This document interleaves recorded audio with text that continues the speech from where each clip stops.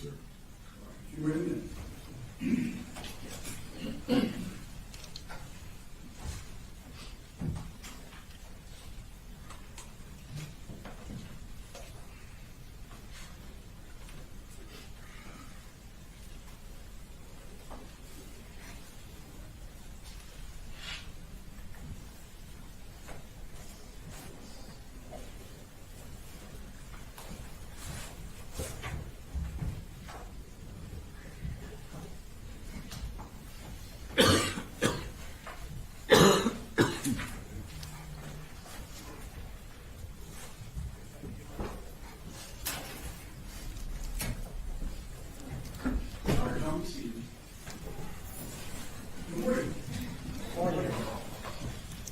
Ladies and gentlemen, at the end of the day yesterday, the state rested their case. Does the defense have any witnesses they wish to call?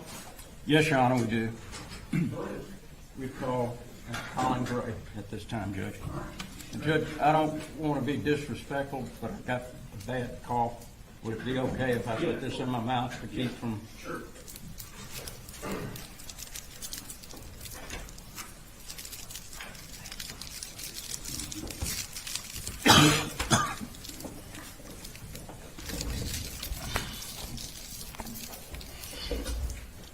You raise your right hand.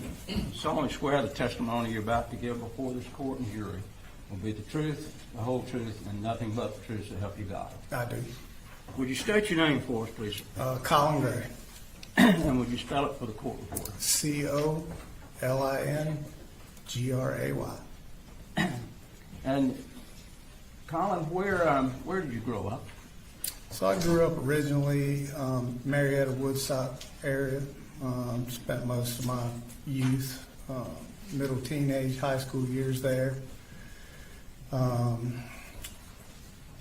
guess early 20s, mid 20s or so, moved out to Winder Barrow. And when did you end up meeting Marcy? So I met Marcy, I would say 2008, after the stock market crashed, 08, 09, construction basically came to a halt. I was offered a job at Lund International and met her there. All right. And what kind of work were you doing when you met her? So my entire career has been in construction as a construction superintendent. During my time at Lund, I was a director of facilities at Lund when I met Marcy. All right. And I think we heard that she was an engineer, is that correct? She was an engineer there, yes, sir. And did you and Marcy have children? We did. We had 3. Colt was the first child born. Jenny Reen was our second, and little Coley was our third. Okay. When Colt was born, where were you living? So we were living on Beach Creek Circle in Winder. Okay. And how long did you reside in Winder? So when I first met Marcy, we dated for a very short time, and I moved in with her. So I would say that, 09-ish time frame until after Jenny was born. Okay. And at some point, I think we saw in one of the statements you moved to a farm. In Statham, yes, sir. Mm-hmm. And how long did you keep the farm? So we kept the farm for several years. All the kids, I think, went through 4th or 5th grade at Statham Elementary. Little Coley was born there 2016, so we were there for the majority of our marriage, I would say. Okay. And at what point did you leave Statham? So we left Statham, I would say, maybe a year prior to COVID. The original game plan there was we had purchased a boat, and we're thinking that the market was decent. You know, we had talked about building our own home, something I was interested in doing, and we really enjoyed the lake life. So the original thought was we could sell the farm and make a pretty good profit, and find a parcel of land up near or on Lake Lanier and build a home. And what age was Colt at the time that you moved from Statham? Oh, so he was probably 4th or 5th grade, so 8, maybe, Okay. 8 or 9. I can't really remember exactly how old he was. He was little. And did he go to school? He during did that go to time? school, yes, sir. Was he a regular attendant at school? He was. Was he a smart kid? He was a smart kid. And where did you move after you left Statham? So we rented a home up in Gainesville, up on Lake Lanier. We wanted to have a place that was on the lake if possible, and it came with a boat dock, so we could just keep the boat there. And really, the kids enjoyed the boat, skiing and tubing and fishing and playing all the time. So that was a big deal to us, and we were able to find a home in Gainesville and move there. Okay. At some point during your working career, we heard on the video that you broke your back. So, right. So that would be 07, late 06, 07. I ruptured my L5 disc, which required a surgery, a back surgery. It's called a laminectomy. And had that surgery, and I would say 09, maybe 10, 11 months later,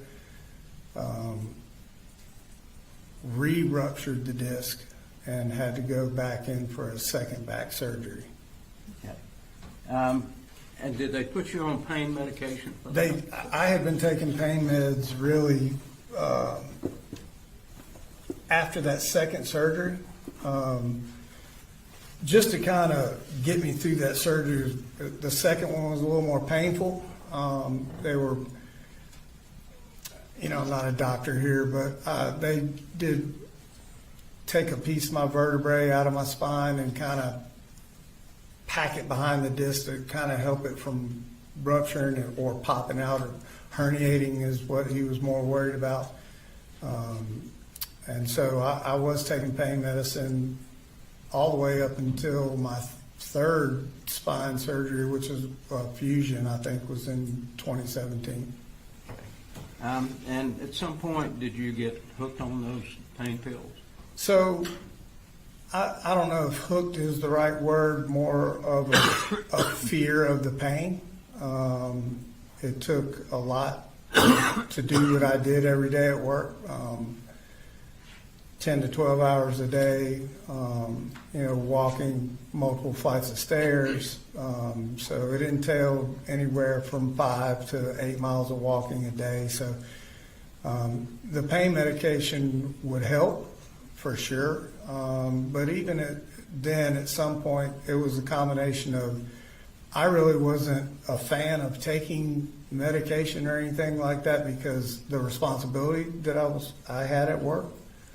And then as time went along, I felt like the effect that I was taking them for really wasn't doing what it was initially supposed to do. So that's what led me to the third surgery and getting involved with other people. Like, look, I don't want to keep doing it like this. I was taking so much Advil, I was worried about doing internal damage. Something wasn't right after that second surgery, and I could feel it. So that's what led to the spine fusion conversation. And at some point, did you lose your medical insurance? So I lost my medical insurance when I changed jobs. So I had finished a relatively big project downtown, and a couple of the guys that were with the company I was working for decided they were going to start their own general contracting business and wanted me to come along with them and mentor, kind of general superintendent type of thing, and bring on talent and just help him build his company into what it was. So there was a lag of insurance in between those job changes. Okay. And at some point, during the times that you had lost insurance, did you decide that it would be a good idea to get on methadone? So I did, because I didn't have insurance, and I had been taking the pain meds regularly for a while, and then as I tried to scale back myself, I realized it was like, the withdrawal from taking pain meds for that long, I really never even considered what would happen to stopping. So there were several times where I was very sick, and so had some friends that had done the same thing, went through this program, and said, hey, listen, there's a place in Auburn, Georgia, that they use methadone the same way. And I'm like, I know what methadone is for. I said, I'm not a heroin addict. That's what, I always related that word to. So I met with them and said, listen, I'm confused on what this is and how this works. And so I was advised at that time that this was a synthetic type of drug, and that there was not the euphoria, if you will, that came from taking regular pain meds, but it helped tolerate the pain, which was what I was actually looking for, but more importantly, it kept you clear, and it subsided 90% of the withdrawal that your body was going through. So I thought, this is kind of everything in one package here. So did not have medical insurance, and they offered the program where I could pay out of pocket to them. Okay. At what point did you move down to Fitzgerald? So we moved to Fitzgerald. I'd started this company with these gentlemen, and I think we were on our second project or so, and we started hearing whisperings of COVID, and nobody really knew what that was, and I certainly didn't. And as it went along, construction industry is very funny. It doesn't take much to throw people into, I wouldn't say a panic mode, but a more reserved mode and spending millions of dollars to either build a brand new building or refurbish the one that they have. So work started to slow down, and I've been in it my whole life. Guys in the company, I could see it coming. So that's when I started having conversations initially with Marcy of a couple of different things. Like, I can see what's coming. Marcy wasn't working at the time.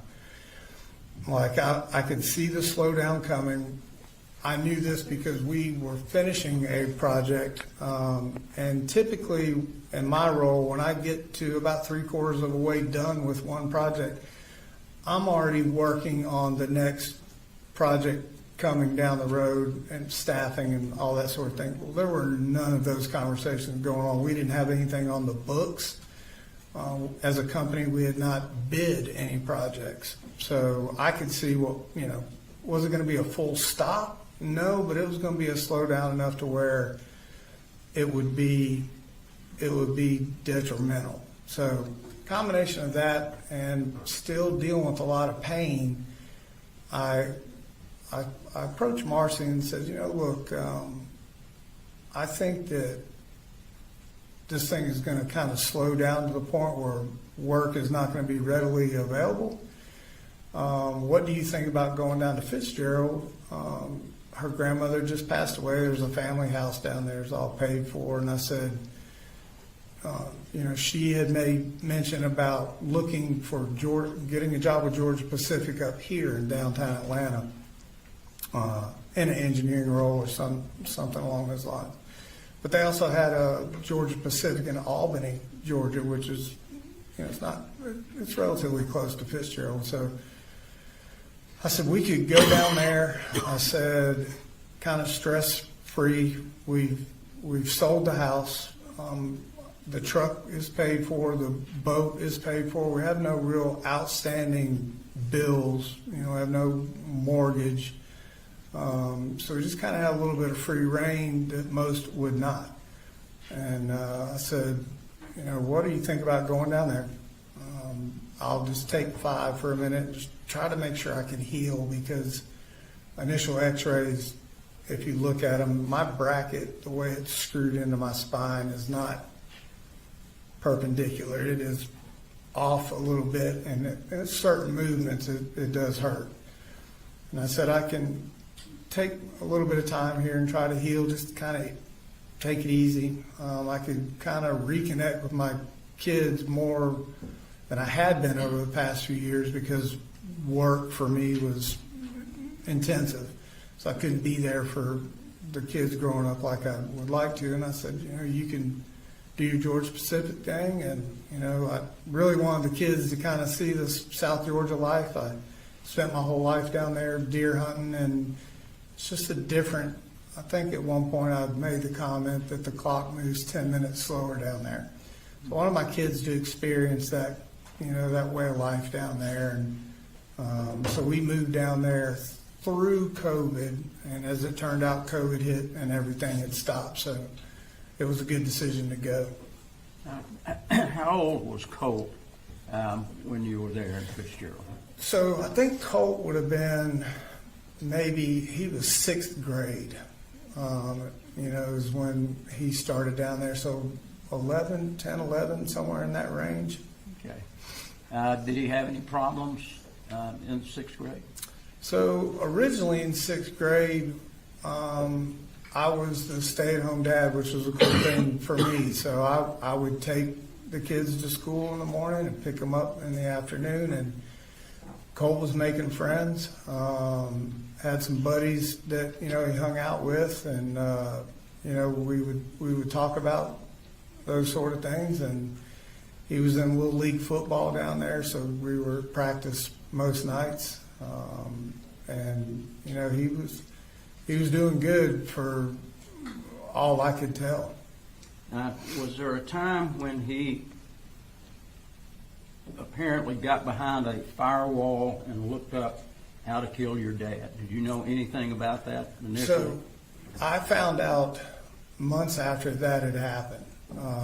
I was never contacted by the school or SROs or anything like that. And Marcy never brought it to my attention for months after that had happened. I think we were actually on the way to football practice one afternoon, and she brought it up. And did she explain to you why he did that? She didn't. She just told me how the school had found out that he was doing that or had done that, and that's all that she had said about that. Okay. Were you concerned about it? Oh, I was concerned. Went immediately to Colt. I think we were sitting on the football field after practice, and I'm like, I need to understand this. So the conversation I had with him was his little clique of buddies that he had. He said they were all kind of venting, and one or another were upset with what their dad was doing or not letting them do. And that one of his friends had made mention of not necessarily killing his dad. I think he was like, one day when I get older, I'm going to show my dad kind of who's boss sort of thing. And so Colt said, just as a kind of joking kind of thing, he said to me, I just Google searched it just as a random thing. And I explained to him what a serious thing that was, and the red flags that come along with that. It's not a typical thing that a kid would do or search, and I expected to not have to be in that position to hear that months later from him or his mom. How old was he when that happened? Was he 11 or 12, or do you? So he was 11, and she was in 6th grade, I think. I want to say the reason I'm going at 10, 11 age is because when he was 12, I think that's when 12, 13 inches when we went deer hunting for the first time up in Jefferson. So that would have been his age. Based on his search, do you ever know whether a counselor at school ever talked with him about that?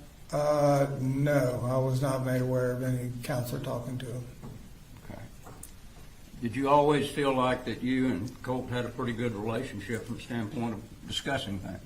Yeah, well, I always tried to create that kind of environment for him. I think at one point during all of this, people heard about the bubble. It's a thing that I kind of created with my children at a young age to give them the opportunity, and it may have very well stemmed from this incident that I didn't really care what they did. I just needed to understand what they were thinking when they got into the bubble, and they could talk freely about what happened, and that way we could figure out how to fix it, and we would deal with the trouble or punishment after the fact. But there was always a free avenue of communication between us, and I was especially that way with Colt, because at a young age I kept telling him that he was, his brother and sister were going to always look to him, as a role model, if you will. Any other problems with him in the 6th grade? No, not that I'm aware of. We did enjoy our time down there. We did a lot of fishing. Okay. What about the 7th grade? Did you have any problems in the 7th grade? So 7th grade started up here in Jefferson. We moved back up here after COVID. I wanted to, Marcy, I think, had lost her job at Georgia Pacific, and I think had gotten another job in Douglas, I want to say at an electronics company, and had lost that job. And so I started to think, okay, she was starting to show a little erratic behavior, what have you, and so I had reached out back up to Atlanta to see, COVID was not over, but it was winding down, if you will, to gauge where the industry was construction-wise and was things picking back up. So I made that call, and I had several offers, within a short period of time, and so I accepted an offer. And when I took that job, I originally left Fitzgerald by myself, came up to Atlanta. How long were you here in Atlanta by yourself? So I was up here for about, I know, at least a couple of months. And the thought process, I went back every weekend, to Fitzgerald. And the goal was to come up here, get established with work, and just kind of send money. She just put it in the bank. We didn't have anything really to pay for, thinking that at some point here, which we ended up doing, was we would all move back up to Atlanta, and we would have enough money maybe to get rental properties and just kind of start over in Atlanta. Okay. And at what point did you and Marcy kind of split?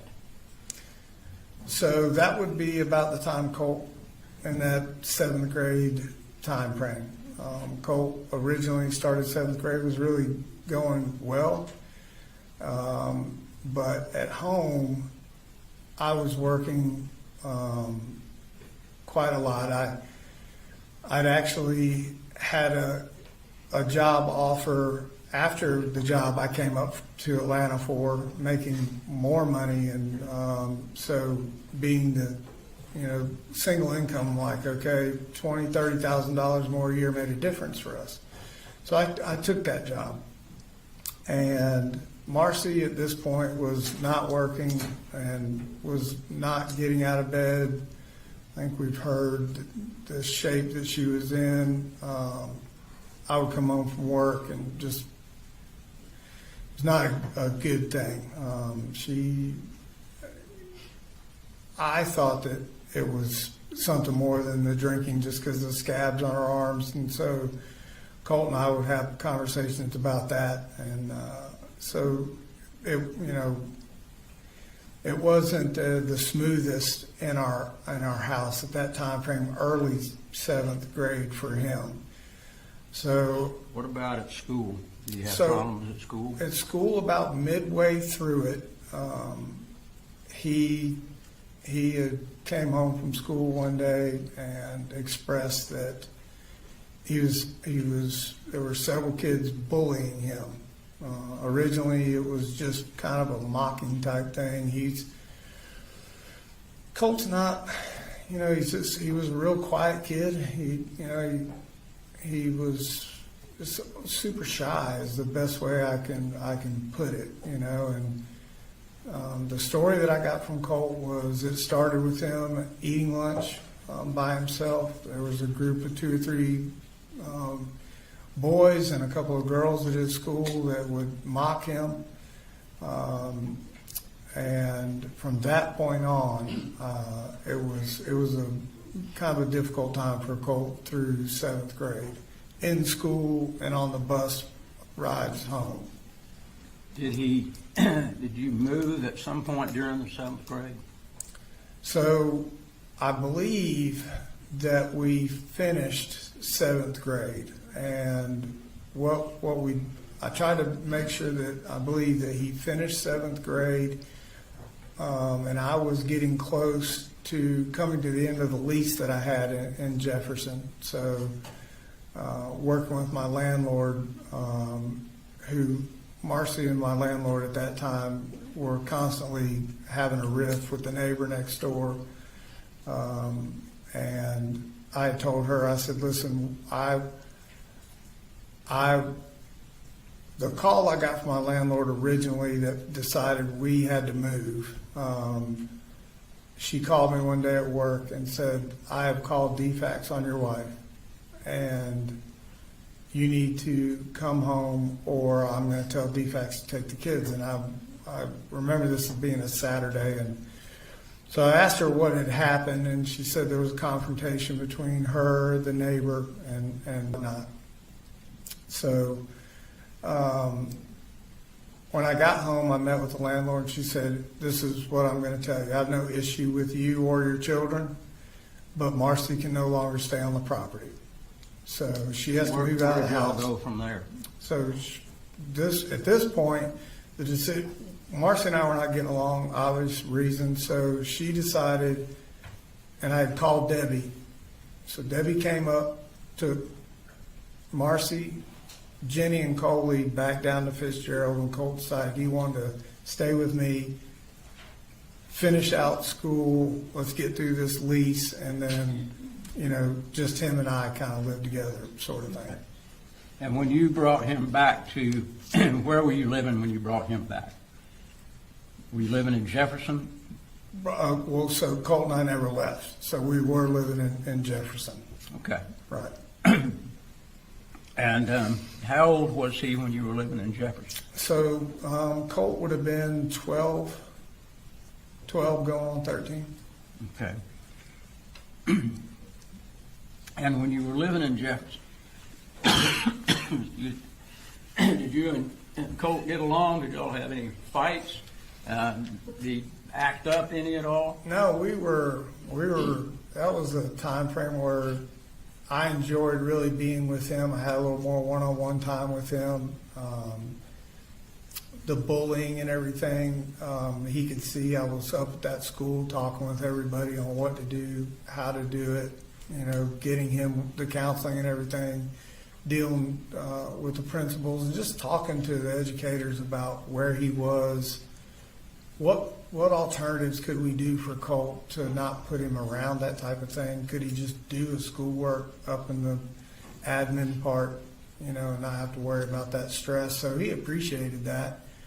And that's kind of along the lines where I said, listen, I want to explain to you how when I was growing up, when I had trouble or stress or whatever, at a young age, I was introduced to the outdoors, hunting, fishing. And I said, would it be something you would like to do? I said, we could hunt, and just kind of, my original thought was this would be a great way I could bond with my son away from his mother and everybody else, and just kind of use that time, as I did as a kid growing up, to just kind of, put him in a comfortable place, doing something we like to do.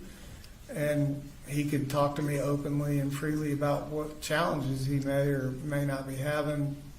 But also, a bigger piece for me was getting him away from screen time and computers and Xboxes and things like that. I don't mind that kind of thing, but it was just to the point where I felt like he was starting to, that was all he was wanting to do. What kind of outdoor activities did you do with him during that time period? During that time period, we originally just started just kind of going to some areas to look at deer and show them, where we would do these type of hunts.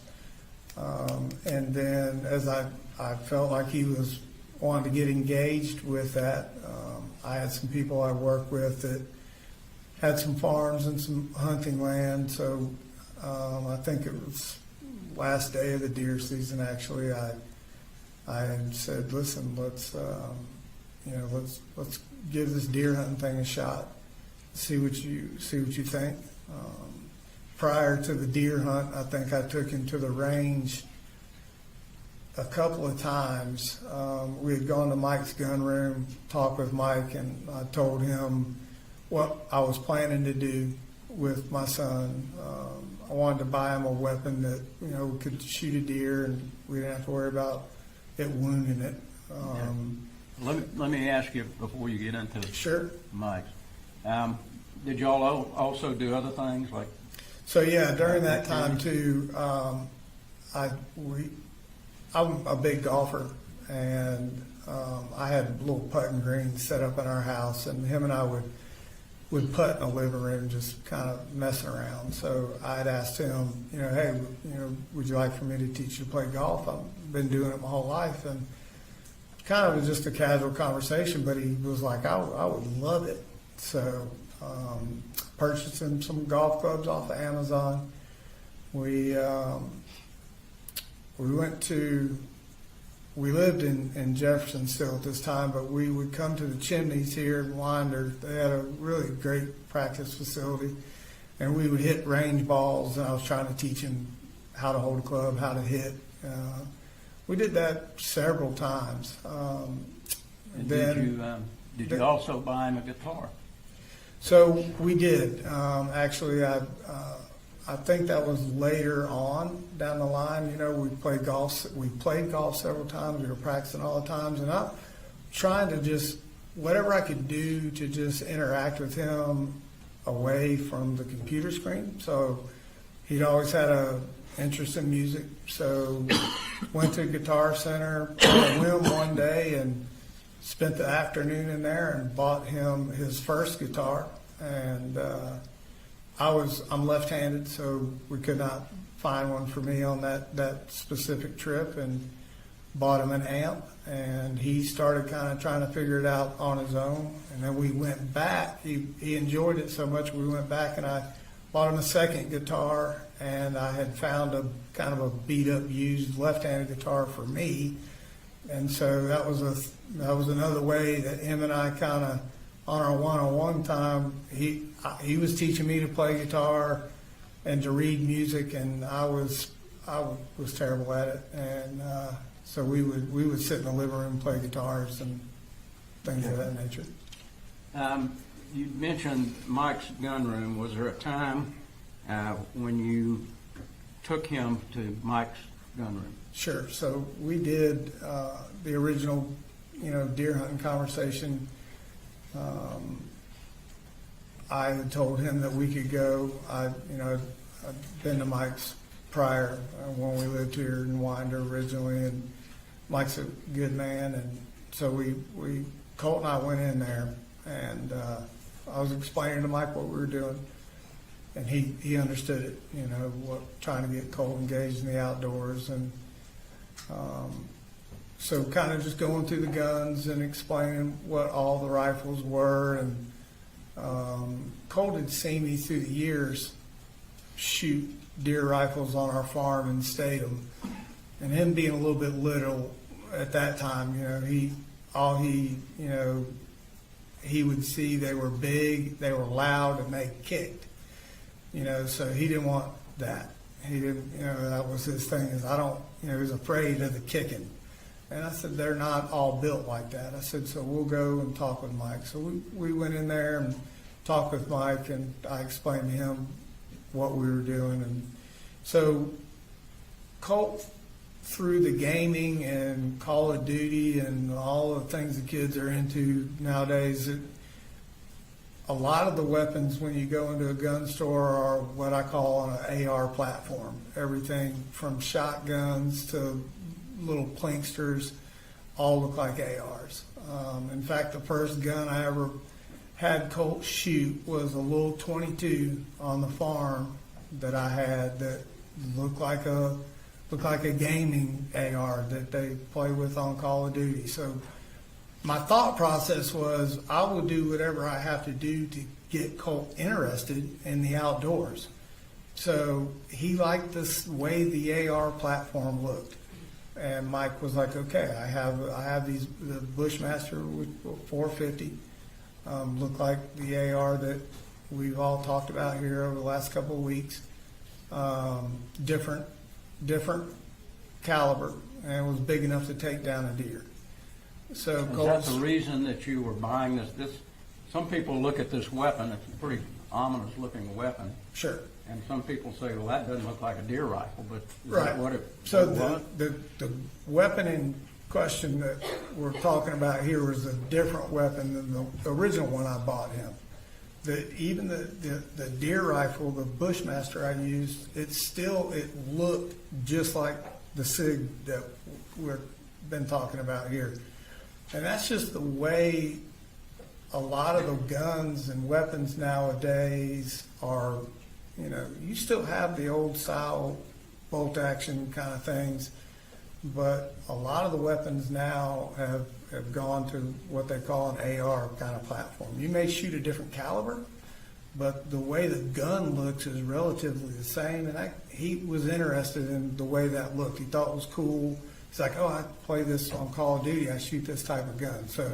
Now, this Bushmaster that you bought, Yep. is that the one that we saw on the photograph that they showed yesterday at the gun range? No, it was not. Okay. That was the SIG. That was the SIG? Yes, sir. Okay. So the one that you purchased first for him to use was the Bushmaster?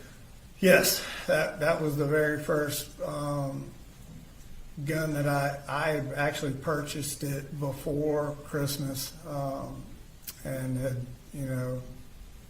it was specifically for our hunt. It wasn't, he wasn't old enough to own the gun, which, we had talked through at Mike's. He watched me fill out the paperwork, and I'm like, you got to be 18. Went through this whole thing, so, which I explained to him on Christmas. Yep, I did give him that Christmas present, if you would. I didn't wrap it up as like this is a gift for you. I actually had brought it down the hallway after presents were open and said, I have one more thing for you. This is the weapon that I want you to shoot when we go to the range. And if you keep doing really good in school, going to school and doing all the things you should, you graduate and you're 18, I will, this will be your gun. Okay. So, Was there a time when you switched guns? so after that, he shot that deer. Last day of the season, I explained to him going that morning that I had hunted for several years as a kid and never saw a thing in the woods. That 95% here, we're not going to actually see a deer. We're just going to go through the process and let him see what it took to do the day in and day out, get dressed in camouflage. We weren't in the woods 30 minutes, and a bunch of deer came walking out, and he was super excited. And I remember telling him to just take a breath and make sure this is what he wanted to do. And he shot that deer, and the deer fell right over. So when he shot the deer, I was sitting right next to him, and the gun made a weird kind of sound when he shot it. And I looked over, and I could see the bolt was jammed, and the bullet was kind of half in, half out. He didn't notice, but I noticed that it had jammed. So after that, he said it made a weird sound and kind of a flash, driving home. He's like, it kind of scared me after I shot the deer. And I said, okay. I did not get the bullet dislodged from that gun. So got home, we sat down, took it all apart, got the bullet out. I think we went to the range sometime after that, cleaned the gun, let him shoot it again, and it jammed again on the range. So at that point, we went back to Mike's, and I explained to Mike, hey, it worked. It's a great thing. He shot a deer. It was the greatest day of my life. Made a video of it, showed it to his grandmother and some of my family and his mom, and I said, but the gun jam scared the crap out of him. And I said, during the course of that hunt, he'd seen some coyotes run through chasing some deer earlier in the morning, and I had told him, I said, well, there's a hunting season for that, and explained to him I did a lot of hog hunting and whatnot. So after the gun jam, we went back to Mike's, and I told Mike, I'm like, listen, it was great, gun jammed. I said, but even in his excitement, the 450 did kick a little bit more than, he was hoping for, I guess. And it did have a kind of a different scope on it than what we all see here. And he said when he shot that deer, the scope, it didn't bruise him. He said he just felt the scope kind of come up, and he didn't like that. So we traded that gun back in at Mike's, and I told Mike I was just looking for something a little lower caliber for him to shoot, that he was really enjoying going to the range and whatnot, and that we were going to do some varmint hunting, throughout the year in between deer season. So that's where the 223 came up. Let me bring you back to during the time you were in Jefferson. Was there a time that the Jefferson County Sheriff's Office sent someone out to talk with you about some alleged threat? Absolutely. And did you cooperate with them? Yes, I absolutely did. It took me completely by surprise. I remember getting up super early that morning to watch the British Open with Colt. I think we were sitting there at 5 o'clock because British Open time's different. So we're up super early. And midday, I think we watched part of the golf tournament. I fell back asleep, actually, and got a knock on the door. To Jackson County Sheriff's at the door. Did they tell you what they wanted? Sure. They asked me if Colt was there, and I told them he was. Did you ask Colt to come out? Yeah, I went back into the room, and said, hey, listen, the Sheriff's Department's here. They've got some questions for you. And I asked him at that time, like, is there anything I need to know about here? He was just as surprised as I was. So I went and got him, brought him back out. And did the officer speak with him? Yes, they did. They originally, before I'd gotten Colt, I'd asked him, what is this about? And he had made mention of Discord, asked me if I knew what Discord was. I'd never heard the term Discord until that moment. I told him I don't know anything about Discord. I don't know what that is. So when he brought Colt, out there, and that's when they had the discussion about computers and did he have a Discord account. Okay. And after that conversation that he had with Colt, did he have a conversation with you? The sheriff? Mm-hmm. So yes, it was between all of us. I remember him asking Colt about Discord and what basically the allegations were FBI had a tip, something about school shootings, and I immediately was like, I need to understand where this came from. This is, it's an extremely serious thing for me. This is not a joking matter. Even if this is not Colt, I still want to know how it ends up that they're at my front door. I was very serious about and making sure Colt understood how serious this was. And, ultimately, if they didn't like what he said, the second officer was there to take Colt with him. That's what the sheriff had explained to me. So I was, whatever I had to do to talk to them, anything they wanted to know, I basically was like, yeah, let's figure it out. I told him at one point in this conversation, if he even thought that this was related to Colt in any way, shape, or form, he asked me if I had guns in the house. I said I did. And that he could take them. He could take those guns out of my house. I will go get them. He can take them with him. Okay. Did the Jefferson County Sheriff's Office ever follow up with you about anything? So during the course of that, conversation with him, I wanted as much information about this as humanly possible. And at the end of the conversation, he and I walked away, walked over to his car, and he said, listen, I believe Colt. And I said, okay. He said, I've still got some more information I need to look through and go over. And he said, I'll call you. And the next day, I think, is when we talked.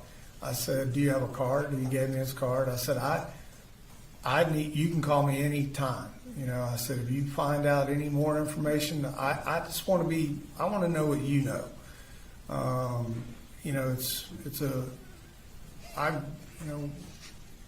It was important to me right then to know what was happening. And he assured me that he would. So we talked the next day, actually, early that morning, I think it was. And he said that, hey, listen, I've gone through some more of my investigation. He said, he explained the chat room and how many people were in it. And then he said, he made mention of, I think it was Sacramento, California, maybe the IP address or something. It came back to somebody in California, and that it came back to somebody possibly in Russia. Okay. And so at that point, he was like, I don't see an issue here with Colt. And he said, if there's anything else, I'll reach out to you, but there's nothing further at this time. Did he ever tell you to lock the guns up? He just, not necessarily to lock the guns up, but he said, hey, just make sure that there's not free access to the guns. He asked me where they were. I told him they weren't locked up. I said they are in my master bedroom closet where I kept the guns for most of my life. And when Colt was little, I said they're up on the top shelf of my closet, not just laying around the house. Okay. Is that, since he was 11 years old, is that the first time that he had any potential issues or problems, to your knowledge? Problems with acting out or acting depressed or anything like that? Yeah, I mean, like, I don't know if that episode with Jackson County would be classified as a depression or whatnot. Nobody could really ever tell me if this was him, doing what they were there to do. So we had, there were times, when acting out with Colt really wasn't something that was ever part of his makeup until he was old enough to start requesting, I would call, a little bit pricier things that I had to buy for him. And sometimes if he did not get his way about whatever it was, we may have words back and forth. Would He's he, he's just a little impatient. would he throw temper tantrums sometimes? Yeah, if he wanted something really bad after everybody moved out and it was just him and I did have a little more free reign with buying him things. Jenny and Coley weren't there. Marcy was not there. So I had a little more freedom. I was at a job making more money. So I could afford to buy him a little extra here and there. And so I wouldn't say he got accustomed to it, but he just didn't understand when he would ask for something why I couldn't buy it right then. That brings us up to the 8th grade time period. Okay. The beginning of the 8th grade, where were you? So beginning of 8th grade, I think that we had moved back to Harrison Mill Road, Bethlehem area. Okay. And were you and Marcy living together at that point? No, she was still down in Jefferson, I believe. Okay. In the beginning of the 8th grade, was Colt in Jefferson or was he in Fitzgerald? So it was kind of a hybrid. Going back to not getting really what he wanted all the time from me, Debbie would buy him whatever he wanted almost immediately all the time. So he kind of had that connection with her where he felt like he could get a little more from her. On top of, I think he was missing Jenny and Coley a little bit. And so there was a time where he was up here in Bethlehem with me. Debbie would come up and, he'd gone back to Fitzgerald for a time and then came back up to Bethlehem. So I don't remember the dates exactly of when that was, but I know he was back and forth. Okay. In the beginning of the 8th grade, was he there or here, if you remember? So originally what had happened, I'm trying to recall exact dates here, but I know there was conversation of like late 7th grade, 8th grade, that we started talking about online school. Debbie and I were involved in those conversations quite a bit. And then at some point, I want to say it was over the summer, late summer, he had gone back to Fitzgerald with Debbie, packed up all of his stuff, and Debbie had talked to Colt and said, "Hey, listen, we can do homeschooling down there." And Debbie was retired, and she would just kind of help him through homeschooling, kind of teach him. And actually, Jenny was a part of that conversation as well when they were down there in Fitzgerald. So I spent a time up here in Bethlehem by myself. Okay. The Coley and Jenny, they never had a problem going to school. No, they were Even when they were living up here with you, was there a problem with them getting them registered, getting them in school, and them going to school? No, they now. I want to be clear. This was a joint venture. Now, at this point, I've never been a single dad of 3 kids. I underestimated what it took. I can tell you that right now. It's a lot, and so I had help from Debbie with a lot of the registration. I had help from Debbie's other daughter, Annie, Marcy's little sister. She was engaged in helping me get everybody registered and in school. I was working full time, and so they were of great help. But we were able to get everybody registered. And Jenny and Coley, that is. And did you believe during the 8th grade that Colt was actually doing an online program? Right. So this is where it gets kind of a little complicated for me, even look back on all of that. And so Coley and Jenny were good to go. Colt and I had a conversation after Fitzgerald and homeschooling with Debbie. This is what I want everybody to understand. There's a combination of things here. It was not, for me, he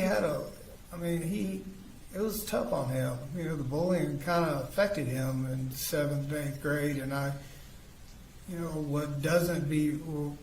what's not brought up in this court or any kind of conversation, I find out later that, you know, even the bus ride home for him, kids throwing shampoo bottles at him and milk cartons, and it was very difficult for him through 7th grade. So that's where I initially thought, okay, you know, if he's going to homeschool down there, great. I really wanted to get him involved in middle school with Jenny.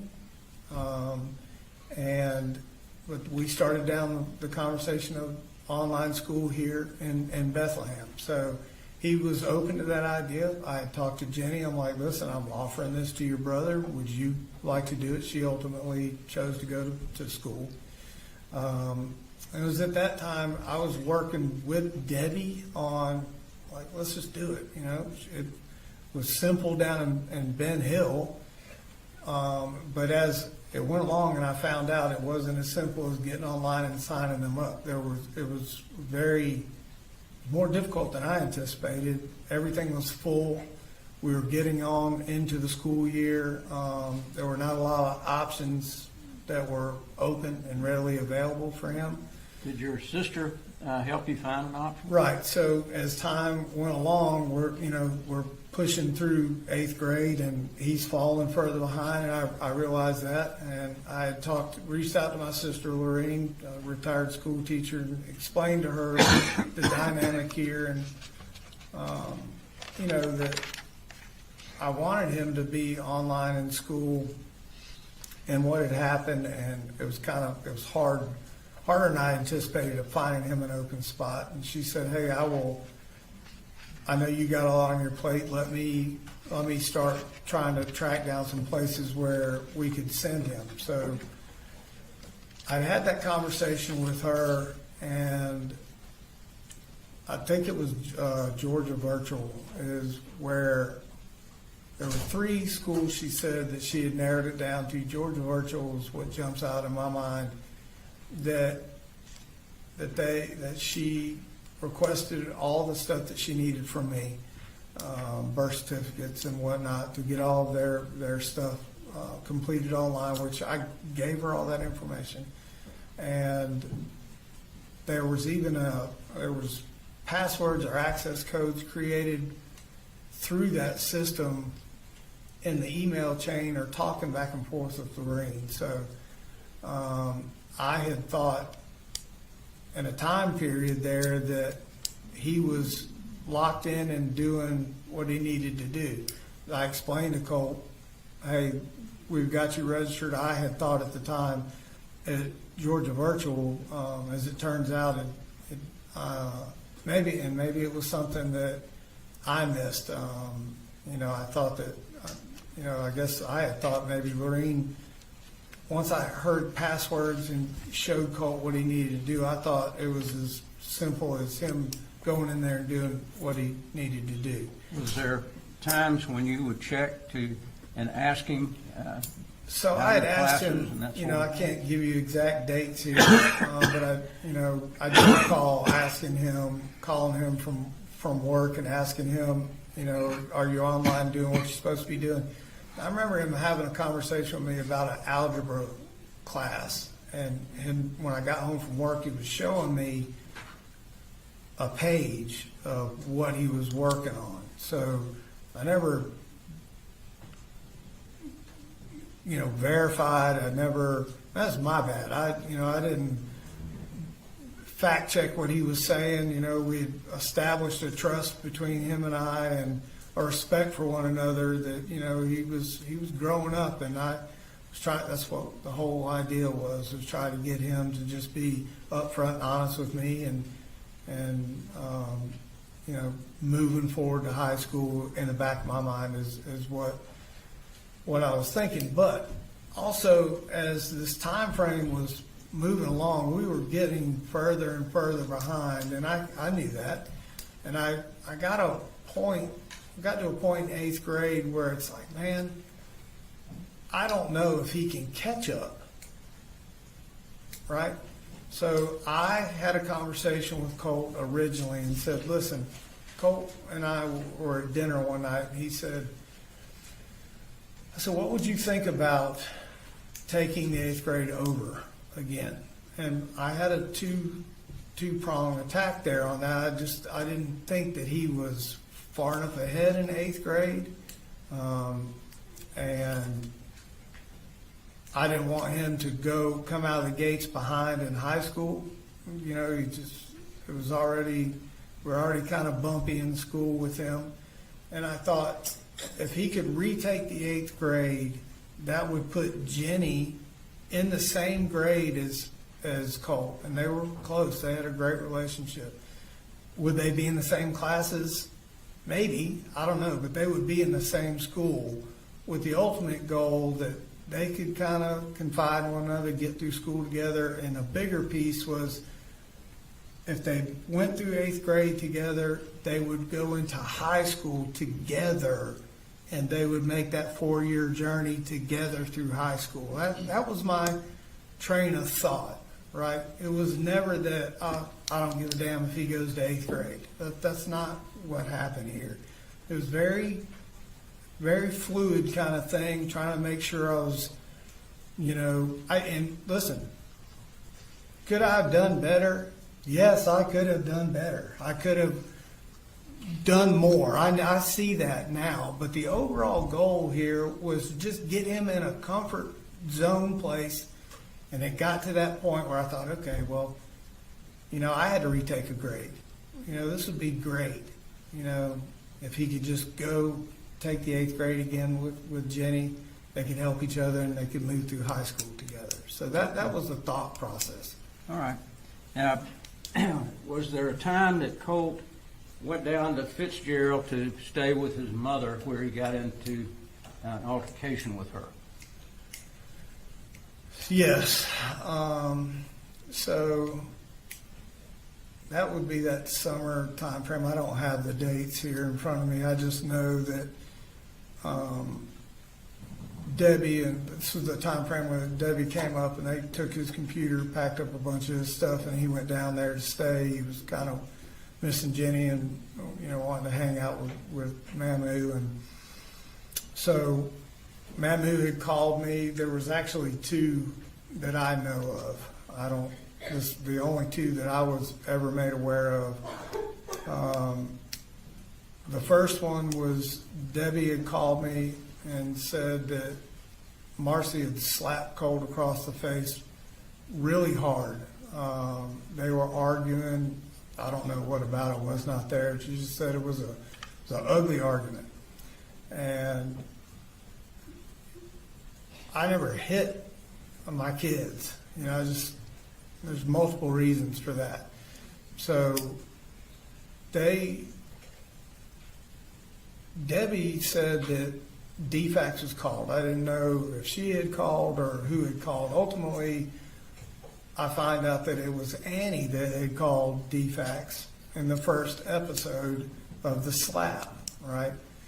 So I had talked to Colt and said, listen, are you okay? What happened? He said, we just had a knockdown, drag out kind of argument. Mama was drinking and just, she just slapped me. And I said, and Mamu was there. She was standing right there. I was like, okay, that was the first episode. The second one, I don't think. Did he ever tell you in that first episode that he broke a window on a door? He hadn't broken the window or done the damage that we've heard about in court here yet. I believe my time frame was all of that happened after the second episode with Marcy. And it was, of all things, over chicken nuggets. And what Debbie had called me again and said that she didn't get Colt the right order from McDonald's. And I guess Colt smart alecked her about, you didn't get me the right stuff or whatever. And Debbie said, and Marcy lost it. Her words were, she attacked Colt, and she said, just started hitting on Colt a lot, hitting him wherever she could hit him. And that I had talked to Colt about that. He said she hit me in the face. She hit me in the, and I said, over chicken nuggets.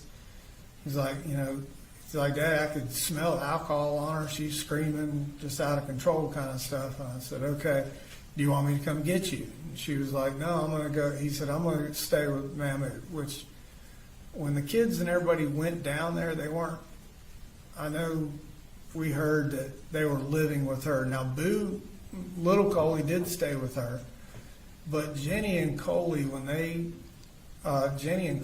went to Fitzgerald, they stayed with Debbie, in their house. That was their place. So I asked him, do you want me to come get you? He said, no, I'm just going to go back to Mahmoud's and just stay away from her.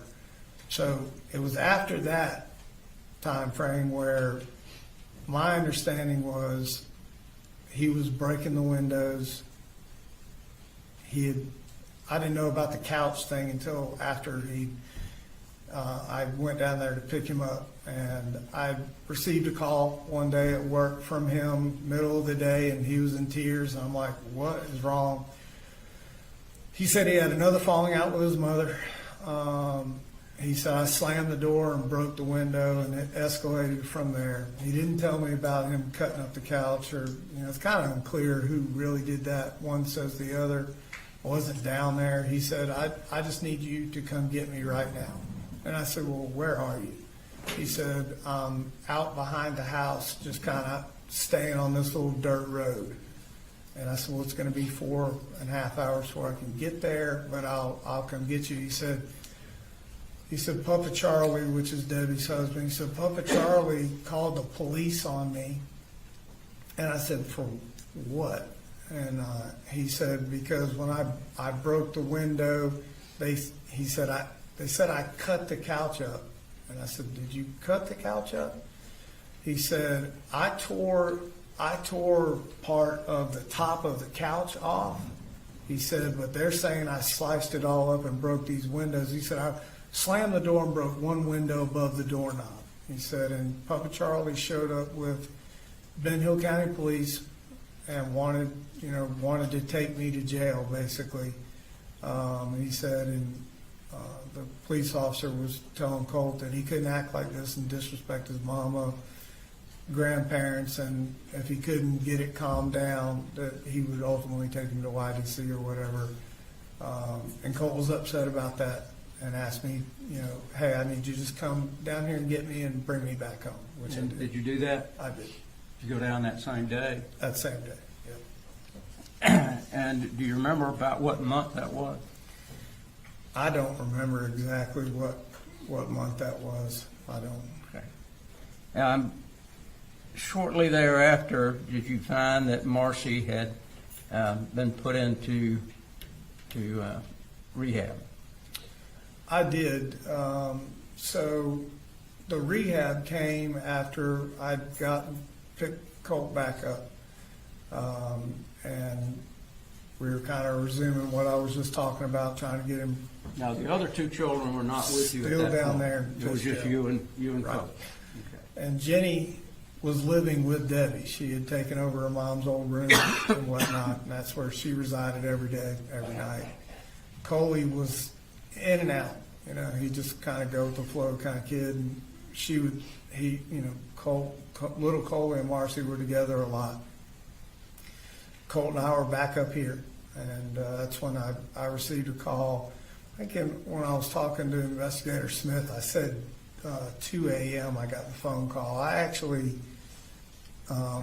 thinking back on that, I think it was 10-ish because I knew 4 hours it would take me. I wouldn't be there till 2 in the morning. So got a call from the DFACS case manager and said, I need you to come down and pick up your children. Wouldn't get into why. Just said that they were in danger. I explained to her where I lived, how long it would take me to get there. She stated, well, can you just be down here at 7:30 the next morning? We'll meet at a church down the road from their house, and we'll all go over there together. I asked her, I needed to know what this was about. She said, I can't until we go over some paperwork, logistics stuff. And then I'll explain it to everybody all at once. I still did not know. In my mind, I thought as much drinking that she had been doing, I was like, oh, she'd had DUIs before. I'm like, oh, she got a DUI, probably had Coley in the car. That was my original thought. So drove down there the next morning, Colt and I did, talked about what we thought this might be, and met the DFACS lady, went to Debbie's house, that's where she was with the kids, knocked on the door, went in, we all sat down, the kids were in bedrooms, so they weren't a part of the conversation. Actually find out later that Colt and Jenny had cracked the bedroom door and were listening to the whole conversation. And she said, listen, she said there had been a call made to DFACS, and I find out later that it was Annie, the little sister that had called DFACS, made a complaint that she was driving drunk or acting recklessly with little Coley in the car, something along the lines of to where they needed to hair follicle test her. And so she's reading off the timeline of when they did the hair follicle test. I didn't even know that took place. Apparently it took place a week or so, maybe two, before I got the call from DFACS that night. And she went through the whole process of we hair follicle tested you, and here are the results. Okay. And at that point, you took the other two children with you? Correct. She stated that I was to take all the children back, that Marcy could have visitation as long as it was supervised. And at that point, I asked by who. I wasn't sure if it was DFACS.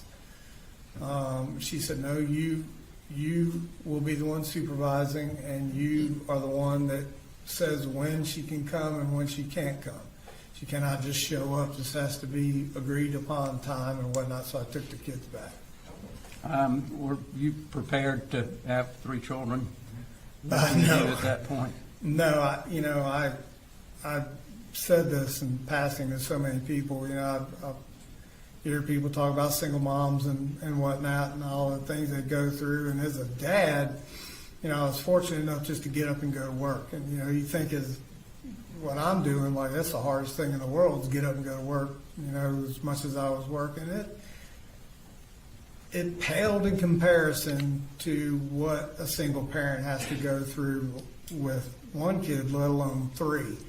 So I underestimated the effort and everything that it took to just keep everything afloat with three kids, let alone all the ins and outs and things that happen with kids every single day. It was a lot more than I could ever imagine that it being, and I underestimated that greatly.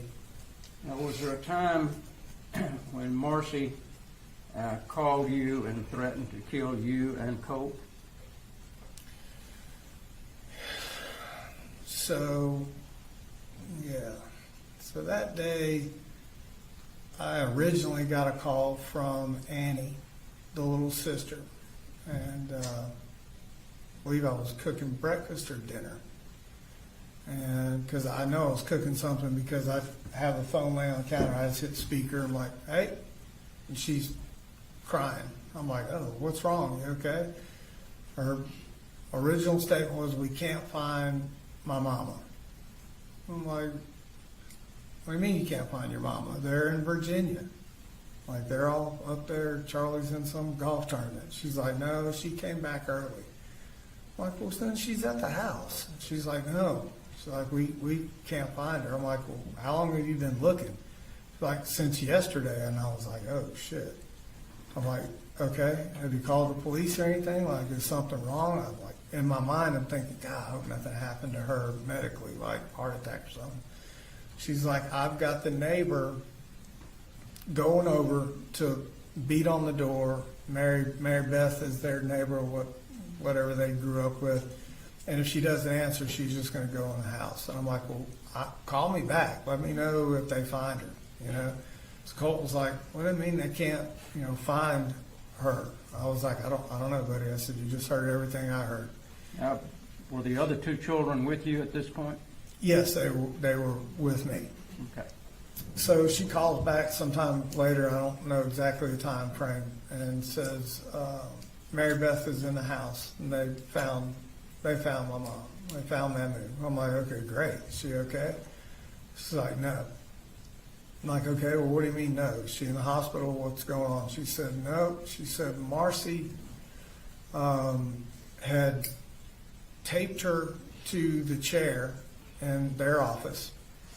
And then not only taped her to the chair, left her there for a couple of days. They found her with soiled pants, and she just basically had to go to the restroom, whatever, just taped to the chair. And that she had taken one of the dog leashes out of the backyard and tied the chair to the sleeper sofa behind her so she couldn't scoot to the phone to call 911. Object to the litany of things that he wasn't even there to know about.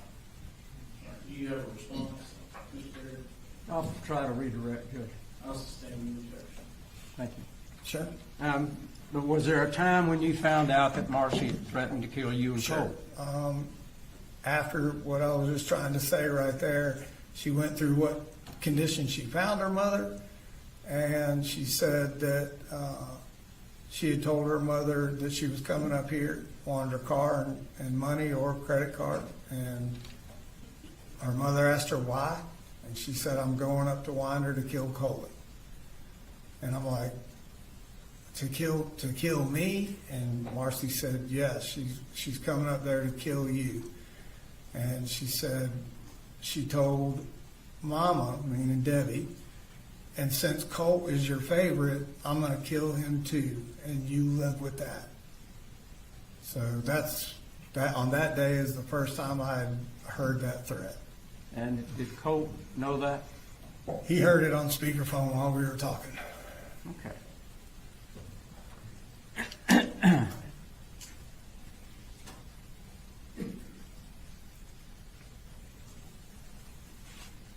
Now, Debbie went to jail for a few months. Was there any contact that you had with Debbie during that time? Marcy. Not Debbie, I'm sorry. Marcy. Marcy had gone to jail. Was there any contact that you had with her when she was in custody? Right. So originally, I did not. And as time went along, Debbie had come up to talk, you know, and hang out with us in Bethlehem, and explained to me what she had went through and what condition Marcy was in and how she was acting, and just felt like whatever she was taking, it just wasn't Marcy. She just had lost her mind. That was her statement, I believe. Did you want to try to bring the family back together? Yeah, so even though that, she had gone to jail? Yeah, so during that time period, Debbie and I had talked about, you know, her being in jail, and Debbie felt like, felt bad that all that had happened, and that, you know, maybe somewhere along the line she could have seen Marcy, you know, acting and doing the things she was doing while she was down there. I wouldn't say felt bad for her being in jail, but just kind of a little down because her daughter was locked up. My kids were obviously upset. Colt and Jenny had talked about it.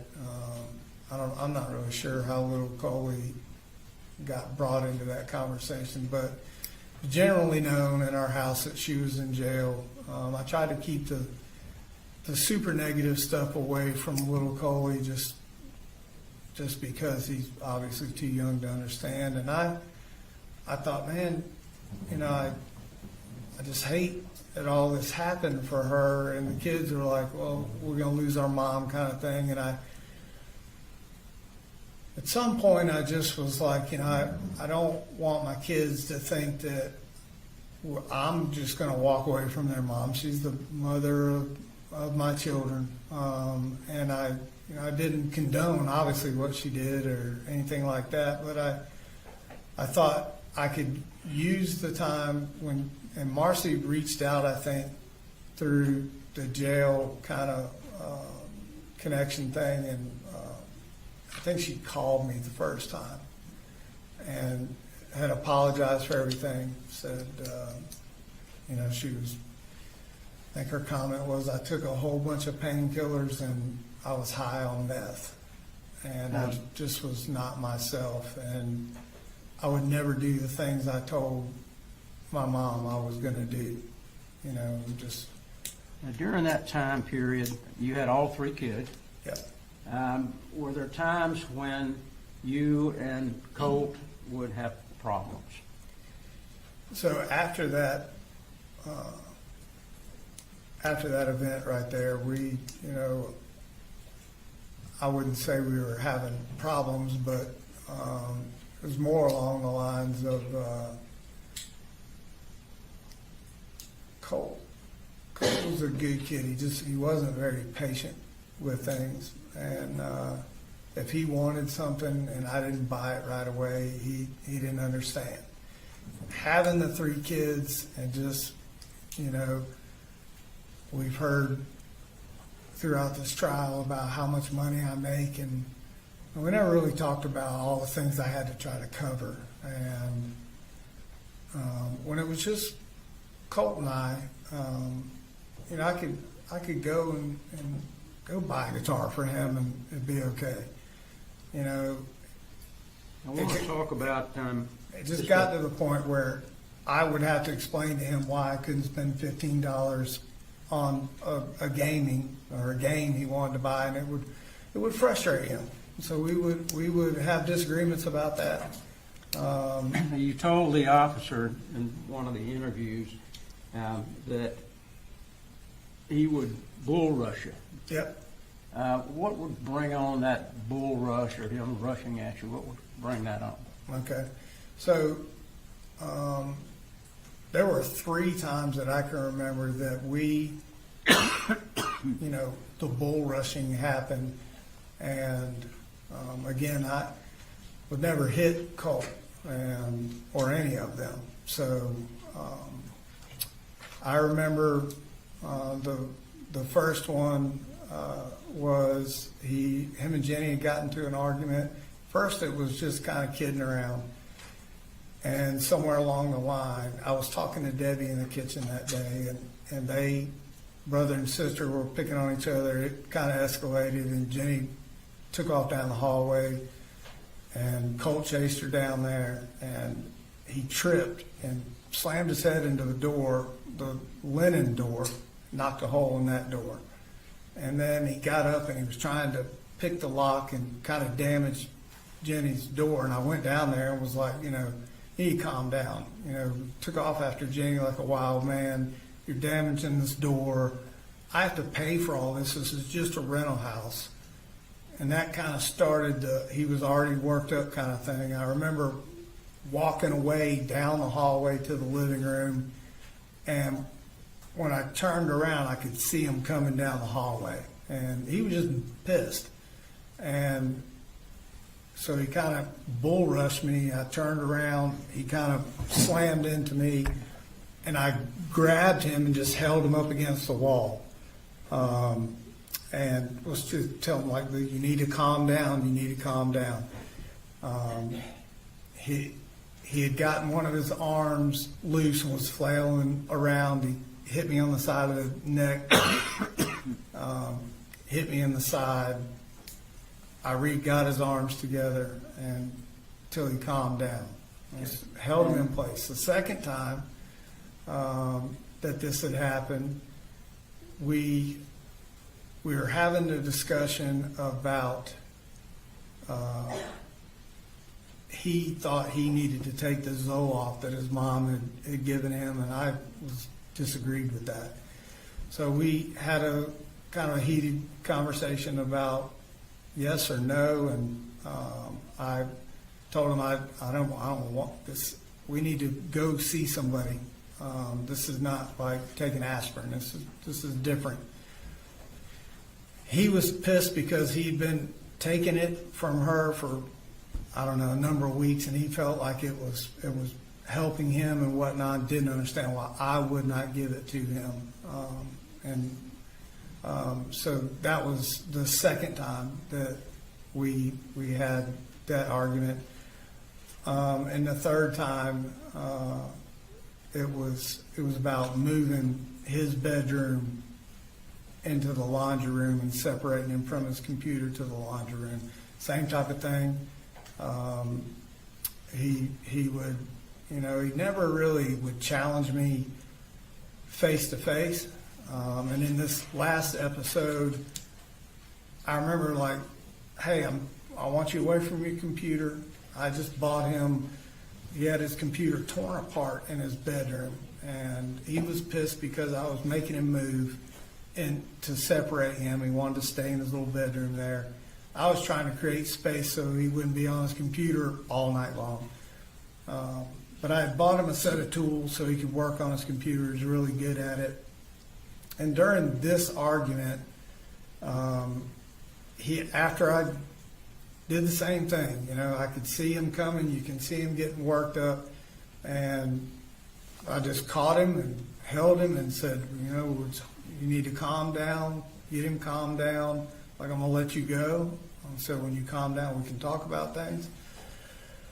I walked back into the kitchen, and he had gone into his bedroom, and I bought the wrong tools, as it turns out, for his computer. And when I was walking into the kitchen, I wasn't even looking at him. He had thrown a screwdriver, ricocheted off the door frame, and hit me.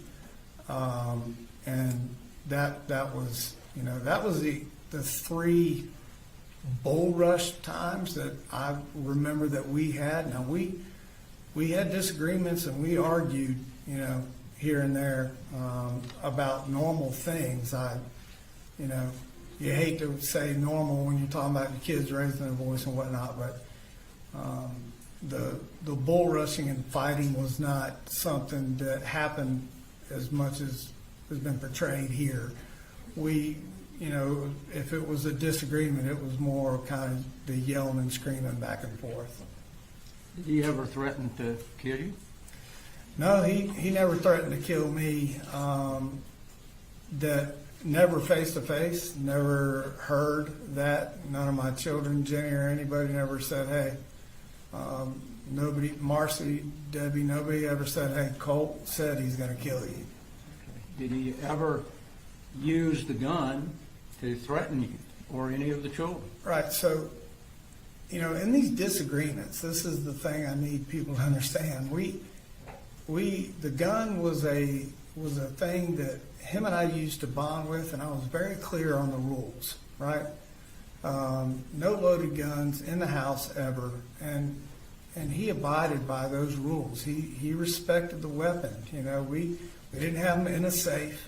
We didn't, have locks on them as we've all seen here today. But I'm telling you that he had a healthy respect for weapons. They stayed where I told them to stay.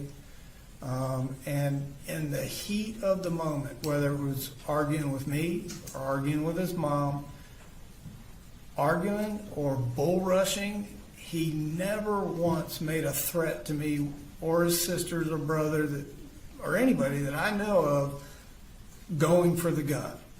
He never made that kind of action or movement towards a gun, made a threat, never said anything about a gun.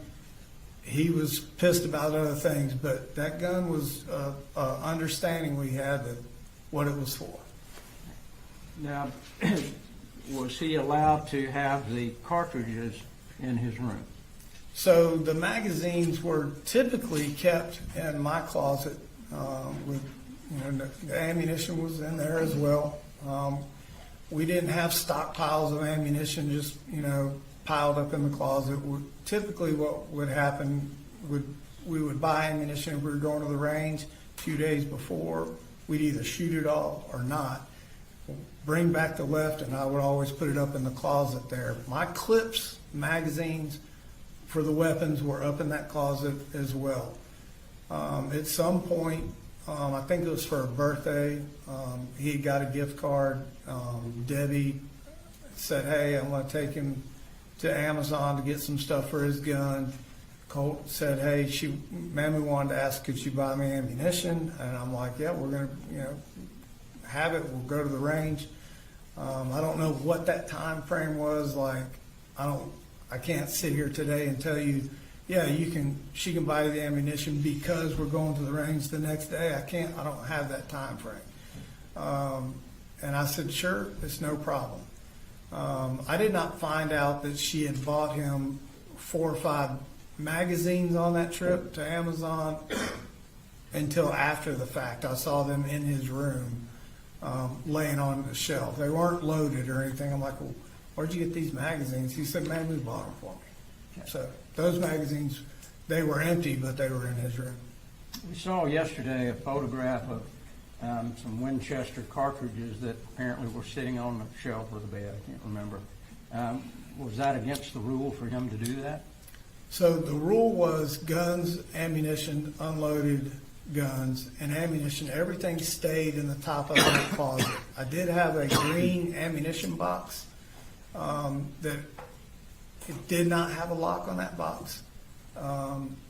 It was pretty difficult to open that box, but we tried to keep whatever ammo we were shooting or going to shoot or any leftover ammo in that green ammo box.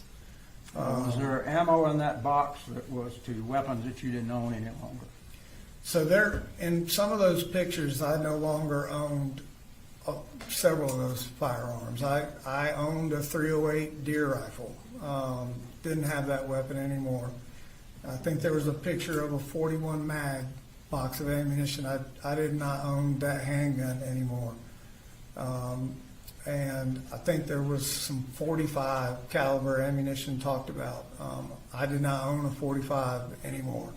And this is consistent with the kind of the way we were all brought up with guns. I did it with Mike. I did it with Elite Pond. It was a lot of buying and trading and selling of guns and upgrading, downgrading. It was just kind of something that I've done, my whole life. So yes, there was a lot of ammunition that did not fit any weapon that I had in the house. Now, we've heard that you allowed him to have unfettered use of that weapon, but it was always in his room. Was it always in his room? So it wasn't always in his room. And were there times where that rifle was in his room? Yep, there was. And it was just there was never at any point during all of this leading up to what happened, there was never a perceived threat by me with Colt. I never heard or he never spoke to me about doing anything as drastic as he had done. So, typically if the gun was in his room, we were going shooting or had finished shooting, and it may be a few days, a week, whatever, till we get around cleaning it. But we would always sit down in his bedroom or my bedroom or the living room floor, clean the guns, and I would prefer all the guns. Told him stay in my closet up on that top shelf, and that's where they needed to stay. What guns were on the top shelf? So we had hit the Sig Sauer in question that we're talking about here. I also owned an AR so him and I could shoot together, and then there was a shotgun. Okay. That was the only 3 weapons in the home? Right. I also had a Glock handgun that was my personal carry that I had on me basically all the time. And that was in the car? It was in the center console when I went to talk to law enforcement the day after, but typically it was either on my person or in my book bag when I went to and from work. We'd been robbed through the years 3 or 4 different times for copper of all things, and I'd, through the years, would go in at crazy times, work night schedules, that sort of thing. So I always tried to keep, a weapon on me. The state yesterday was pointing out certain days that things were said. were there many days during the time that Colt was there that everything was smooth? There weren't any problems at all? Yeah, there were. We've heard all, the last couple of weeks about trouble and issues and everything, but there's a lot of times where, Colt, he was a good kid. He was very respectful to me. I just don't, it wasn't an every single day thing where him and I had issues or bull rushing or the yelling and screaming or whatnot. Colt was he was a very good kid. We talked about a lot. Him and I went to church when it was just him and I originally almost every Sunday. As the other two kids came up there, he kind of slacked off going to church with us. But he was a good kid. He was a compassionate little kid, and he was really a thoughtful young man. He would help me fold laundry. He would help me cook. I was trying to teach him to cook. It was a little bit of a disaster at first, but he was respectful, and he appreciated all the things that I would try to buy for him when I could. And he really, the bonding part, which started the whole thing of woods and shooting and all that, really I felt had helped. It helped him and I just, get that father-son bonding that I felt like he was lacking. So, he was really just a good kid for most of the time. Now, Let me to pause, Mr. Perry. I think the jury needs a restroom break. All right. Can you recess 10 to 15 minutes?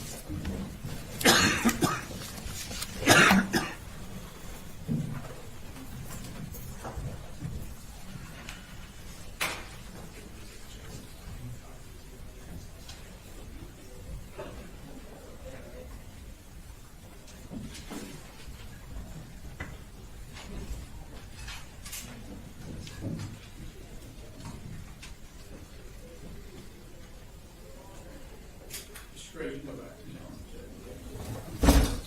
We'll be in recess for 10 to 15 minutes.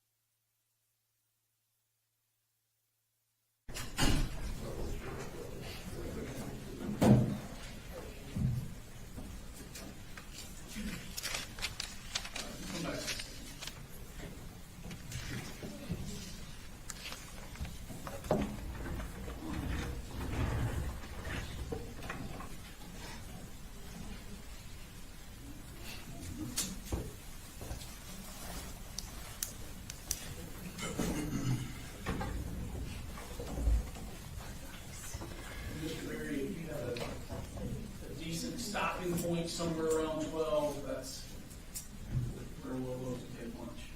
We're gonna try to get through this a little quicker. Okay, I mean, do what you need to do. We're ready, sir. All right, we're ready now.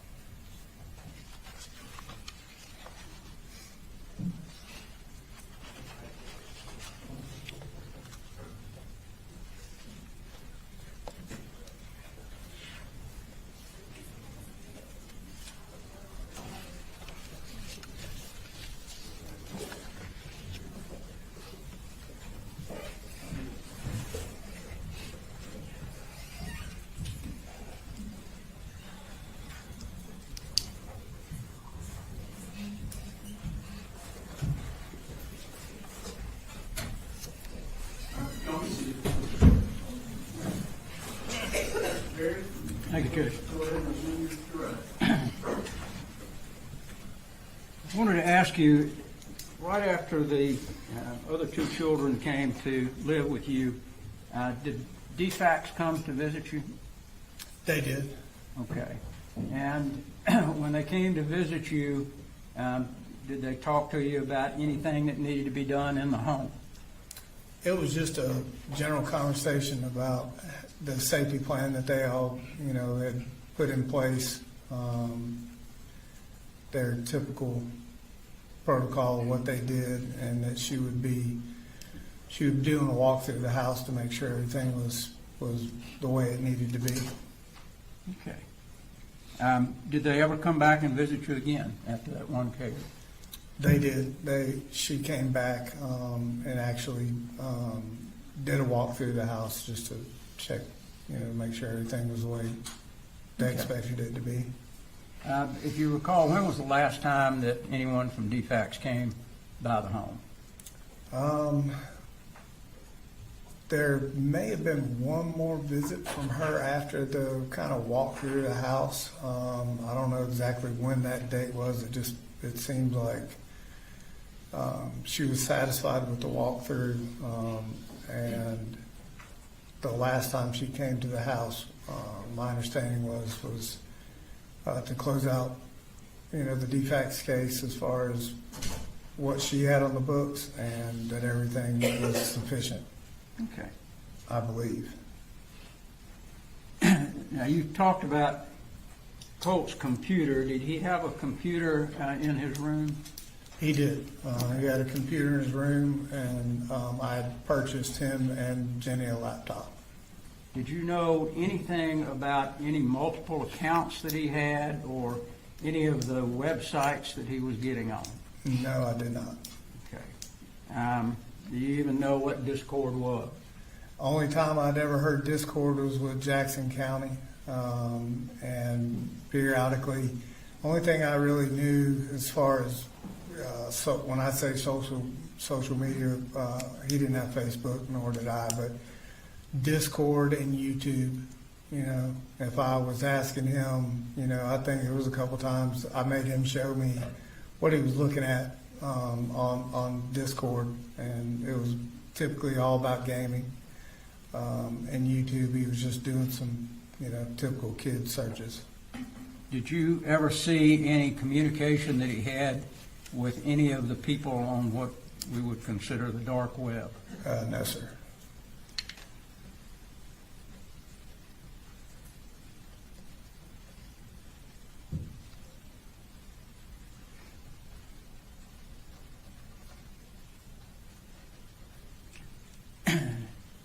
During the time that you and Colt and the three kids were together, did he ever indicate to you that he wanted to hurt anybody? No, sir. Did he ever indicate to you that he wanted to do a school shooting? No, sir. Now, was there a time when Marcy came back and stayed with you and the kids for, I won't say an extended period, but for a period of time. After I received a call from her at rehab, it said she'd gotten her certain number of day chip, and that Mamu and Papa Charlie said it was okay and agreed that if I wanted to come down and pick her up, that I could do so. So I did. And how long did she actually stay with you? I want to say, 4 or 5 weeks, maybe something along those lines. I don't know exactly to the day, the time frame. Did Colt's mood change when Marcy came back? It did, not at first. It did at some point kind of change and become a little difficult between those two. In the beginning, not so much. I know Colt was the one, I had a conversation with about going and picking her back up, and he was all for it. I had that conversation with Jenny. Jenny was not so warm to the idea, and we just kind of really kept.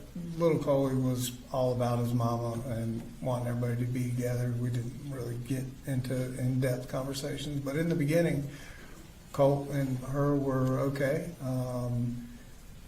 I don't know what or when it started to change, but it just became a little more argumentative, I would say. Okay. And were you doing things with the other two kids during that time period too? Were you taking them places, buying them things? I was. I tried to spread it out with everybody as best I could. Did Colt ever get angry about what you might be buying for Jenny? One particular thing that jumps into my mind is we went to the Tanger outlets to buy school clothes for everybody, and I don't know, I spent $400 or $500 in the Nike store, and I bought, instead of buying Jenny a pair of tennis shoes, I bought her 2 pair of Nike tennis shoes so she could alternate, and I think a sweatshirt, and I think I only bought Colt a Georgia sweatshirt and a purple pair of Nikes, and he didn't like them. Okay. Now, would you say that during that time period, did you do telephone calls or text primarily during that time period? With Marcy or the kids? With everybody. So we text a lot. In the beginning, I was not a texter. I'm more of a pick up the phone kind of guy. Our marriage was based on texts. And, it was just a quicker way for me to communicate with the kids during my day. So I would say the majority was texting. Okay. And when Marcy was there, did there ever come a time where there became a problem between she and Colt? It did. Like I said, in the beginning, wasn't nothing really than just kind of disagreements, kind of a little bickering here and there, what have you. And then I want to say somewhere along the line, they had a disagreement. I'm trying to think. I want to say August time frame. We had all that going on, trying to get people in school and whatnot, and they did have, initially, they had a bad day, if you want to call it. They argued for most of the day, and then the second day after that, they had a kind of a serious altercation. Okay. We saw a text message from Colt, I think yesterday, about blood on your hand, that's your fault, and that kind of stuff. Yes, sir. What was that in relation to? So, the way that I had taken it, and I think Colt and I talked about this afterwards, was there was a disagreement initially about him going to school, and I was siding with his mama like this is what we needed to do kind of thing, and he didn't agree with me taking sides kind of thing. And he always kind of held that card about Marcy going, saying she's going to kill him and kill me. So the blood on the hands kind of comment, it was kind of in a back and forth text. I think that that argument between him and his mama, in the back of his mind, he was thinking, she's gonna do this, and when she does do this, that blood will be on your hands. Like, shouldn't have sided with her. I should have always sided with him after she had made that comment, and he had made in passing that he just had always kind of worried about would she ever follow through with that threat. So that's what, for me, I thought the blood on your hands comment was with, if she ever followed through with this, you're siding with her type of thing, and you should be siding with me. Did you ever think that comment meant that he was going to go out and hurt anybody? No, there was nothing that led me to believe he was out there even thinking about harming anybody. During the time that Marcy was there for that month time period, did she start drinking again? Not that I was aware of. I was pretty dead set on no alcohol or drugs or anything in the house, and just didn't really have it. For my birthday, I was finishing Rockdale County Fire Department, and I had the project manager from Rockdale County for my birthday brought me a pint of Gentleman Jack for my birthday, and I never opened it, and I brought it home initially back in August, and I put it in the cabinet. When Marcy came back, or I knew she was coming back somewhere in that time frame, I hid that bottle above the linen closet in the bathroom, just up on the very top of the cabinet where nobody could see it. But I didn't drink it, never opened it. But once I put it up there, I actually forgot I'd even had the thing. So at some point throughout the years, Marcy had a way of kind of searching through things and finding, medications or alcohol or anything that may be in the house. And she had found, and I didn't know that she had found that bottle. Colt had made the statement. It was either the day before argument or the one where he pushed her down. He had made the statement that she was drunk. And then after they came into the house, GBI did a search. As I was walking out, I saw that empty bottle sitting up there on top of the linen closet where I'd put it. So I don't know how it got empty. I just know I had put it there and it was unopened. Did you ultimately call Debbie and ask her to come and get Marcy? I did after the altercation between Marcy and Colt. It was clear it wasn't going to get any better. And so I had called Debbie and said, listen, I think, we need to just take a pause for a second. My initial goal was, when I first picked Marcy up out of rehab, those first couple of weeks, man, she wasn't totally back to Marcy that I knew, but she was very helpful, man. She was really good. We went to church together. She was doing all the right things. She was helping me with school, trying to get him lined up and registered and doing all the right things. So there was this moment I was like, I could really use the help. Give me a little more freedom at work to do what I needed to do. And just overall being a part of the household, and at that point, any little help I could have in the house, I would definitely take. She left, was that on the 15th? So I think it was the 16th. It was the day after the altercation where Colt shoved her down to the ground. I called Debbie and said, you need to come get her and take her back to Fitzgerald. Did Jenny tell you what happened in that altercation?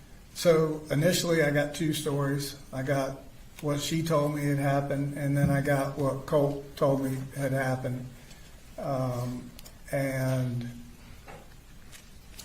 you know, I'm trying to filter through. Marcy had a way of kind of manipulating things as she needed to. And Colt, for any issues he had, with me, we had established this trust bubble, so forth, where he would tell me what happened, and he would tell me if he was at fault. So there were two stories I was trying to navigate which one based on the information I had, and I talked to Jenny, and I'm like, "What do you know? What did you see or hear?" And Jenny gave me her version of it. Okay. I want to show you.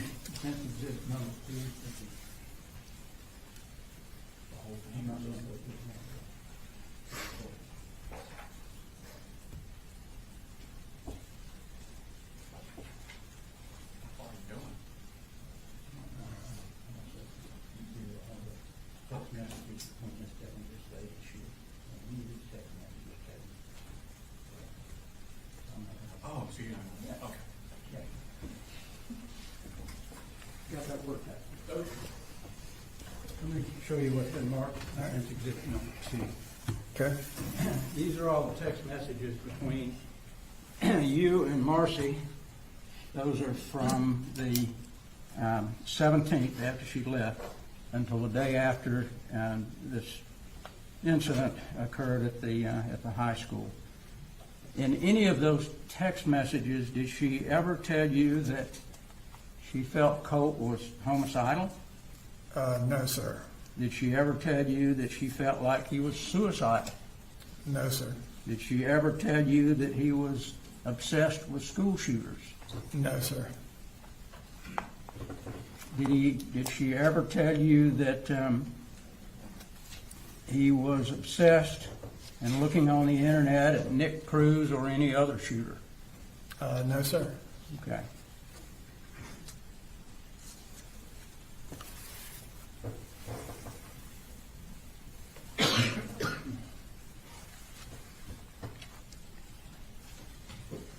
Now, during the time that you had the children, did you try to be as positive with them as you could? Yes, I really tried to reinforce, even if it was, a bad day or things weren't going right. I always tried to find that. I don't know, they used to kid me. I always give them a pep talk. That was the thing. And did you text them a lot about how much you loved them and how well they were doing? Yep. Did you do that on a daily basis, every other day, or? If it wasn't daily, it wasn't 2 days, 3 days went in between. I always tried to just make sure that they knew I was thinking of them and wanted them to do good, and I was very proud of them. They persevered through a lot. Okay.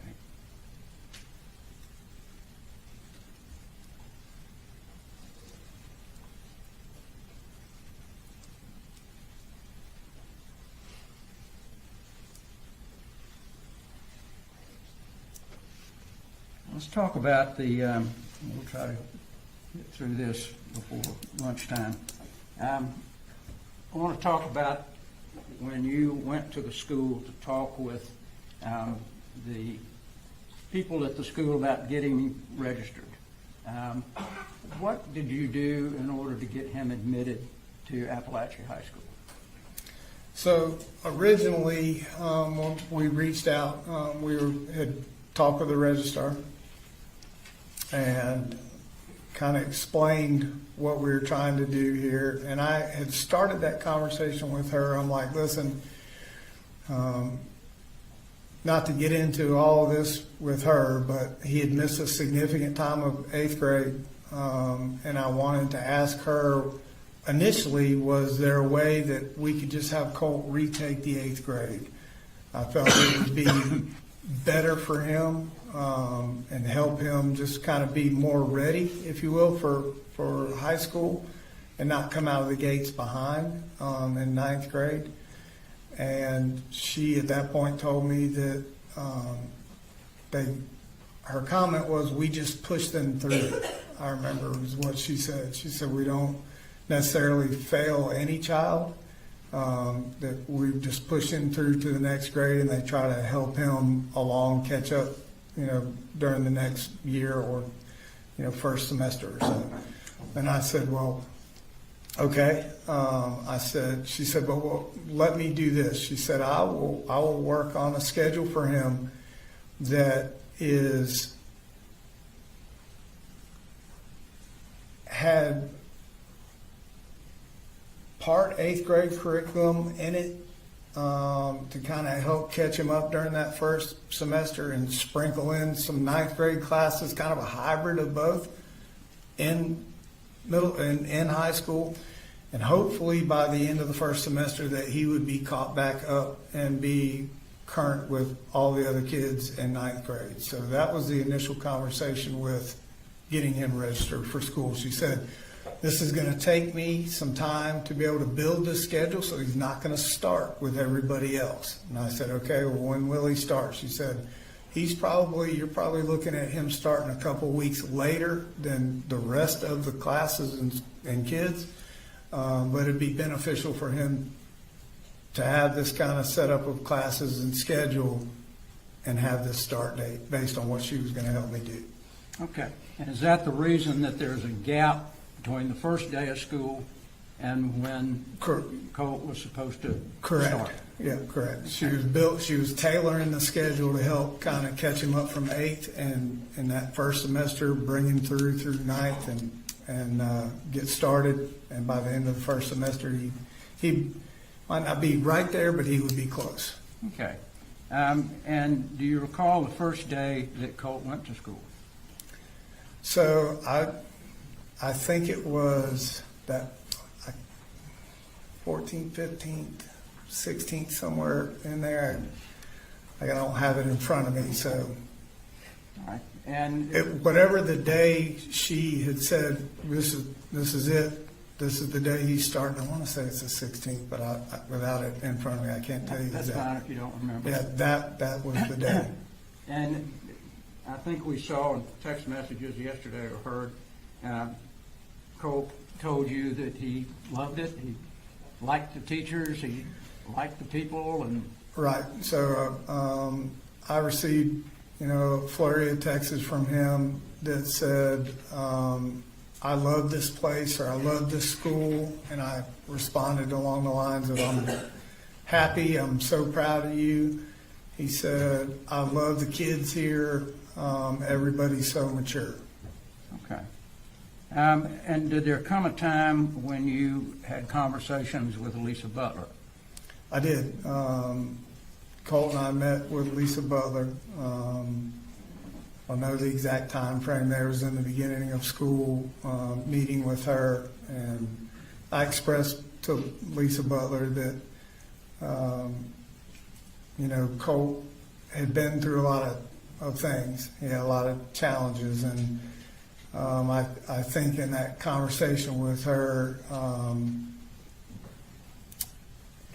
I want to say I used the word he's been diagnosed, and that was the wrong choice of words. Talking to her, what I was trying to explain to her is that there were a lot of scenarios, a lot of things that he had been through on many different levels, not,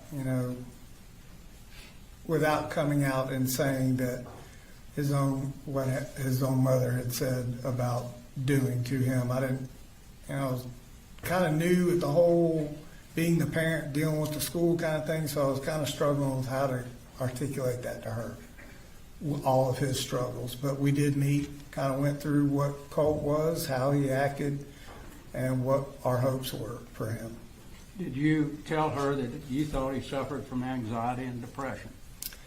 I did. I told her that it was more stress, I believe is what I told her, and the anxiety was fear-based, that he wasn't stand in the middle of the crowd, look at me kind of kid. He was very reserved, and that I felt like he was you know, we were all struggling with the comments that his mom had made. Okay. Did you ever say to Marcy that Colt was a piece of crap kid? No, sir, I don't remember saying that to Marcy. Would you ever say that to Marcy about Colt? Being a piece of crap? No, sir.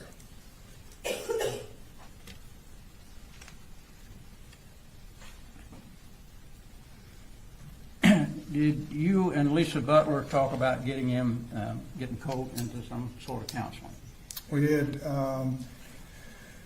She had said there was a program called Aware, and it's kind of a specialized type thing where they really worked one-on-one with the child, and she thought this would be a great thing for Colt.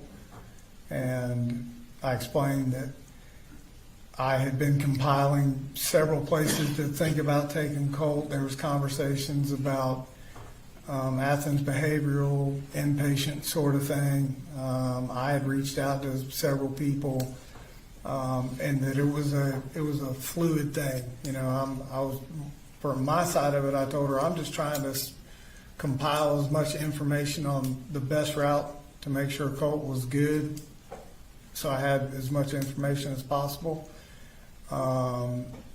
Did you rely on the people at the school to be able to tell you this really would be the better option for you? Yep. By the time I got through talking with Miss Butler, there was twofold. She had some good things to say about Aware, and that had been in the school for a while. It was a great program, good thing. I was looking at it as Colt, after his 7th grade and all that he went through, he didn't have a lot of trust in the schools and school systems and counselors. And I thought, my take on it was, okay, this would be a great thing, kind of twofold. He would get help, he would get the specialized help he was needing, but I explained to Colt that also you will see that high school is different than middle school. They are preparing you for college. Things are different. But it also, I was hoping Colt would see it as he could believe and trust in his counselors and the school system, and that they actually had their, for lack of a better term, their arms around him. They really cared about his well-being, and wanted to help him, and that he would be doing these things at the school. So it wasn't like he would have to be out of school, going to different places. It was all in the same house, if you will. Okay. And was there a time that was scheduled that you believed Colt would be talked to by the counselor? So my recollection was that September 5th, I believe that was a Thursday, that everything was established, the counselor was set up, and that he would be, I don't know if there was an exact time.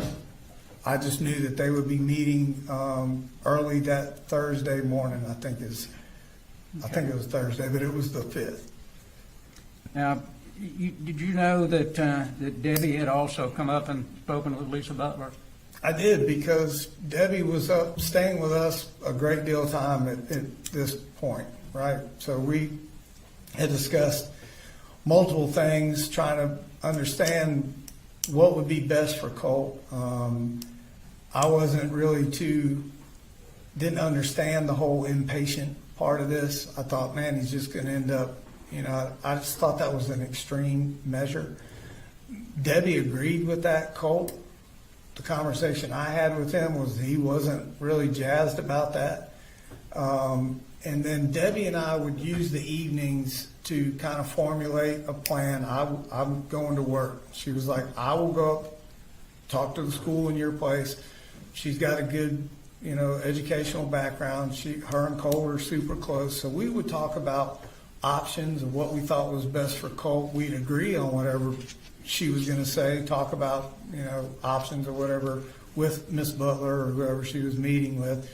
I would go to work the next day and she would go to the school. So I knew when she was up there and basically what she was talking about, because we talked about it the night before. And did she tell you about the program that she wanted you to go to in Athens? Debbie? Mm-hmm. No, Debbie never brought up the inpatient Athens behavioral inpatient part of that with me. Who brought that up? Was that Marcy? That was Marcy that was kind of on that. And did Debbie have plans to come up and take Colt somewhere? Debbie and I had talked about this aware, and we both agreed that this would be the best option for Colt. So in my mind, I never had any other thought of, I know I had compiled a bunch of searches and looking at different places and talking to people, but with conversations with Miss Butler, Debbie talking about, her and I agreed that aware was the best thing for Colt. Okay. Now, you got some paperwork from Lisa Butler Yes, sir. for that program. Did you fill that paperwork out? Yes, sir. Okay. The state indicated it took you 24 hours or so to fill it out. Did you? Something like that. Okay. Yeah. Why did it take that long? I had to work full time. Wanted to kind of just make sure Colt was good with it. He understood what was happening, and I filled it out, I think, the next day and sent it back. Okay. Now, was there conversations between you and Marcy about coming? She was going to come up on Saturday before this incident took place, and y'all were going to take Colt to this place in Athens. Was there some conversation about that? So the conversation originally was no. That weekend, that's the holiday weekend you're talking about? Mm-hmm. Yeah, we were talking about all going away as a family originally. And why did you not go pick her up? I didn't go pick her up. Couple of reasons. One, I thought I was maybe had to work that Saturday. I was not sure. It was kind of a fluid situation. But the kids, Colt and Jenny, they weren't really fired up about her coming back up here, Colt especially after what had happened. So I've been through this enough with her. So I just kind of made the decision that listen, I'm not really sure Tuesday or Saturday if I have to work even for a half a day. So I didn't go down and pick her up because I wanted the kids to be comfortable. I wasn't sure if I had to work, and for me it's a 9.5 hour round trip to go get her. Did you tell her that you were going to take Colt to the program there in Athens? There was never a set time said to me to go take Colt. She was like, they're open anytime. You can take him on a Saturday, I think is what she said. But at this point, during these conversations, we were set for aware in the school. So I had a plan in place. Okay. And I'm sure you're going to be asked, you went to Athens that day, but you didn't take him to that program. I did not. We went to Guitar Center. Okay. You went to a guitar store. Mm-hmm. And did you buy him this hat?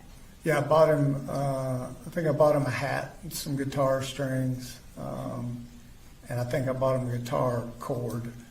And it has Fender on it. What does Fender mean? So Fender is the two different type guitars I had bought him at that store.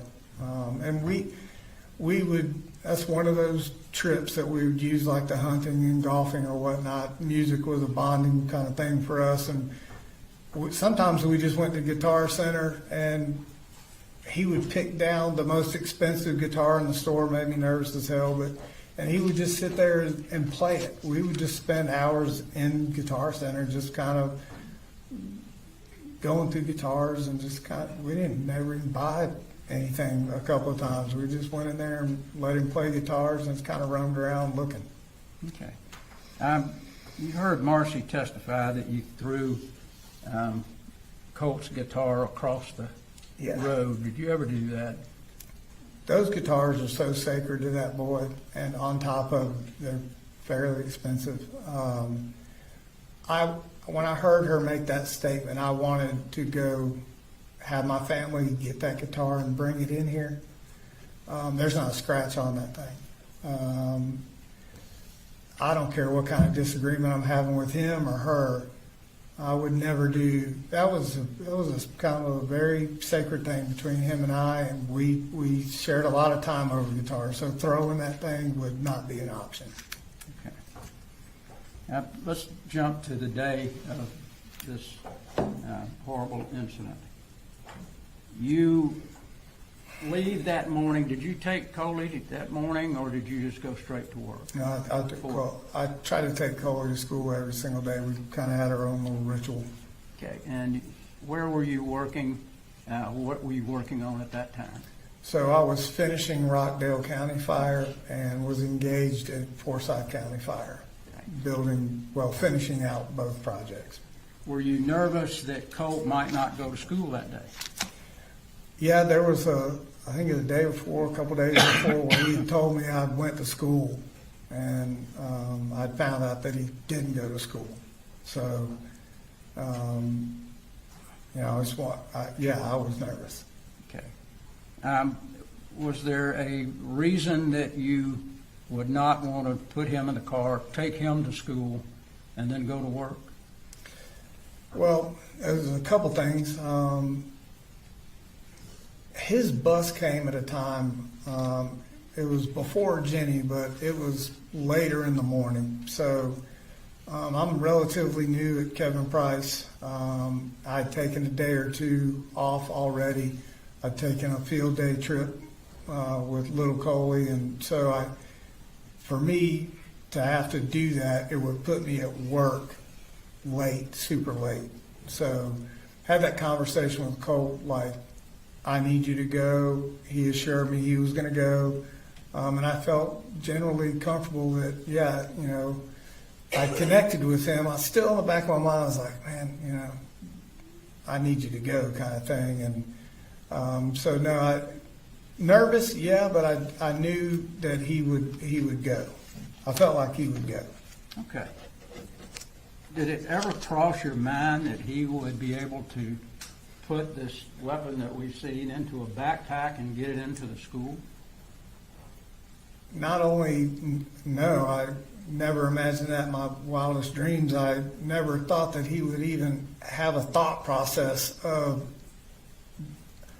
bringing a gun to school or doing any kind of harm to anybody else, let alone anybody at school. So, no, that was not on my mind at all. Okay. And did you know anything at all about, did he ever talk to you about any obsession that he had with school shooters? No, sir. We've seen this big poster of newspaper articles and photographs of various and sundry people. Did you see that in his room at any time? I did not see that poster. There was one point in time where I went into his room originally. So Colt, typically his room was usually always dark. He had a room darkening shade on even for the daytime.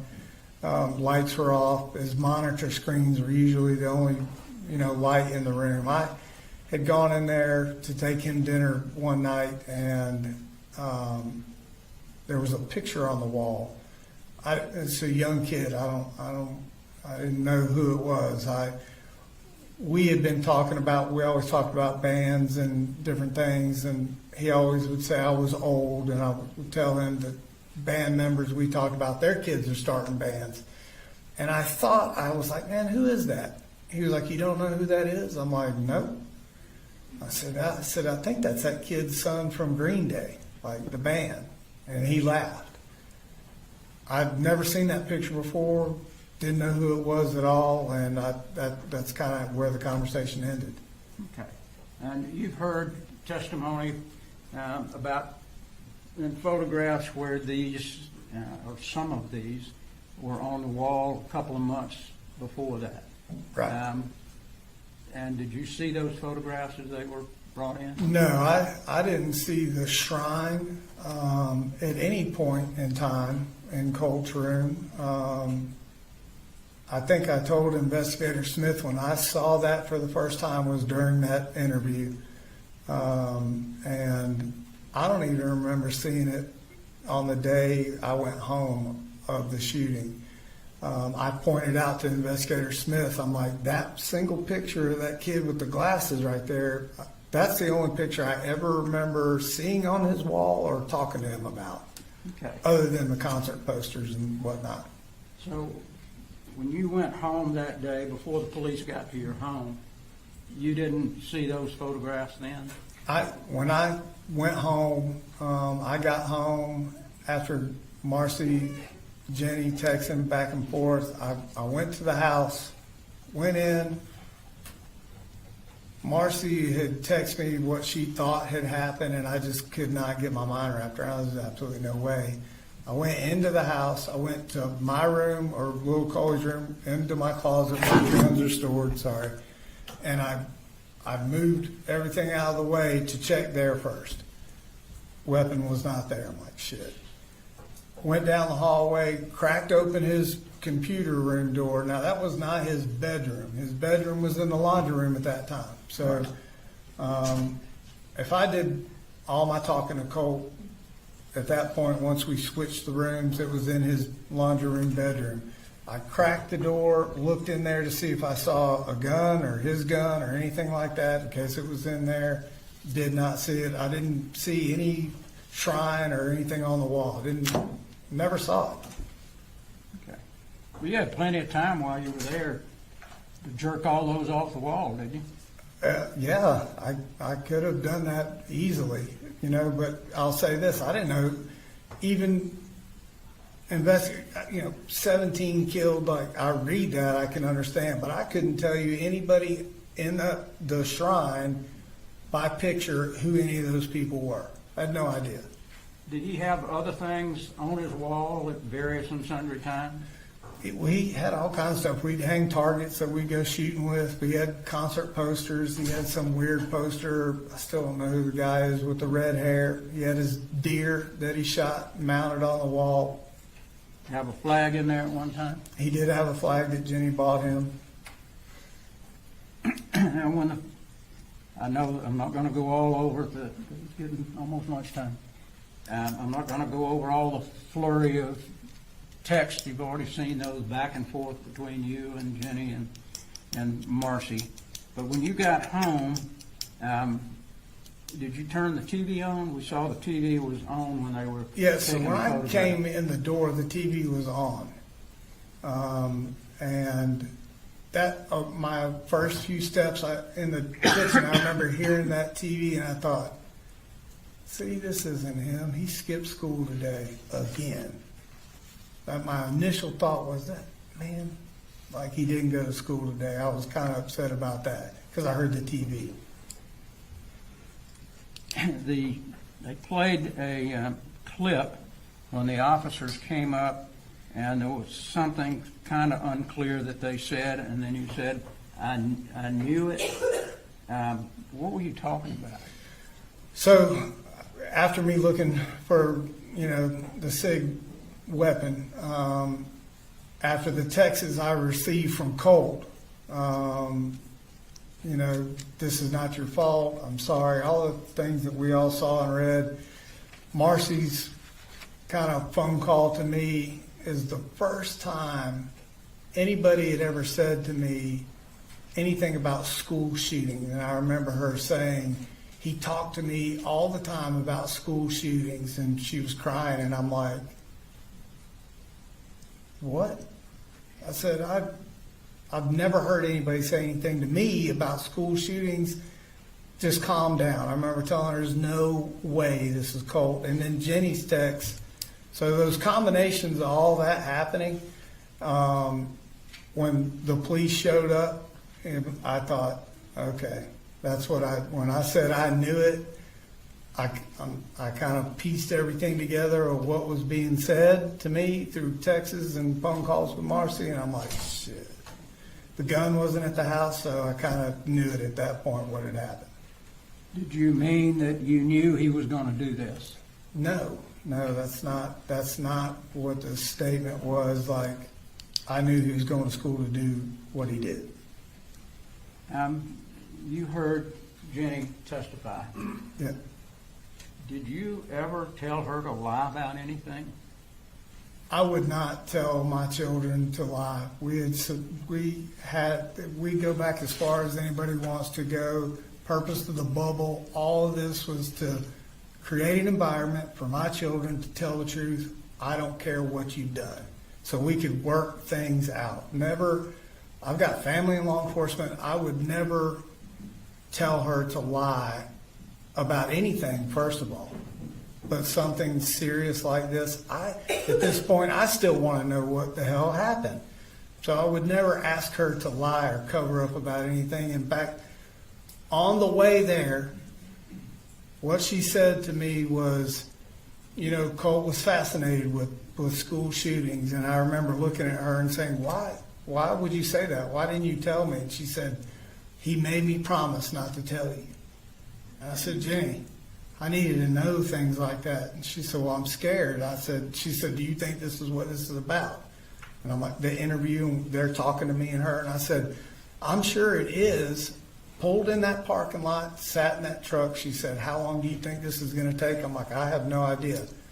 But the last thing I told my child was, whatever you do, don't lie. Just tell the truth. Just tell them what you know and don't lie.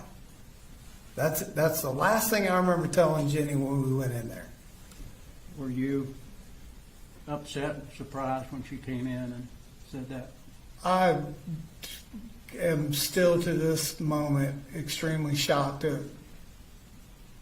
I know that's Jenny Gray. That's my daughter. I don't know who that was sitting up here. That's not, she doesn't act like that. She doesn't talk like that. I was shocked at what she said. I don't know how else to put it.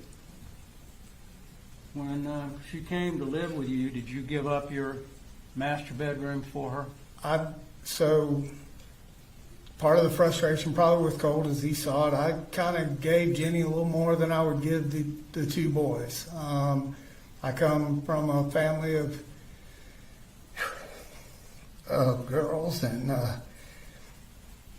you know, Jenny was kind of special to me, and so I wanted her to feel that I loved her and she was safe there and didn't have to deal with anything. So I said, you live with 3 boys now, so I'm going to give you the master bedroom, the master bath, so you have privacy. I had heard and listened and been around sisters my whole life, so I know she was reaching that age, and I wanted her to have that privacy, to not have to deal with Colt and all of us. So I made sure she had her own space in there to do whatever she needed to do. So yes, I did. And did you and Jenny ever argue? Did y'all have any problems? No, Jenny and I, it was kind of a shocking thing to hear her talk about. You know, Colt didn't really go, but Jenny and Coley and I, it's rare, if at all, that we miss church. Our Sunday was go to church. She's a big reader. I would take them to Barnes & Noble right across from Athens Church, spend money on books for her, spend the day there. So we just had a really good relationship where she saw what I was doing for her and with her, and bought her an iPhone. I didn't buy anybody else an iPhone. I had to save a little bit longer. She was very patient and waited. But I just tried to do extra things. So Jenny and I really never had a riff, you know, and I could talk to her about things and she could talk to me about things. And Jenny was wise beyond her years. You know, she's very calm and perceptive and understood a lot more than people give her credit for. She's a smart kid too. So in my mind, we had a great relationship. Okay. Is there any, if you can remember, any red flag or anything that Colt did that would make you believe that he would ever be capable of doing this act? No, I struggle with it every day. I've never seen that video until yesterday. You know,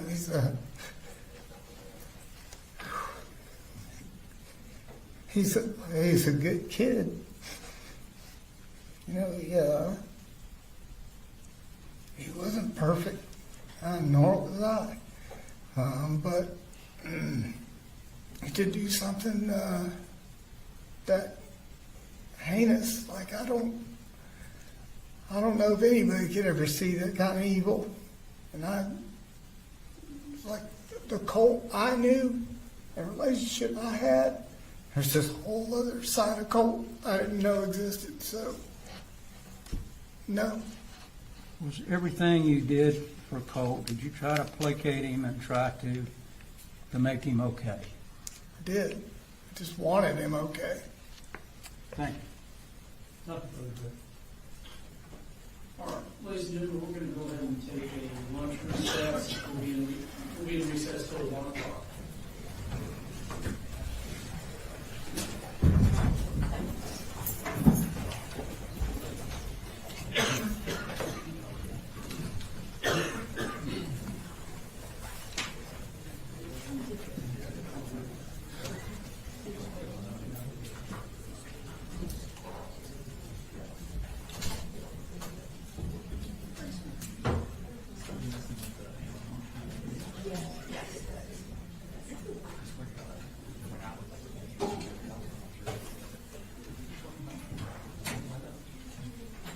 All right, we'll be in recess.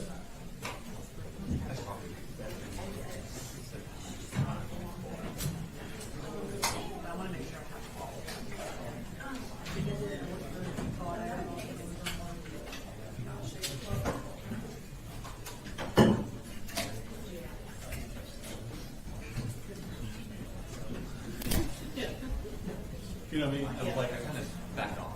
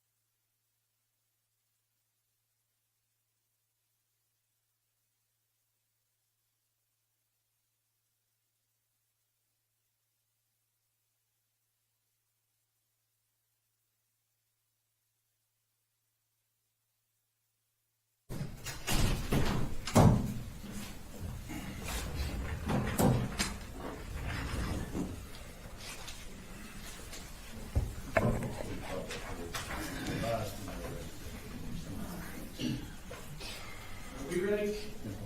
We're checking now, sir. What's that? We're checking now, sir. Y'all ready? Yes, Your Honor. All right.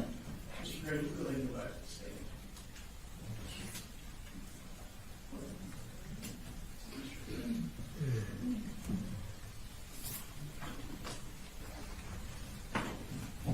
Sir, yes, sir.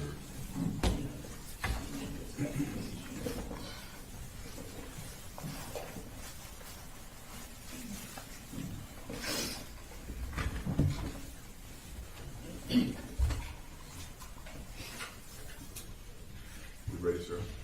All right, we're good.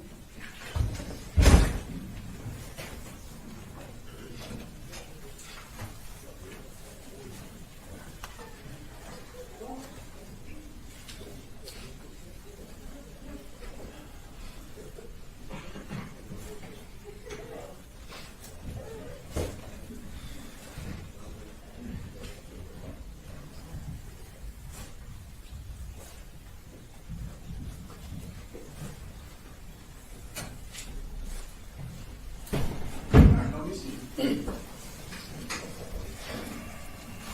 Cross examination. Yes, Your Honor.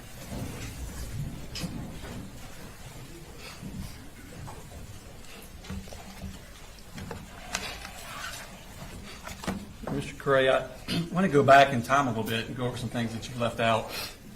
In first grade, Colt was going to Statham Elementary School, Yes, sir. and y'all were living at the farm in Statham. Yes, sir. And Colt had an individualized education program, otherwise known as an IEP, in first grade, didn't he? As far as I know, I wasn't involved as much as far as that type of knowledge of schooling. Debbie and Marcy were really engaged with what he was doing school-wise. So he was involved in first grade and something like that, but I couldn't tell you in detail what it was for. Okay, and an IEP is tailored for each individual child's educational disability, correct? As far as I know, that's. But Colt's was actually for behavior, wasn't it? I don't remember that. He had a formalized behavior intervention plan. I wasn't involved in the behavior plan. Okay. Do you remember it saying that he hurts others, hits and kicks, No, sir, I don't. and you didn't know anything about him saying that the behavior occurs 2 to 3 times per day? No, sir, I don't. Okay. And that was in first grade. It sounds like it was in first grade. Okay. Do you remember Miss Lee, his first grade teacher? Does that name sound familiar? I believe that was one of his teachers. Okay. And you had to deal with Miss Lee about how y'all would handle his behavior at home. Marcy typically dealt with school issues and the kids at that time, and in our marriage and their age. Okay. So let's go to second grade. He's still in Statham Elementary School, and his teacher that year was Lori Moore. You remember her? I don't remember that name, no, sir. Okay. Did you know do you remember that Lori Moore had behavior issues with Colt throughout second grade?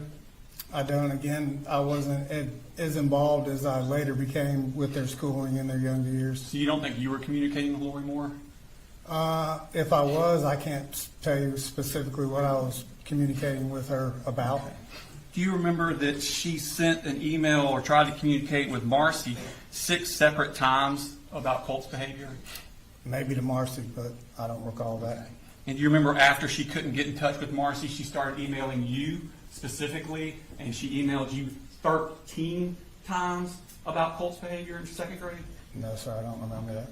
And you don't remember the conversation on October 19, 2017, where you'd say, "Hey, Miss Moore, I'm sorry I'm texting you late this afternoon," and you reference in there talking with Miss Lee last year, and y'all had a system of how you were going to handle Colt. You don't remember telling Miss Moore that? If you have reference to that, then I did. Okay. I don't recall that, but no. And so that was about, in her messages with you, was talking about anger issues that Colt had, aggression to other students. In those 13 emails she was referring to you? Yeah, it's so long ago, I couldn't tell you about any of those emails, to be honest. Property destruction? No, sir. Okay, you don't remember any of that? If you've got record of it, then it took place, but I don't recall those specific conversations. Okay. So y'all are at the farm, and you left the farm when Colt was in third grade?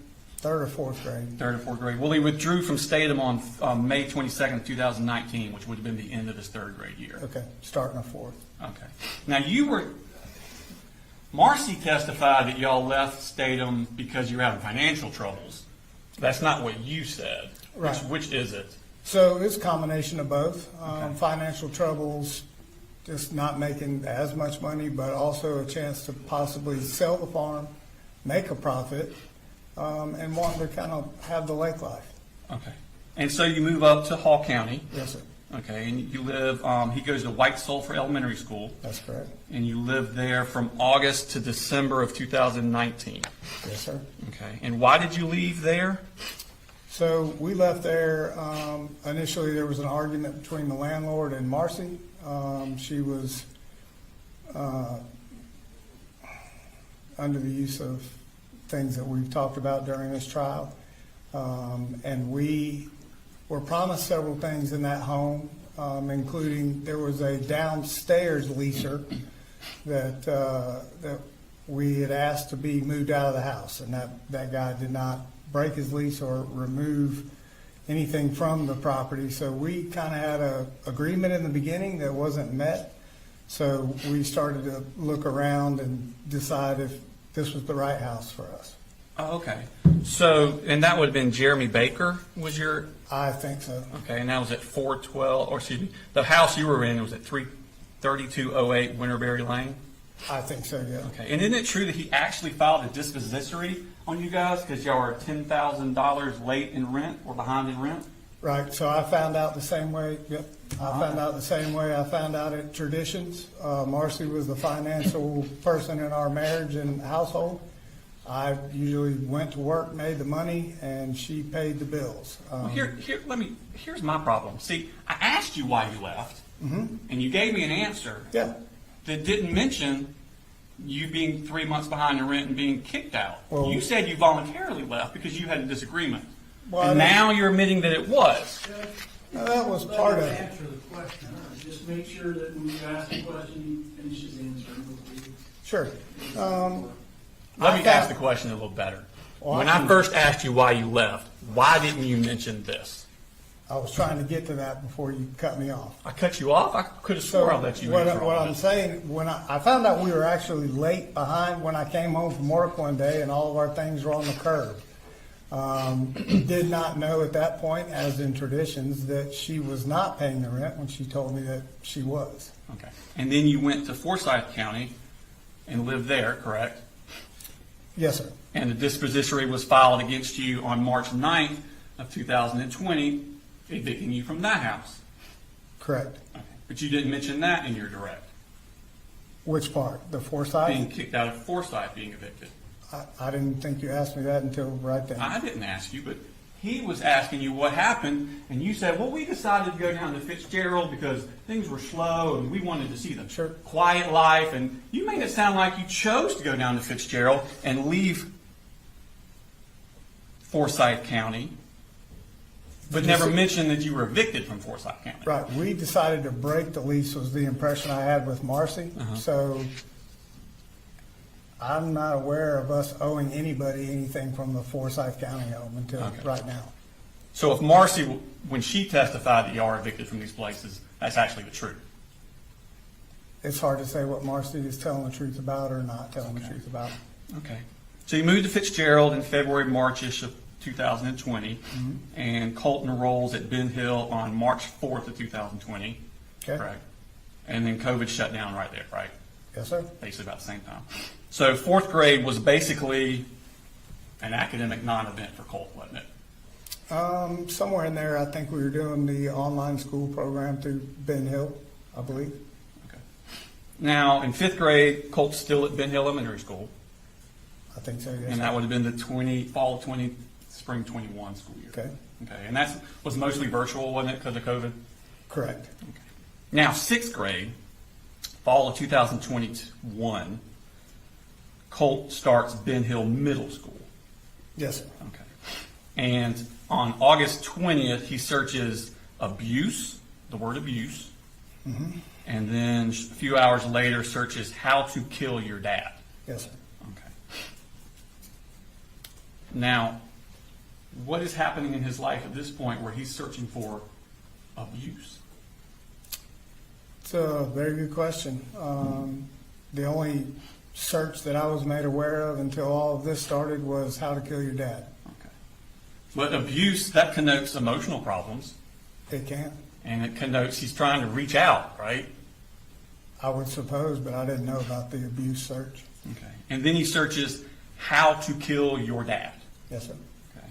Now, Colt's 11 years old at this time, That sounds about correct. Yes, sir. and he's talking about homicide, violence, a lot of turmoil in this 11-year-old, isn't there?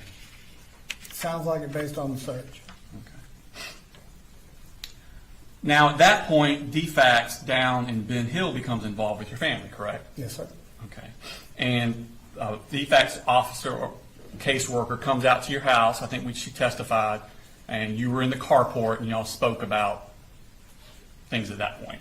Yes, And you were actively moving back up to Jackson County. So at that time, I had received a job offer, and I had left Fitzgerald to take the job in Atlanta and was solo up here for a couple of months by myself. Okay. Well, my question was, DFACS was involved with Yep. your family Yes. at that time, and you actually met a DFACS officer and talked to her about that. I did. Yes. Okay. And that would have been in October of 2021? If that's what you have, yes, I don't know the exact dates. Now, you move up to Jefferson around November 2021? Correct. Okay. And that's the Rice Creek Drive evidence? Yes, I believe that's correct. Now, Colt's not enrolled in school there that semester, is he? Not right off the bat, I don't believe. Okay. So you leave in November, but you don't enroll him in school? I don't, like I said, I'm working day to day. She was always the insurance school enroller, things of that nature. That was just kind of the agreement we had. Okay. So Christmas comes and goes. New Year's comes and goes. The kids aren't enrolled in school. In seventh grade. The October, November, or it's 2021 into New Year's of 2022. Kids are not enrolled in school. Not yet. Okay. In fact, we go through January, all of January, kids aren't enrolled in school. So it's been, what, 2.5 months since y'all left Fitzgerald? Sounds like it, Okay, still not enrolled in school. as far as I know now. That's kind of a recurring theme with your family, isn't it? You say so, yes, sir. Okay. So on February 1st of 2022, Colt is still not enrolled in school, and a DFACS referral is made on your family from Ben Hill. In Ben Hill or in Jefferson? Well, Ben Hill's the one that made the referral, but y'all are actually in Jefferson. Okay, yes. You remember Sujette Giddens testifying about Yeah, that? I remember her. Okay. So it's a week later that he starts, on February 8th, he starts West Jackson Middle School. You remember that? Yes, Okay. So this is finishing out his 6th grade year. correct. Okay. So the beginning of the 6th grade year at Ben Hill, he searches abuse and how to kill your dad, and then now he's starting a new school for the 2nd semester of 6th grade. Okay. And I think you testified on direct that he had no further problems in 6th grade. Correct. Okay. Now, do you remember that on March 10th of 2022, so about a month after he starts, he gets in-school suspension? Yep, never heard that until the other day sitting here when it was discussed in the court. That wasn't brought up in the bubble? Wasn't brought up in the bubble, had no idea he was suspended. Okay. And it was for, let me pull that up for us. And it's 2 pages, go to the second page. It goes from bottom to up.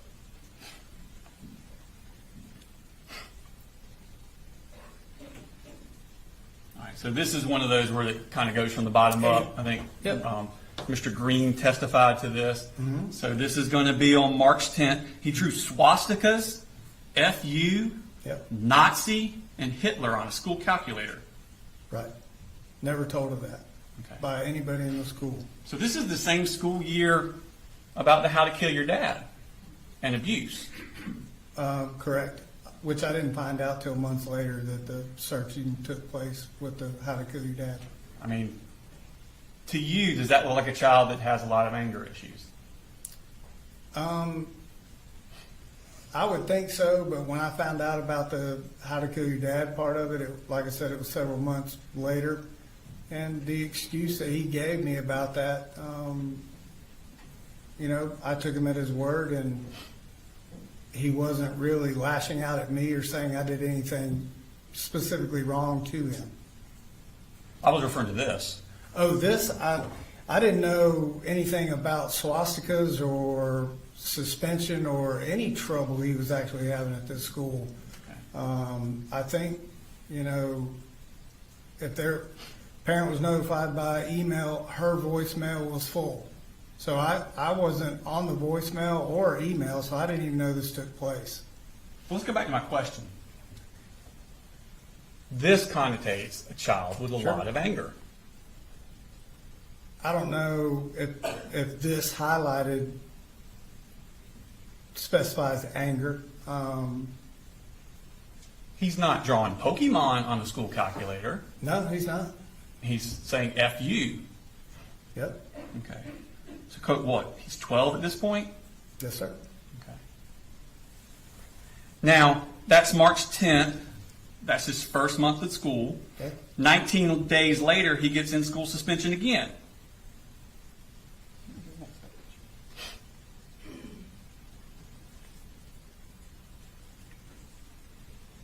All right, so this is March 29th. Leaves the cafeteria without permission. Now, he was already serving silent lunch for something he did in class, and then he leaves silent lunch, I think is what Mr. Green testified to. So this is 2 weeks after, 19 days after the first one, correct? Yes, sir. Okay. And then 2 weeks after that, he gets his third in-school suspension on April 13th. And now he's going hands-on with another student. Correct? Yes, sir. Okay. So let's recap Colt's sixth grade year. He makes inquiries about murdering a parent. Correct? Yes, sir. He misses almost 4 months of school. Correct? Yes, sir. And then gets 3 in-school suspensions in less than 3 months for property damage, disobedience, and physical violence. Correct? Yes, sir. Does Colt seem to be, to you, a child that is out of control? If I had direct knowledge of any of these, then I would say yes. So you're saying he's doing this at school, but there's no manifestations of that at your house? At our house, no. Just a good kid.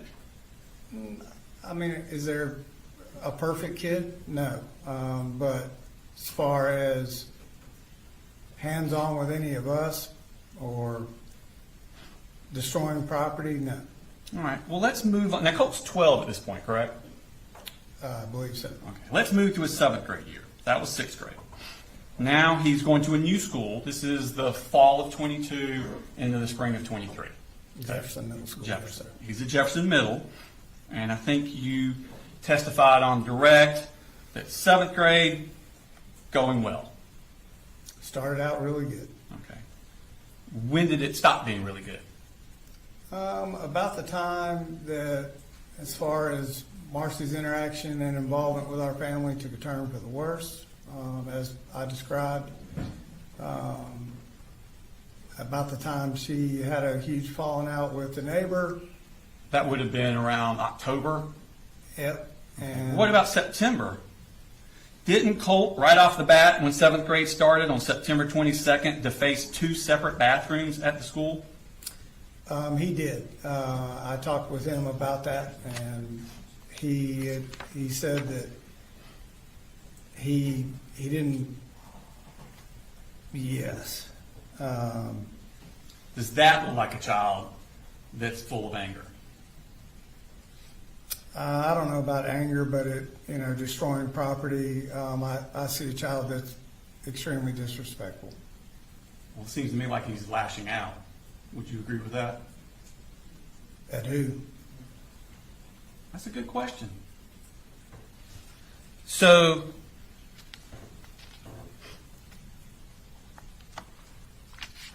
you were talking about Marcy. October with the landlord. DFACS got involved again then, didn't they? They did. I think they got involved, as I stated, with the landlord calling me. I was working a double shift, day and nights, kind of on a project, and she had apparently locked the kids out on Halloween night. So I think the DFACS worker testified that they opened the case on November 2nd. Does that make sense? It sounds timeline-wise. Okay. So we're talking 2 months after that bathroom incident. Okay. Okay. Now, Marcy, Jenny, and Coley, they go back down to Fitzgerald in Ben Hill County. Correct. And you and Colt stay up in Jefferson. Correct. The choice was up to them, and Marcy had to leave the premises. Okay. So- Now, you mentioned that you bought the Rock River Arms rifle for Christmas, and it's going to be that Christmas, correct? Indirect? I don't know if that's when I bought the Rock River rifle. Didn't you say in direct that you bought it for them for Christmas? You didn't give it to them at Christmas. It was after presents were That over was with. the Bushmaster 450.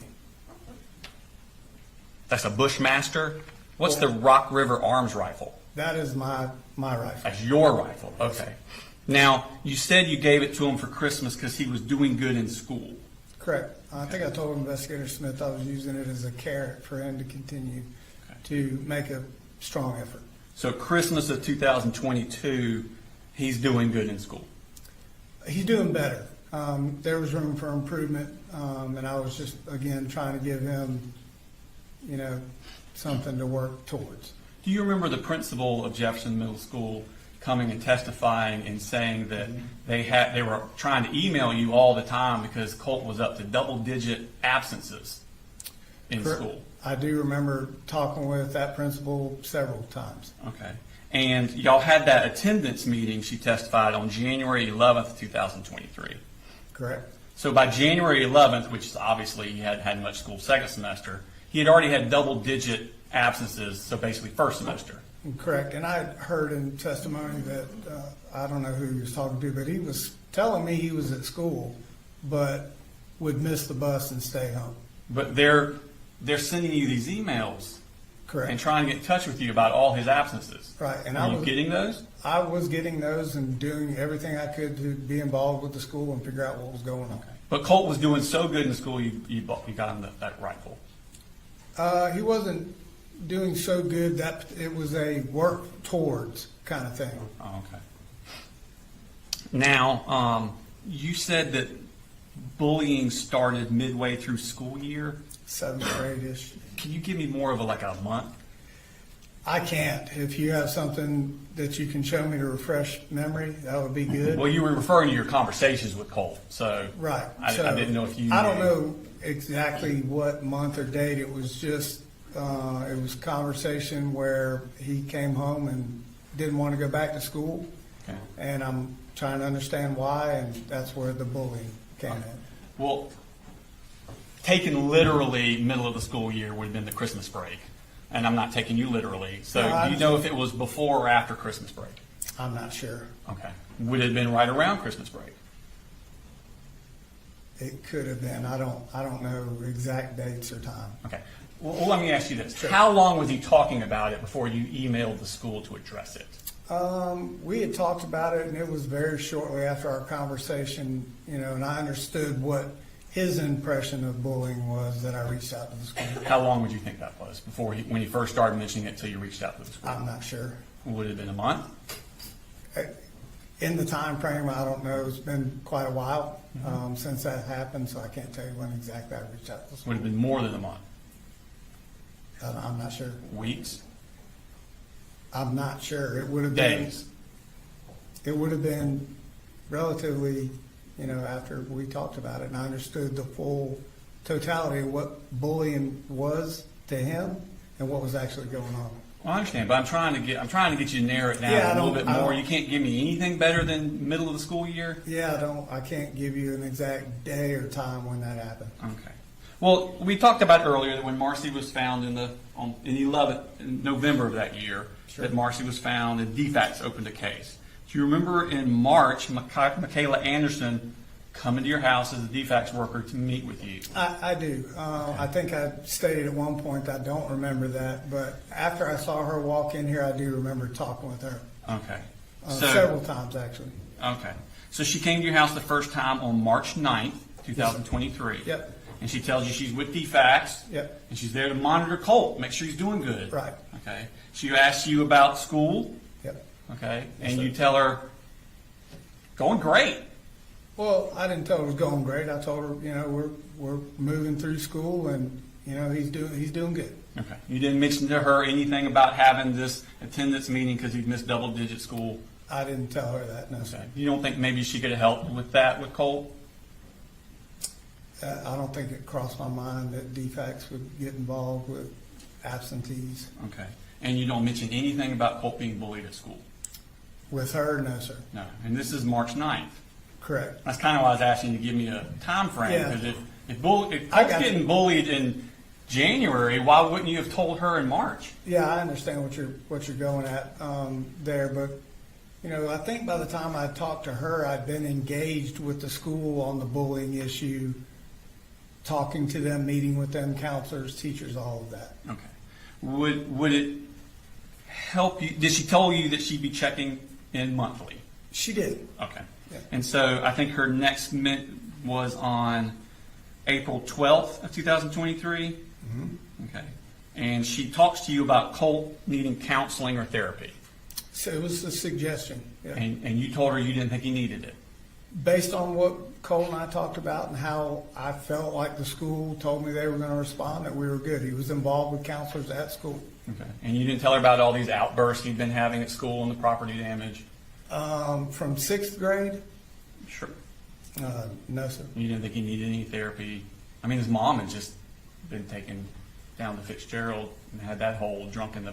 You didn't think he needed some therapy for that? Well, to be honest with you, this is kind of my first steps into being a single parent. So, you know, I didn't really have every, you know, thing that I needed to do and know what to do. I'm trying to figure it out as we went along, trying to do the best I could. So this is April 12th, and again, you say, she asked about school, and you say Colt is doing good in school, and he likes going to school. In the beginning, you did, yes, sir. Well, no, she's asking about how things are going April 12th. That's kind of towards the end, isn't it? I think so. Okay. Middle of school, yeah. April 12th, that's what you consider the middle of school? I'm sitting here trying to think, so school ends what? What do you have? June, July, August, somewhere in there? Well, So, when my kids were in school, they generally got out in May. so I thought we were out June, like beginning of June. So towards the tail end, I guess April would be. You know, outside of the bullying issues, he was, you know, But that's not what you told her. You didn't say outside of the bullying issues, Right. he's doing good in school. Right. You said he's doing good in school and he likes school. yeah, I mean, Just left it out completely, the bullying. I didn't feel like DFACS was going to do anything more than the counselor and the school administration was already doing for Colt. Okay. So it's actually 5 days after that you first emailed the school about Colt being bullied on April 17th. Does that sound about right? Sounds like maybe. Okay. And the next month, May 5th, so this would have been 2.5 weeks after you sent that email about Colt being bullied at school, she visits again. Correct? Correct. Every month. And you say Colt is doing superb in school. Correct? If that's what the statement says, yes. And you still make no mention whatsoever of Colt being bullied. Okay. And she tells you at this time that she wants Colt to do counseling. Right? She may have. Okay. But you didn't get him any counseling. I did not. Okay. Now, it's 2 weeks later that Jackson County Sheriff's Office shows up at your door. Yes, sir. Okay. And that's pretty unsettling to have law enforcement show up at your door. Obviously. Jarring. Okay. And they told you that Colt had made threats on Discord to shoot up a school. Yes, sir. Okay. And did you look to see what Colt was doing on Discord? I didn't know what Discord was. Okay, so you didn't make any inquiries with Colt and actually look into his Discord? Oh, I didn't know what Discord was. I asked Colt, sat down and had a long discussion about what Discord was. He gave me the rundown as he knew it. And all I did was tell him to shut it all down. You didn't ask him to pull it up for me, let me look at it? I don't believe I did. Oh, okay. But he did spend a lot of time on the computer, didn't he? He did game me. Okay.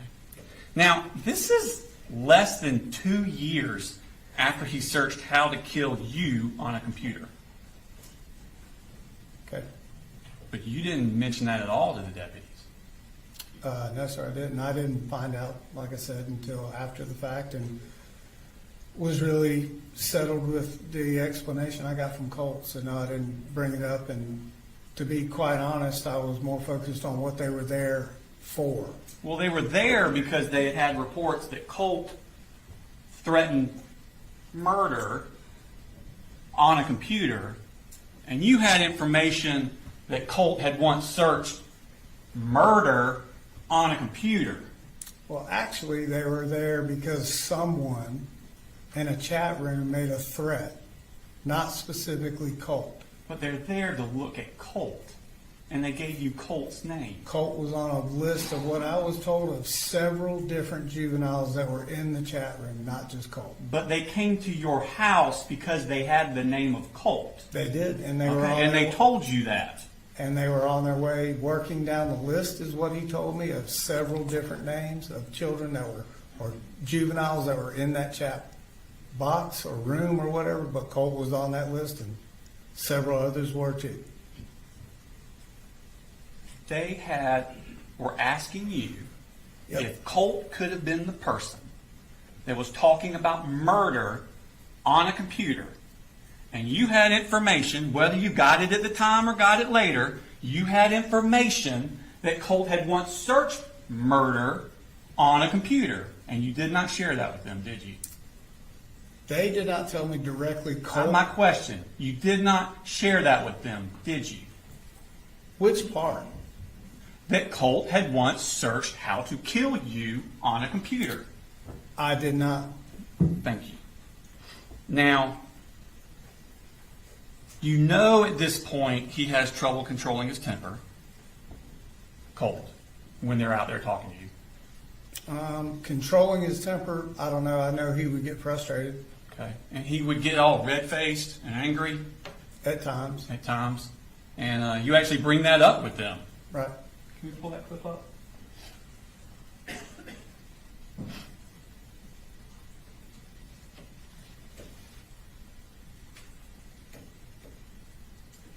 Can we pull it up the sound?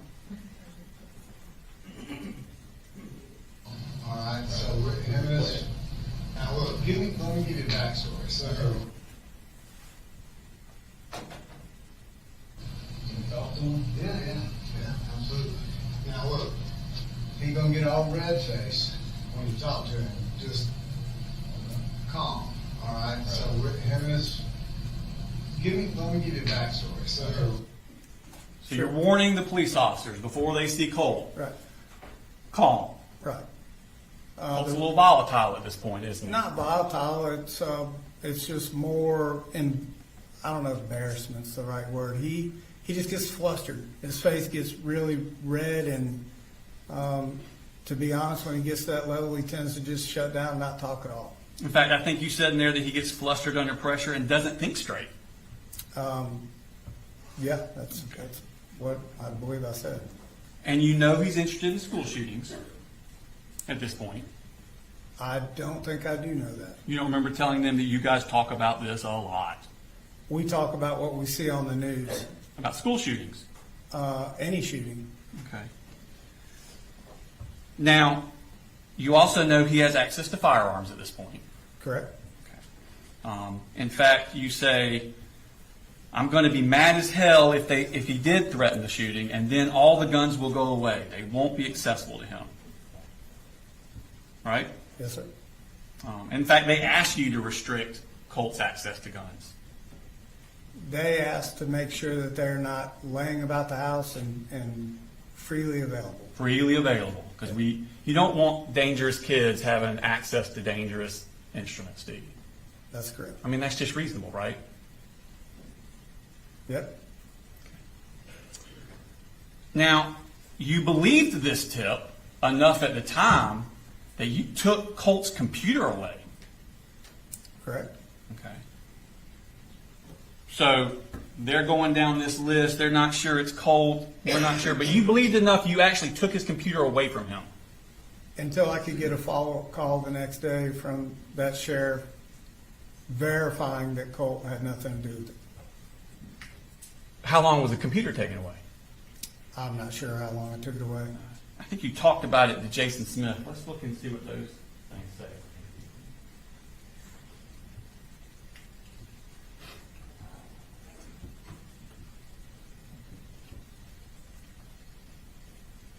I have kids. And again, you just say I didn't work in law enforcement. To me, as a regular dad, if the law enforcement comes from, no matter who they are, law enforcement comes to my house and tells me that my son was in a room where they were talking about committing a school shooting, that is going to be a giant red flag. And it was. No matter what my kid says, the kid can lie, right? That's right. That's right. Yeah. And it was. That's a huge red flag. Yep. It was. And I talked to that officer. I'm probably going. You're not going to have a computer. You're not going to have a phone. You're not going to be on the internet. Is that right? Was you guys? It was done. And I'm done. You took his computer. We just, like, Right. Just like when you took his guns after you cut stuff. everybody take a break. Right. And when you feel like coming back and being normal, let me know, we'll talk about all this. Right. Something along those lines. Yeah. So you come back being normal. Right. You didn't say anything to him about when they cleared him the next day. It sounds more like a longer period of time there. Yeah, I'm not sure,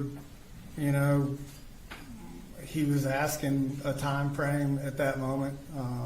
And ultimately, there was a lot of other things running through my mind other than how long I took his computer away at that moment. I think I can bring it up again later in the conversation, see if it sheds any more light. When did you give his computer back to him? Because he was able to go look up all this about the school shooters and stuff. When did you give his computer back to him? In Jefferson, Yeah. I have no idea when I get it back to him because that was towards the end of school and then we started moving. Okay, so it wasn't the next day, was it? I don't think it was the next day. And then he also did have a laptop, I believe, at that time too. So you take away his computer because of this threat. You take away his ability to talk about school shootings, but you don't take away his ability to commit school shootings? I mean, the gun stayed, right? Well, the gun stayed, but at that point, I just, there was no, this was Colt said to me by law enforcement. There was a lot of variables and unsure statements by the sheriff. So, So at this point, you're not sure, is it Colt? Is it not Colt? I don't know. I'm going to take away his computer, right. but not the guns. Correct. Okay. Now let's jump to September 4th of 2024. This is the day that Colt murdered 4 people at Apalachee High School. This is 16 months later. That afternoon, you are talking to GBI agent Kelsey Ward. Remember that? I do. She came out to your house and Yep. y'all met in a car. Now, when you're talking to her, she's trying to figure out why Colt did what he did earlier that day, wasn't she? Yes, sir. That was the point of it. Yep. Okay. And she's asking about Colt's friends. Remember that? At some point, I'm sure she did. Now, you never mentioned, y'all talked for like an hour and a half, you never mentioned one time to Agent Kelsey Ward that just 16 months earlier, Jackson County Sheriff's Office deputies came to your house and told you that Colt may have been threatening to shoot up a school on the computer.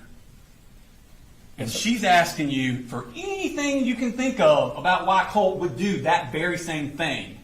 And for an hour and a half, talking about Marcy and your back and everything else, you never mentioned them coming out to that house, did you? No, sir. In fact, she actually, when she's talking about the friends, she asks you, did you ever have any reason to talk to him about what he did on the computer? She's specifically asking, has there ever been a reason that you would need to talk to Colt about what he did on the computer? Did she? Is relating to Apalachee? Relating to Colt, and that's what she's talking to you about. Sure. I didn't feel it relevant to talk to her because I had followed up with Jackson County and was specifically told that Colt was not that person. You didn't think it was relevant. Is that what you're telling us?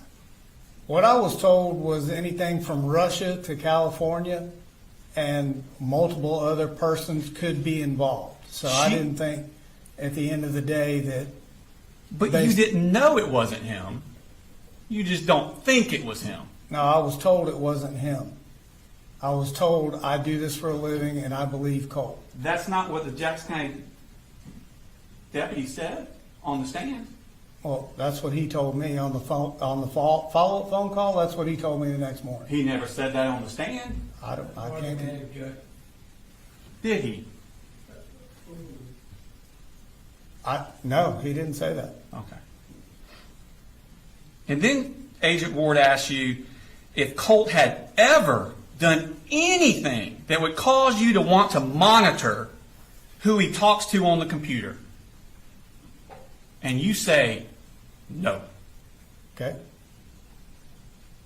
Right? Yes, sir. Okay. Why don't we play that clip?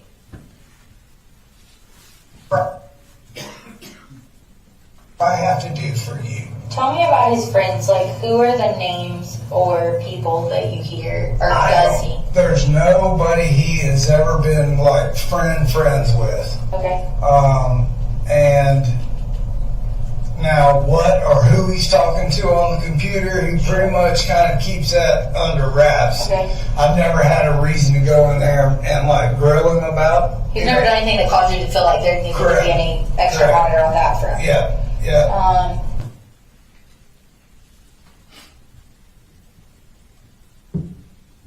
Now, you do bring it up with Investigator Smith, correct? Yes, sir. Okay. But that was an hour and a half into the interview, wasn't it? Okay. Before you first bring it up with him. Okay. Okay. And you meet with Investigator Smith on September 5th at around 3 o'clock, right? I'm not sure of the time. What Does that sound about right? Because you remember you took Jenny first.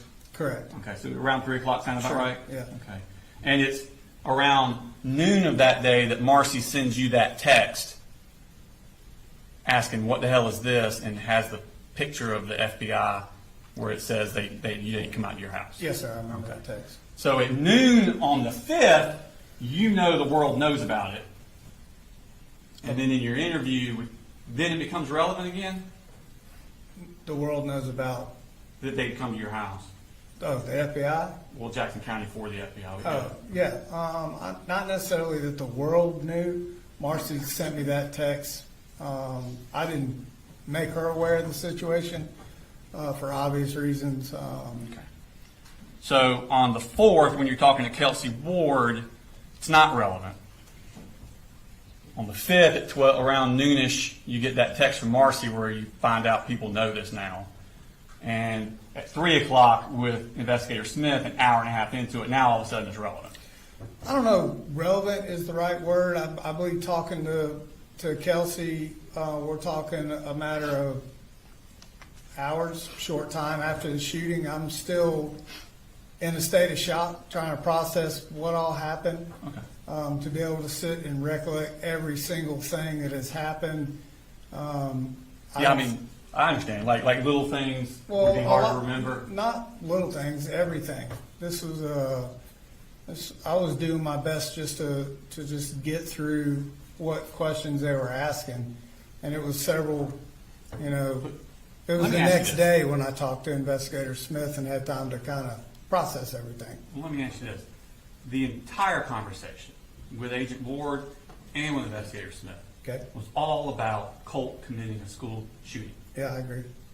And this is the only information you've ever had in your life up to this point about Colt and school shooting. And it's police coming to your house. And that didn't pop in your mind. The way that I left it with Jackson County, Colt was never told to me to be the one that actually did this. Wasn't it true you were just hiding it from them because then they would think you knew this was coming? No, sir. Now, let's go back.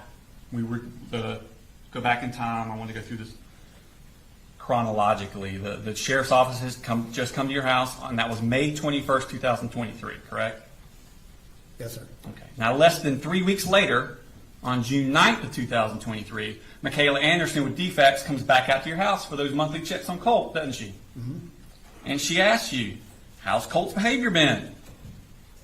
And you say Colt's behavior's been okay. You don't mention to her that Jackson County came out to your house 2.5 weeks before. No, sir, I did not. Okay. And she asks you again, do you think Colt needs counseling? And you say, nope. Right? Correct? Okay. You also don't say anything to Michaela Anderson about planning to move to Barrow County, do you? I don't think at that point I had actually found a place where we were moving at all. The overall goal originally was try to get to as close to Statham as we could. So I didn't have a dead set place yet. Right, but that's not what I asked you. I said you didn't say anything to Michaela Anderson about planning to move to Barrow County. Did you? No, I don't think I did. It was again nothing set in stone. That we're No, you just said the final address wasn't set in stone, but you were searching for places near Statham in Barrow County. You just said that. I did just say that. Thank There you. was nothing set in stone. It had to be Barrow County. But you never said anything to her about planning to move, did you? I did not. And this is the woman who told you in March she would be coming to your house monthly to check on Colt. Correct. It was her job to do this. Correct. 2 weeks later, you signed the lease at 896 Harrison Mill Road. Yes, sir. And you don't let anyone at DFAX ever know about your change of address, do you? I don't. I think the last conversation I had with Michaela was she was satisfied with everything that was going on. That I think she worded it that I was more than helpful. Colt was polite. I was very pleasant to meet with and looked like we were on the right track. So I did not. Well, let me ask you this. Do you remember testifying at a bond hearing here in court? In the very beginning of all this, Mm-hmm. Yes. Okay, and you swore to tell the truth, the whole truth, and the truth, so help you God? Yep. You did that? Okay. Do you remember me asking you about DFAX coming out to your house, specifically about Michaela Anderson coming out to your house? In the beginning, I do believe so. You may have asked that question. Okay. In fact, I asked, so while you were at 954 River Miss Circle in Jefferson, a DFAX case was opened on your family in November of 2022. And your response was, I wasn't aware of that. Yeah, I remember that conversation with you. And to further that conversation, you also had asked me if I had ever been arrested. And I had stated that I had not. And in fact, there had been some things 30 years ago, roughly, that had happened. There had been a lot that happened at that point. I've been, arrested. I've been in jail now for a year and a half. And so I'm trying to still process what exactly happened with my son and me being locked up for it. So if I did not remember every single detail that you were asking me at that point, that is my bad.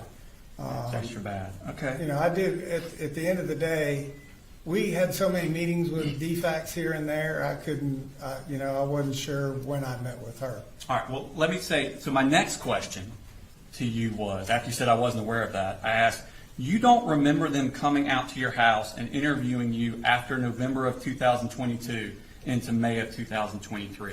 Now, this is November-ish of, or October-ish of 24 that I'm asking these questions. It's just been 2 years. And you said, DFACS never interviewed me at that time. Yeah. And there wasn't I don't remember, or I can't recall. Right. You said they never interviewed me at that time. Yeah, after 2 years, I didn't remember Yeah. that, honestly. And then I asked, between November of 2022 and May of 2023, they never did a home visit and spoke with you at your home in Jefferson? And you said, no, sir. Remember that? Yeah, I remember that, yes, sir. And then I said, in May of 2023, was there a home visit by DFACS where they told you there would be monthly home visits? And you said, no, sir, not at that location. So then I asked, well, not at that location. What location did you have contact with DFACS? And you said, I had contact with DFACS in my home recent here in Bethlehem. I received a phone call at 10:30 at night from a DFACS caseworker that gave me instructions to get in my car and come pick up my younger children. So you're referring to when Tamika Mitchum called you. Correct. Again, just completely leaving out the Michaela Anderson stuff. Totally agree. The but- Shonda Goolsby stuff. Yep, there were multiple DFACS people. Multiple. And But- you said, no, sir. If you let him answer the question. Go ahead. Sorry, there were multiple defects. Yeah, so for me to be able to try to keep track of who all and when I met them without having everything in front of me, I may have misspoke to you, but it was not in an effort to deceive you or anything. I really was just trying to process being arrested, what had happened, and I just, I couldn't remember what DFACS I talked to and when. Okay. Well, I understand completely if there's multiple DFACS involvements, which you just said, Sure. correct? Yep.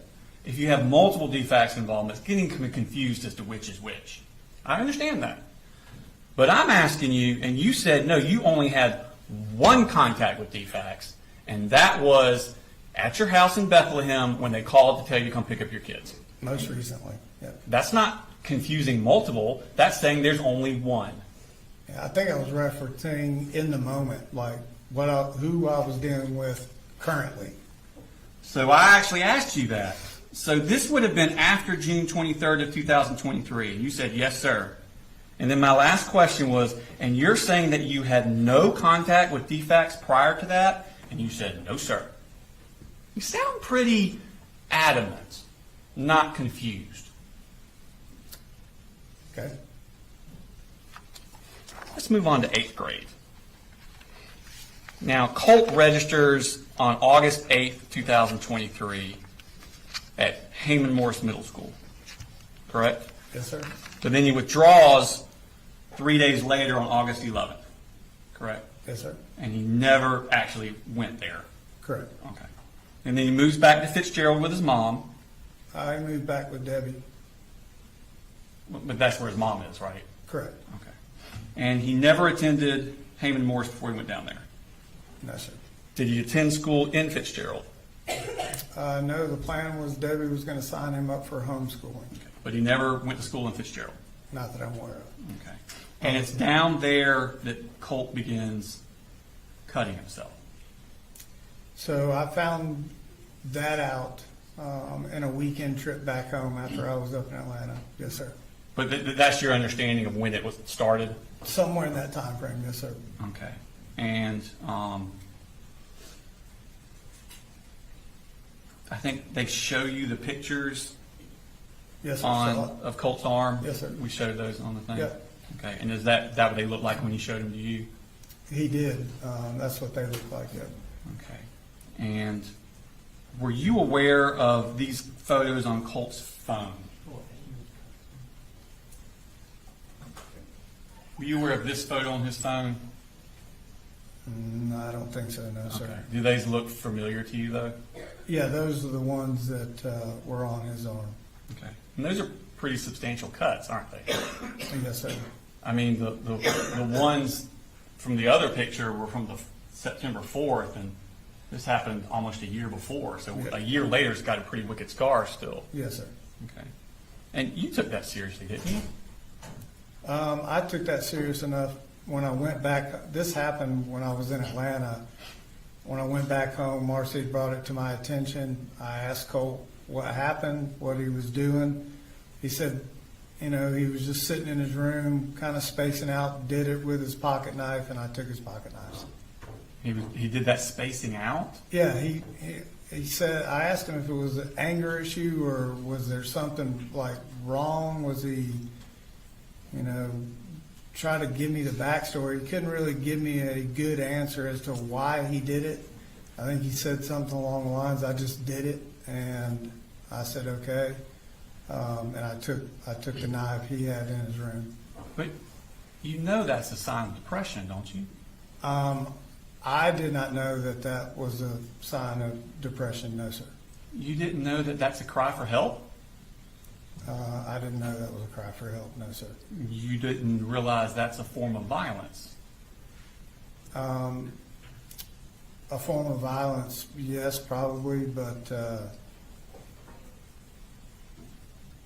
I guess, yeah, you could say it was a form of, doing something harmful to himself is the way I took it. Yeah. And he's only 13 at this point. Correct. Where did you get the knife?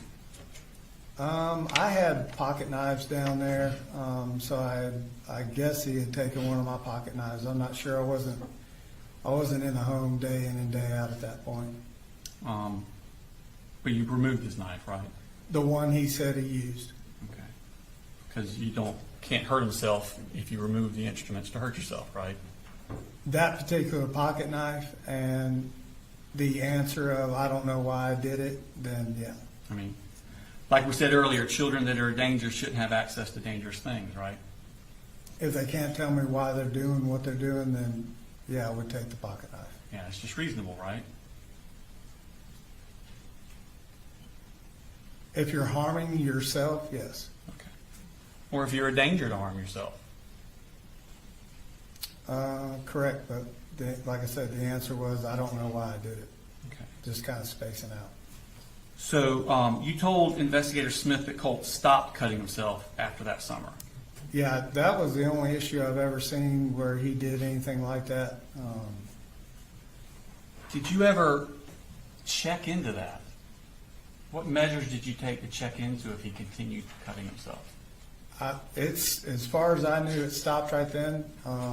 He never made any other attempts or cut himself, to my knowledge, after that. I understand, but what I'm asking is what steps did you take to monitor that? I didn't monitor it because I wasn't in the home daily. I was up here, pretty much gone. No, I mean, he was only down there for a few weeks. Right. After he comes back, is when you don't even know he's cutting down there, do you? No, I didn't know he was cutting down So there. you find out when he's here. No, I find out when I went home on a weekend visit from Atlanta and saw those cuts on his arm. And he's here at that point. No, he's in Fitzgerald. He's still in Fitzgerald. Yes, sir. Okay. How shortly after that did he come back to live with you? I'm not sure what that time frame was. I mean, he was only there for a few weeks. Maybe I can't tell you exactly when he came back. It was less than a month? I'm not sure. Less than 2 months? I'm not sure of the dates. I just know what happened to make me go get him. But you don't know when that was? No. But, back to my original question. Yep. Now that he has come to live with you, shortly after you find out he's been cutting himself, Yep. he's in your house now, Yes, sir. what do you do to monitor, check up on, to make sure he's not still cutting himself? I don't think we ever had a conversation about it. There was no further discussion from anybody else in the family that he was cutting himself. I talked to Colt a lot. We had a pool in the backyard at Harrison Mill. Saw him with his shirt off all the time, playing in the pool. I didn't see any further evidence that he was cutting himself. Okay. Were you aware of this picture that was taken on April 1st, 2024? No, this is the first time I'm actually ever seeing this picture. Oh, okay. So you didn't know that he was cutting himself in April of 2024. He lived with you then, didn't he?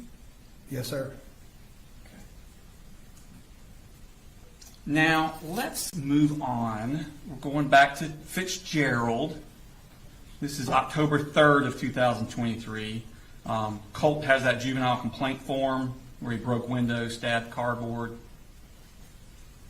I think he testified about that on direct. That Yeah. whole incident down Oh, there. yeah, yes, sir. Okay. After Marcy beat him over chicken nuggets, yes, sir. Yeah. So breaking windows, Broke a window. stabbing things with knives. Marcy made the claim that he cut the couch. Okay. And he says he didn't. He said he did. And you just always take Colt's word for these things? Over Marcy, yes. Oh, okay. You don't ever check into it? I believe my son more than I believe his mother. Okay. Now, we're talking about more violence and improper use of a knife, correct? As Marcy alleged. Okay. But you have knowledge of this, these allegations that you've been told about them. Correct. Okay. Through Marcy. And Colt comes back to live with you in Barrow County, Correct. and that's October 3rd, or roundish early October. Yeah, ish. Okay. Yep. Now, he's not going to school at this point. Correct. He's not enrolled anywhere, is he? No, sir. Okay. So you just go to work every day, and there he is. Correct. He's in the house. Okay. Then on October 13th, that's when DFAX calls and says, come get your other two kids. Correct. Okay. And you drive down the next day, and now you have custody of all three kids, That's right. and Marcy does not. Right. Okay. You call the shots when it comes to the kids. Yes, sir. All right. Now, the caseworker talks to you while you're down there, Yes, sir. and that's Tamika Mitchell. Yep. Okay. And she tells you to get these kids in school ASAP and into therapy, Yes, sir. didn't she? Okay. And you told the caseworker that the whole family will be going to therapy. Correct. All right.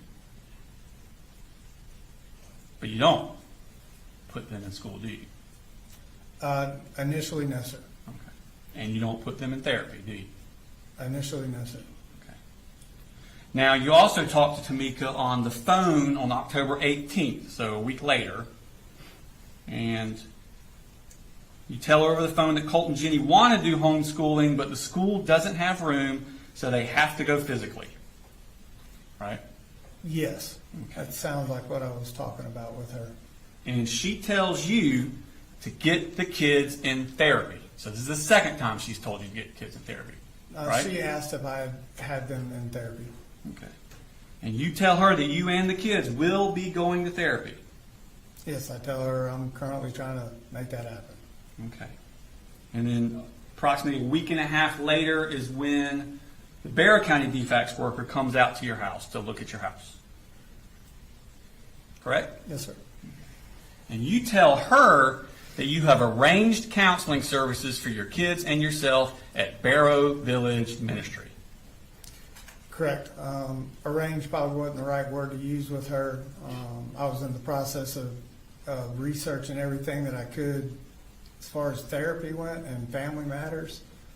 Relatively new at being a single parent. So I wanted to let her know that I was not doing nothing about it.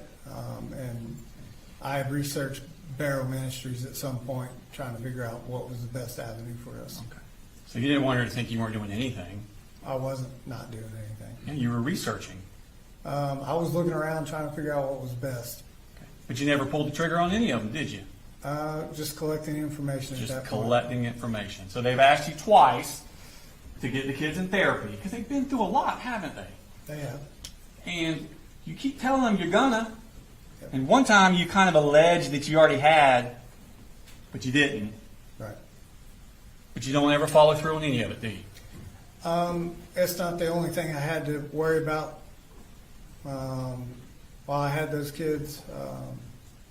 There was a lot I was learning on the fly, being a single parent, working full time, just trying to get my feet under me on how to do all of this by myself. So that's a no. That's just a fact. So if you consider it a no, then it's a no. Did you?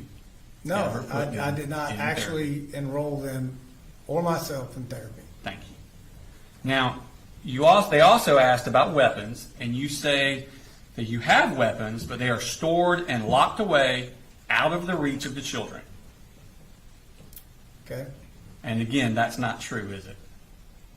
I don't remember saying locked away. I just remember saying they were stored and out of reach of the children.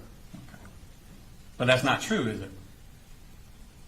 The lock part, no. Stored and out of reach, yes. Out of reach is true. For the most part, yeah, they were out of reach of, they weren't readily available for just laying around the house. Colt couldn't reach that shelf in your closet. I guess that he could if he stood on something, but even I have to reach up and over to get it. But I mean, obviously, to DFACS, they're concerned about weapons being accessible to the children. And you're assuring them that they're not accessible. But they are, aren't they? Right, and I'm being forthcoming and open and letting them know I do have weapons in the house as well. But didn't you also tell her that this was the first time you had ever had DFACS contact? I don't know if I told her that or not. Like I said, there were multiple DFACS people I was talking Pull that about. up for me. Remember, she made a summary right there. Yep. See if I can find it. So down there at the bottom, next to the bottom one, BFA, that's you, biological father, never had CPS involvement and felt appreciated that CM's help and made it easier for the children to feel safe. So you told her you'd never had DFACS involvement, didn't you? That's what I told her. Isn't that eerily the same lie you said here in the courtroom at your bond hearing? Again, this was not a lie.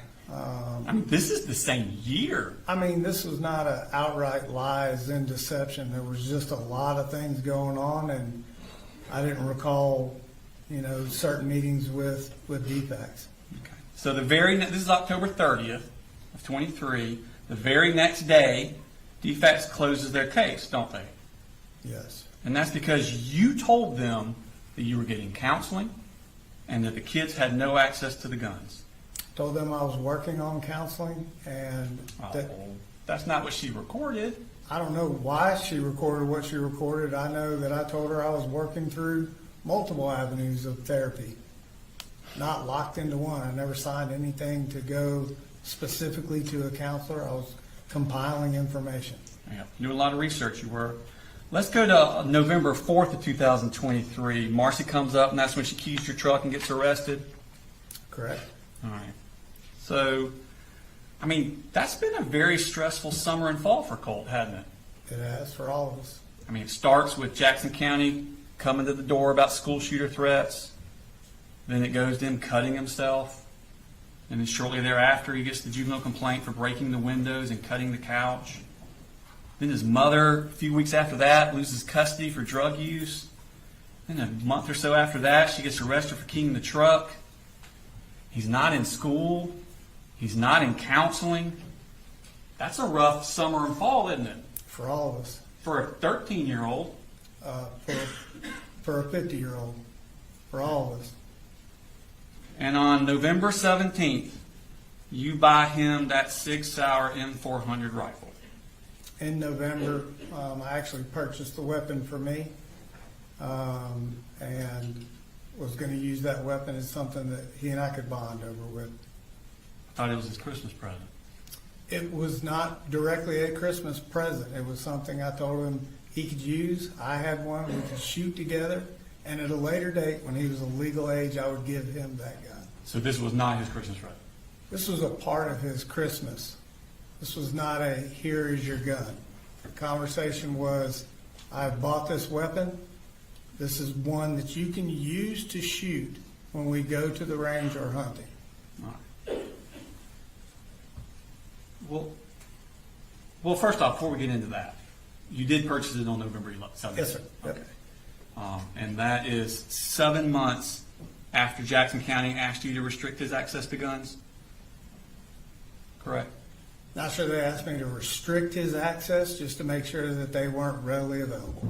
And 18 days after you told DFAX Colt didn't have access to guns. Correct. He's about to.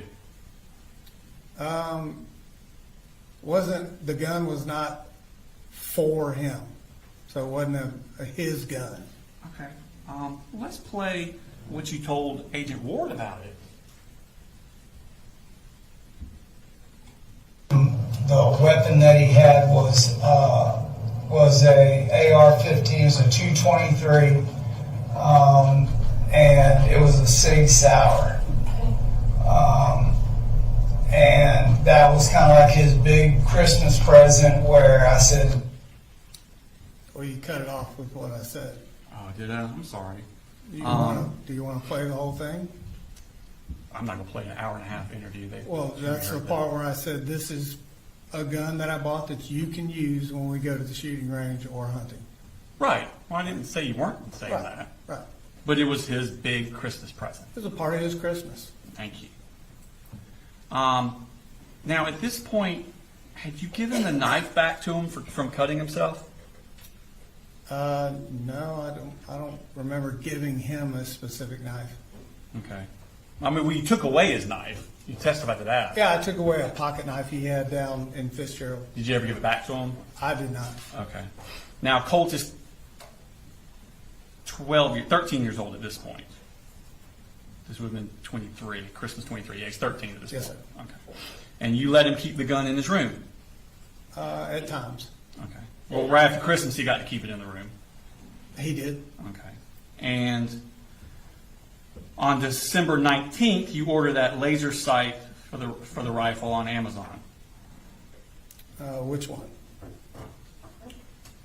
We can pull it up. That one there. Green laser rifle, the ones in the pictures. Correct. I actually ordered that laser for my rifle when I ordered it. But yes, I did order that laser. Now, Colt is still not in school, is he? No, sir. Okay. And you got the kids in October. Correct. And this is December. Right. And you haven't done anything to enroll them in school. For 8th grade or 9th grade. When you got the kids in October, Right. till this is December, you haven't done anything to get them in school. Yes, sir. Did you even do any research? I don't believe I did. Okay. Now in January 12th actually, Annie's the one that registers little Coley at Austin Road Elementary School. Correct. Okay. Annie, myself, and Debbie were working on registration for all the kids. Okay. In January. I think Annie and I started talking about that maybe prior to the new year. I was needing guidance on what to do and how to do. I've never been in the position where I had to enroll our kids. It was always, Marcy. Did you ever think about going to the Bear County School website? No, I didn't. Because I relied on Debbie and 40 years of education, and she usually guided me through what had to happen as I became a single parent. Oh, okay. So that's little Coley though on January 12th, right? That's not Jenny and Colt. I believe so. Okay. In fact, on January 25th, that's when Laureen sends you those emails giving you a step-by-step guide of how to get them in school, virtual school, or online. And she tells you exactly how to do it, doesn't she? Yes, And she even volunteers to pay for it, doesn't she? she does. And you don't do it, do you? I don't do it. Jenny and I were in a conversation of did she want to do it, and she opted to want to go to public school. Okay. So Jenny's registered on February 2nd, correct? Yes, sir. And this is second semester, correct? Yes, sir. She'd already missed the entire first semester of school, didn't she? Yes, sir. Okay. Now, on the 6th, the school emails you with a start date for Jenny and Colt, correct? I believe so. Okay. And you email back that Jenny's sick with a fever and will start on Thursday, right? Sounds correct. But Colt never attends. He does not. Okay. In fact, at that point on the 13th of February, you emailed the school and say you're going to sign Colt up for online classes at this time. Yes, sir. And you actually said at this time. Yes, sir. So on February 13th, well into the second semester, you hadn't done anything to get Colt enrolled in online classes. No, sir, it was kind of an ongoing Yeah. operation. In fact, you never sign him up for online, do you? So I had, in talking with my sister, I had thought there was email communication back and forth that Georgia Virtual was where he was enrolled. There were access codes sent in an email, and I remember talking with Colt saying, we have you registered, I thought at the time, at Georgia Virtual, here's the access codes, and you should be good to go. But you never did anything to get him enrolled, did you? I physically did not do anything, no, sir. I think you testified on direct. That was your bad. Yeah, I was needing as much help as I could get. There was a lot I was responsible in trying to cover a lot of things. Now, that's on the 13th is when you tell them that Colt's not going to school. Yep. On the 29th, you, Colt, and Jenny go to Wilson Shoals Gun Range. Yes, sir. And that's a school day, right? Maybe it was, I'm not sure. Is school not very important to you? It is. Okay. Now, it's around this time that Colt's aggression is escalating, isn't it? Maybe, I'm not sure. You don't remember when it was?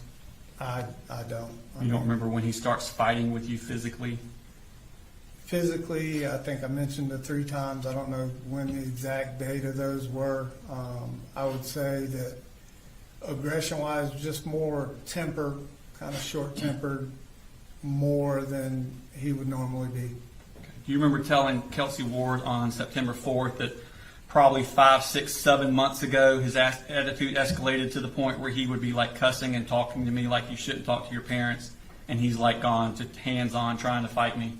Yeah, that's correct. So you said 5 to 6, 7 months ago. That was in September. So Right. 7 months would be around February, Right. going into March. Yeah. Okay. So around this time that we're talking about. Sounds like it.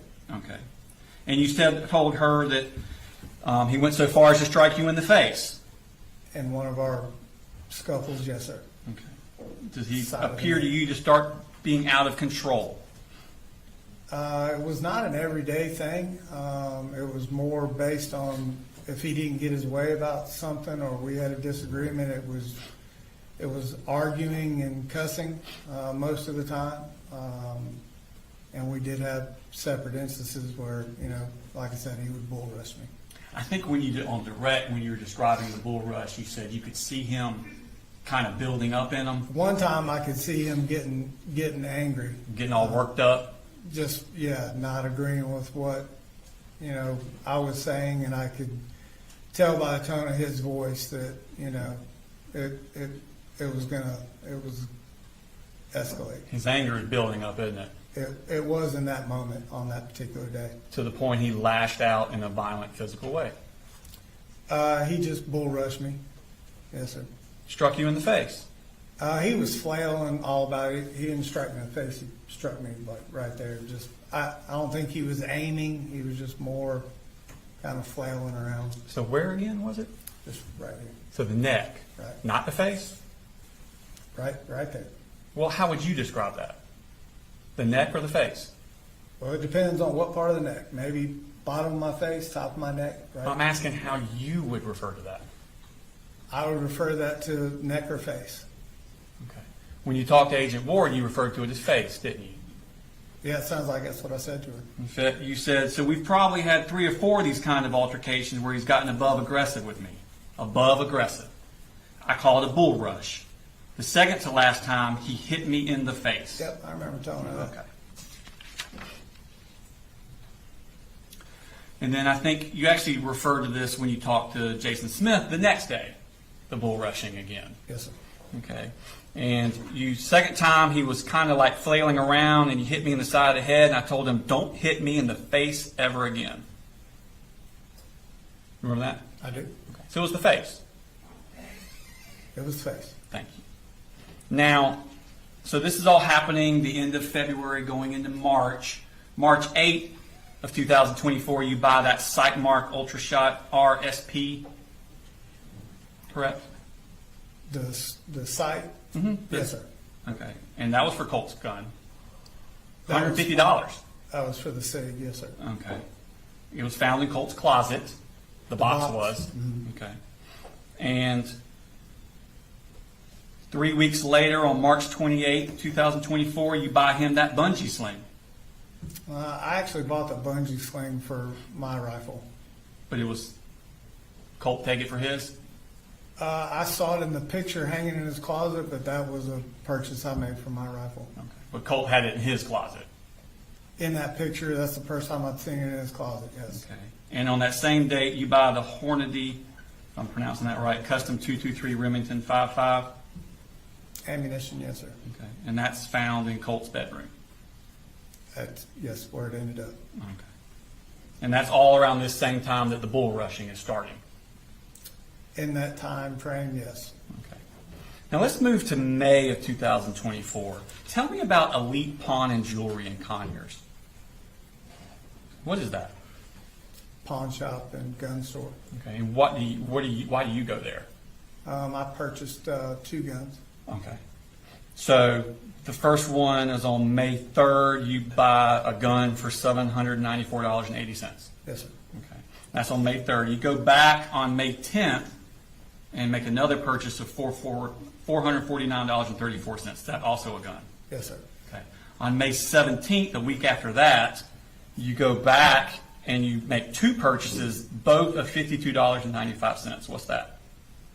For $52? And 95 cents. But it's 2 of those. Yeah, I'm not sure what that was. Okay. And then you go back the very next week and make another purchase for $52.95. Okay, Is that correct? sounds like it. So you're going on the 3rd, the 10th, the 17th, and the 24th. Okay. Basically every same day every week. Yep, Okay. And that's $1,400 in 1 month at Elite Pawn and Jewelry. okay. And they're all gun related?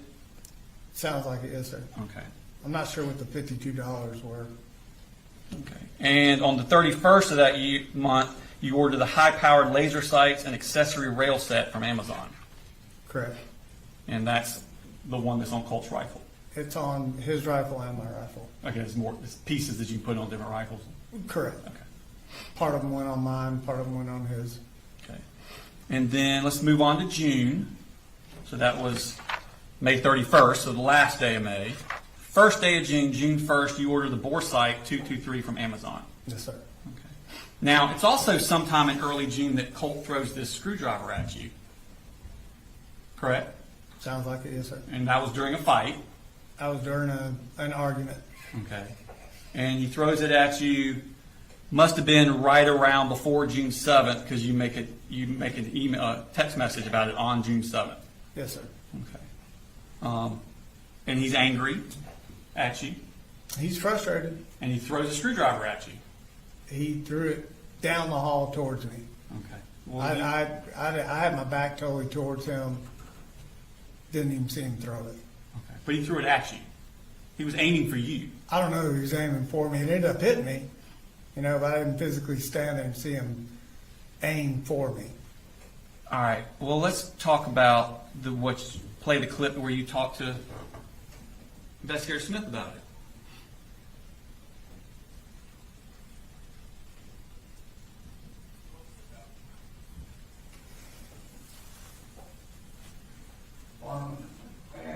And Jenny described seeing him kick you, punch you, hit you, That was the second time. and that was all of it. Probably a month and a half ago before he started back at school.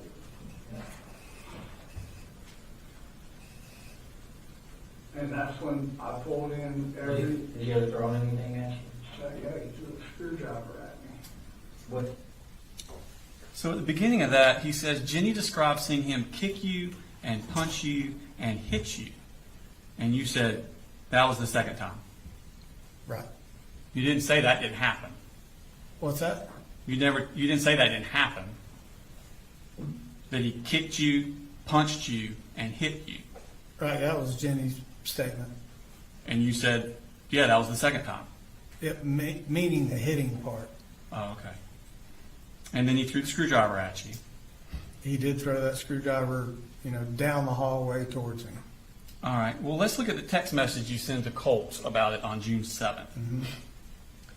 And that's you. Hey, Bubba, hear what I'm saying right now, okay? What I'm about to ask you is not trying to start anything. Make sure you understand that, okay? Are you worried about his anger there? I was worried about him taking it as far as he did, yes, sir. Okay. Well, like, even with just sending him this text message, you seem like you're worried about him getting angry. Yeah, I'm worried about, we'd established a close bond at this point, and I thought that I'd created avenues for him to be able to come and talk to me before it got to this point. Okay. And then the next one you say, okay, question I have is this. Did you tell Mamu that you had the screwdriver in your hand for self-defense? Right. Please tell me the truth, because we both know I wasn't even looking at you when you threw it at me. Right. Okay. So he threw it at you. Right. All right. So that's on the 7th. 3 days later, on the 10th, you ordered him that tactical vest from Amazon. Yes. And Colt had asked you about that. Get it for him. The tactical vest, yeah. He See- wanted. Go ahead. I'm sorry. No, he wanted to use it. He saw people at the range using it, so he thought it looked neat and asked me to buy it for him. Okay. And you ordered it to appease him. I did. Okay. And you told him you were getting it for him in a text message, didn't you? I did. All right. Let's see that text message. And you say, yo, I got this for you, son, because I love you. And also, hopefully, you can work on being a little more patient. Mm-hmm. Colt, when it comes to you and if you need something, if I can do it, I will do it. But if I cannot, then I cannot do it. And that's when I need you to be okay with it, knowing that as soon as I can, I will. At the end of the day, being disrespectful and flat out being mean and ugly doesn't do anything. So please, when you feel like you're getting angry or about to lose your temper, take a deep breath and then realize I'm going to make it happen at some point. Okay? I'm working hard for us. I do not want any more of that pushing, shoving, hitting anymore. We both deserve better than that. So here's the wind-up and the pitch. See you later, alligator. Love you. Yes, sir. All right. And then that's the one where you talk about when you feel like getting angry and about to lose your temper. You get angry and lose his temper a lot? Not a lot. Okay. And you'd say don't want any more of that pushing, shoving, hitting. Yes, sir. So he's physically violent. Not all the time, no, sir. Well, I know he's not all the time, but there are times that he's physically violent. 3 times the pushing and shoving, three times that I remember. And the throwing the screwdriver. Correct. Okay. And you also add in a screenshot of the tactical vest in this. Hold on, we have to pull it up. Yeah, there you go. And that's the one there. Yes, sir. And then he sends a photo of him in the vest.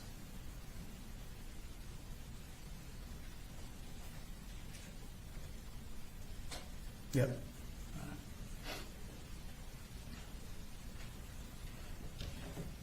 Now, on the 28th of June, you purchased a knife for Colt at Academy Sports. That was a purchase for me. For you. Yes. So, this knife, Brown handle. that's Yes, the sir. one? That's your knife. I purchased that knife. Where did you keep it? I had it in my pocket sometimes, had it in my book bag at other times. Sometimes I forget to take it to work. Okay. Was it accessible to Colt? It may have been if I didn't have it on my person. Okay. I mean, that's the one that was found in Colt's book bag at school, wasn't it? Oh yeah, I agree. I didn't know that he had taken that knife. Okay. So you're not worried about Colt cutting himself anymore? Again, that knife wasn't for Colt. But it's in the house where he can get to it. You weren't worried about him cutting himself anymore? Again, I didn't purchase that knife for Colt, and typically it was on my person. Okay. So let's move on to July. That was June 28th. So let's move into the month of July.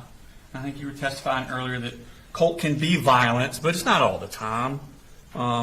Jenny sends you a text on July 3rd.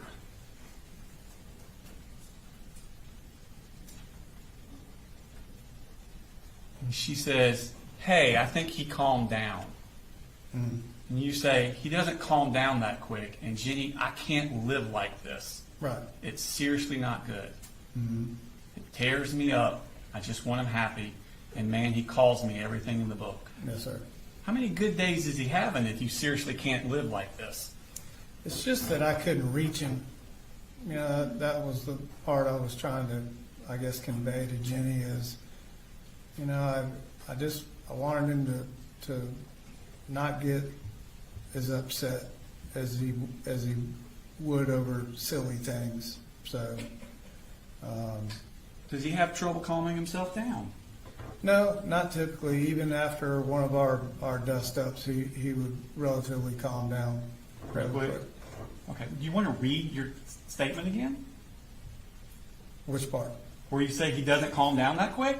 Yeah, I mean, it doesn't take days or anything, you know, for him to calm down, but he doesn't calm down in 5 minutes either.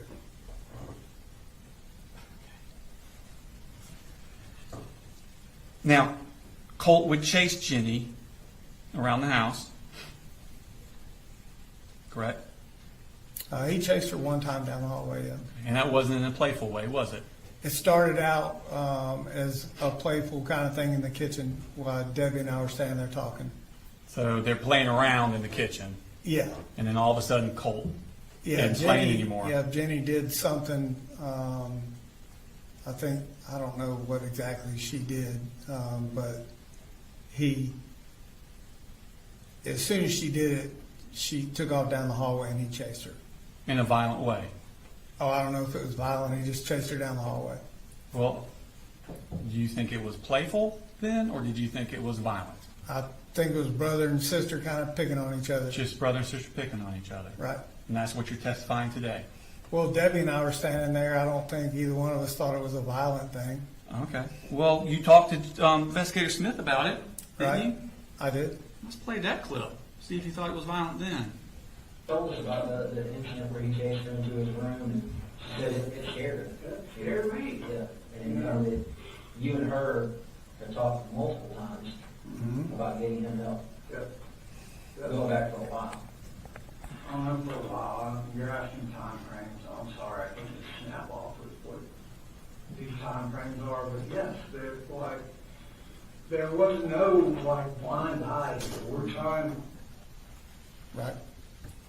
He says she told us about the incident where he chased her into his room, and she said it scared her. And you said, yeah, it scared me. Yeah, it scared me because when he got to the end of the hallway, not at that point, I don't think so. Okay. So he can go from being playful to chasing his daughter to the point it scares her, so his sister, it scares her and scares you like that. Well, what scared me was him banging his head into the door. That's not how you said it. I said it scares me. Right. He never asked what scared me. I just told him it scared me.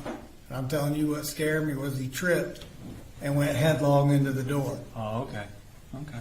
Now, so that was on the 3rd. You pick up Marcy on the 6th of July, correct? Sounds accurate.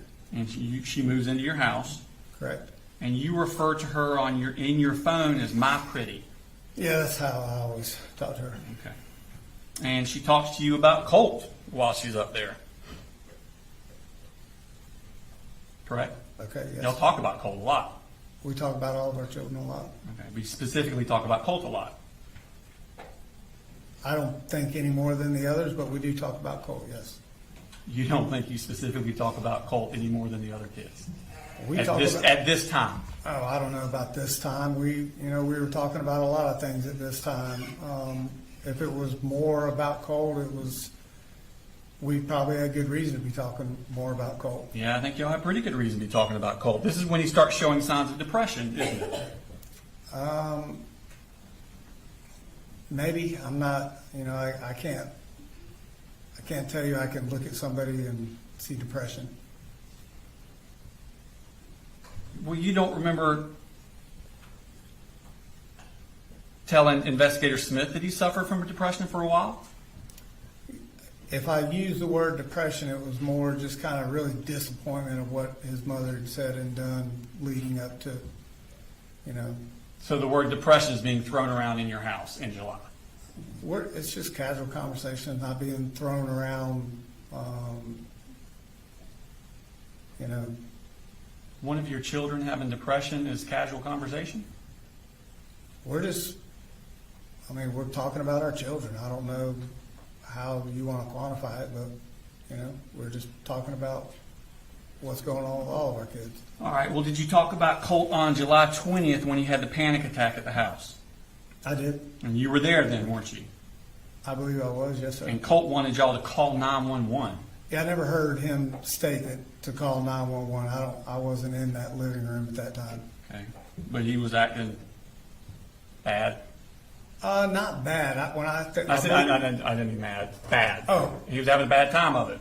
That particular night, I came out of the shower, I believe, and he was in the kitchen with Marcy in tears. Yes, sir. Okay. And y'all been talking about depression.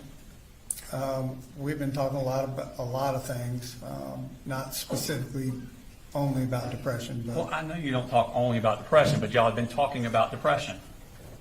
in conversation, yes, we've talked about depression and a lot of things. And now he's crying, wanting to call 911, having a panic attack in your house.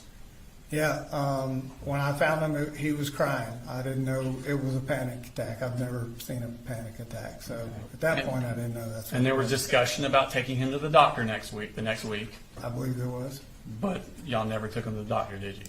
No, Marcy took him in the bedroom and got him to calm down. I asked her what she thought it was. She had made mention of a panic attack. I think I said something along the lines, I've never seen one.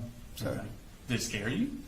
It scared me to the point where I've never seen him, cry really like that.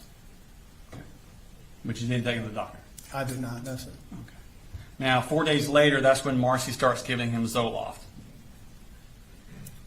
I'm not sure when she started giving him Zoloft, Okay. to be very honest with you. You remember getting the text on July 24th where she texts you and says, I started Colt on Zoloft today. Don't say anything about it unless he brings it up? I remember that text. Okay. And now that's Marcy's prescription, right? Yes, sir. Okay. You didn't take him to the doctor? I did not, no, sir. Okay. And did you think he needed medicine? I didn't think he needed medicine, no, sir. Okay. Did you want to go to a doctor and see if she's giving him medicine? Don't you want to kind of talk to a doctor about that?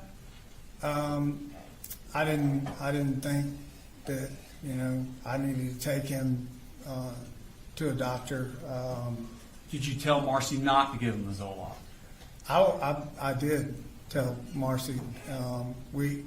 The comment was, I think she had made mention of how she was divvying up her medicine. Mm-hmm. And when I asked her, well, how do you know what to give them? She said, I researched it, but then I talked to my doctor about what I was going to do for Colt. Mm-hmm. That's kind of where we left it. But you didn't stop her from giving him the Zoloft? I did not stop her from giving him the Zoloft. Don't you have full custody of those kids? Oh, I do, yeah. Isn't there a safety plan in place to protect them from Marcy? I don't know if the safety plan was in place at that time, but there was one at a point, yes, sir. And you decide who visits and when she visits and what contact she has with them, don't you? I do. Okay. And you didn't stop her from giving your son Zoloft? I didn't stop her from giving him Zoloft, no, sir. Okay. Now, you testified to some stuff about registering Colt. I think you said that you went up and met with the registrar, and they said don't start right away. I think I talked to her. Get his schedule under control or something? I think I talked to her on the phone. I don't think I ever met with her face to face. Oh, okay. Why is there no record of that in the school records? I don't know. You don't know. Didn't you hear Lisa Butler testify? You remember her testifying? Yeah. And her saying that y'all came up on the 13th of August, Right. and she sat down with Colt and made a schedule for him. We were talking about the schedule and when his start date was. And that's on the 13th. I believe so. Okay. It's been a minute. Okay. So the first day of school was on the 1st. Right. Y'all actually, according to the school paperwork, you signed the registration papers on the 6th. Marcy finished them up on the 12th.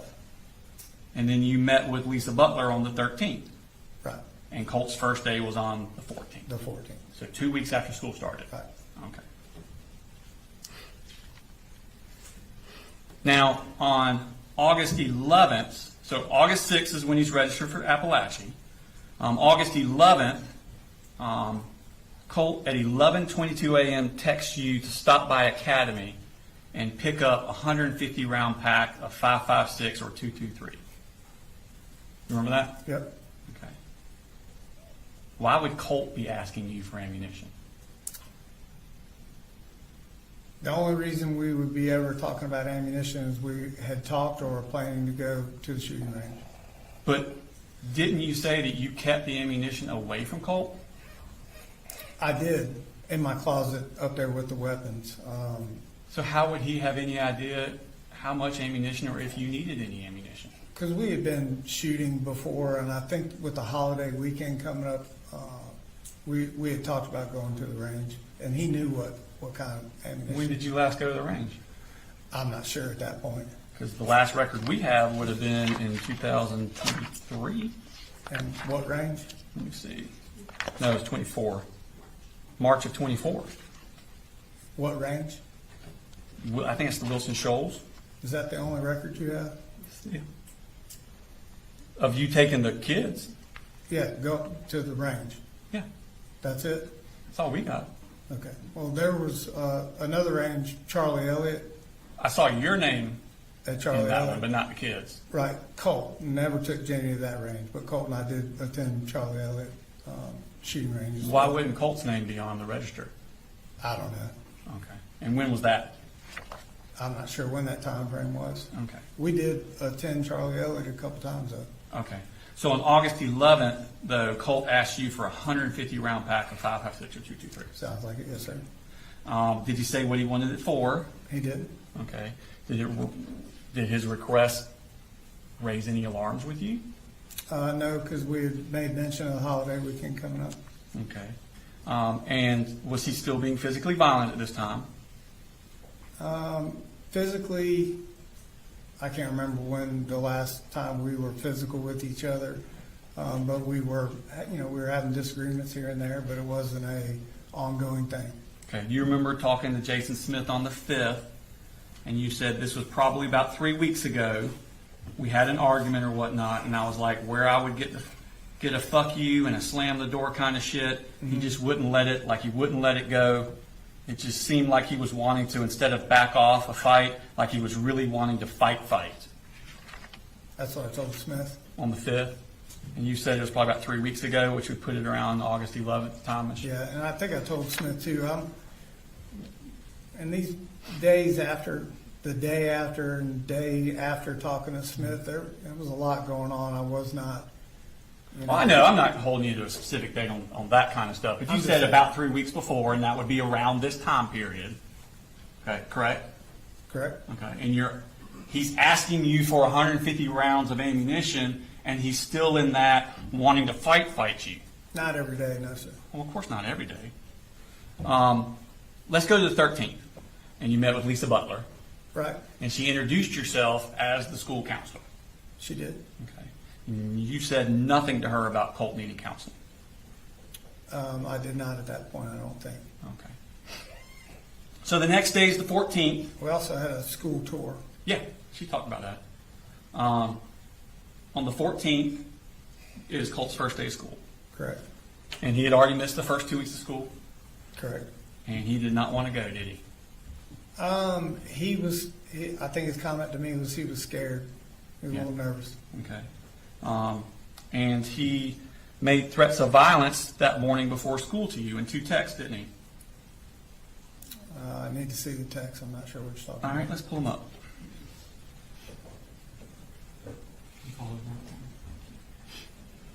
Yeah. Those? Mm-hmm. I'm sick of your shit. This is the fucking end for you. Mm-hmm. There's more. Yeah, I know. No more apologies. You have I fucking had it with you. Mm-hmm.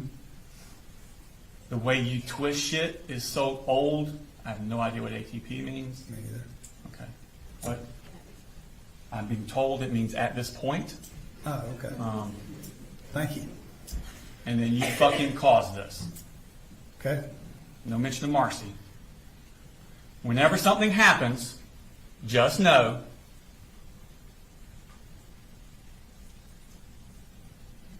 the blood is on your hands. Fuck you. Correct. And this is at 6:49 through 6:51 a.m. before Colt goes to school. Yep. And that's his first day of attending school since May 21st, 2023, Yep. when Jackson County came to your door about threats to shoot up a school. Yes, sir. Did those texts alarm you? They did, but I kind of knew what they were about. I think you testified about, you kind of knew what they were about? Yeah. You're just guessing?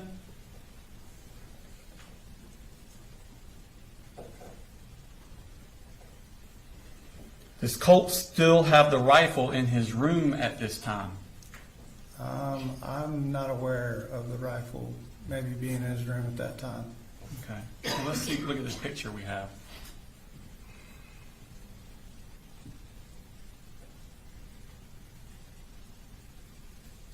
That was modified on August 3rd. That's Colt's room, isn't it? That is his room. And that's the tactical vest you ordered for him. Correct. Now, you took Colt to school that morning, didn't you? I believe I did on his first day. I can't really remember. But you did not go inside to tell anyone about those texts? I did not.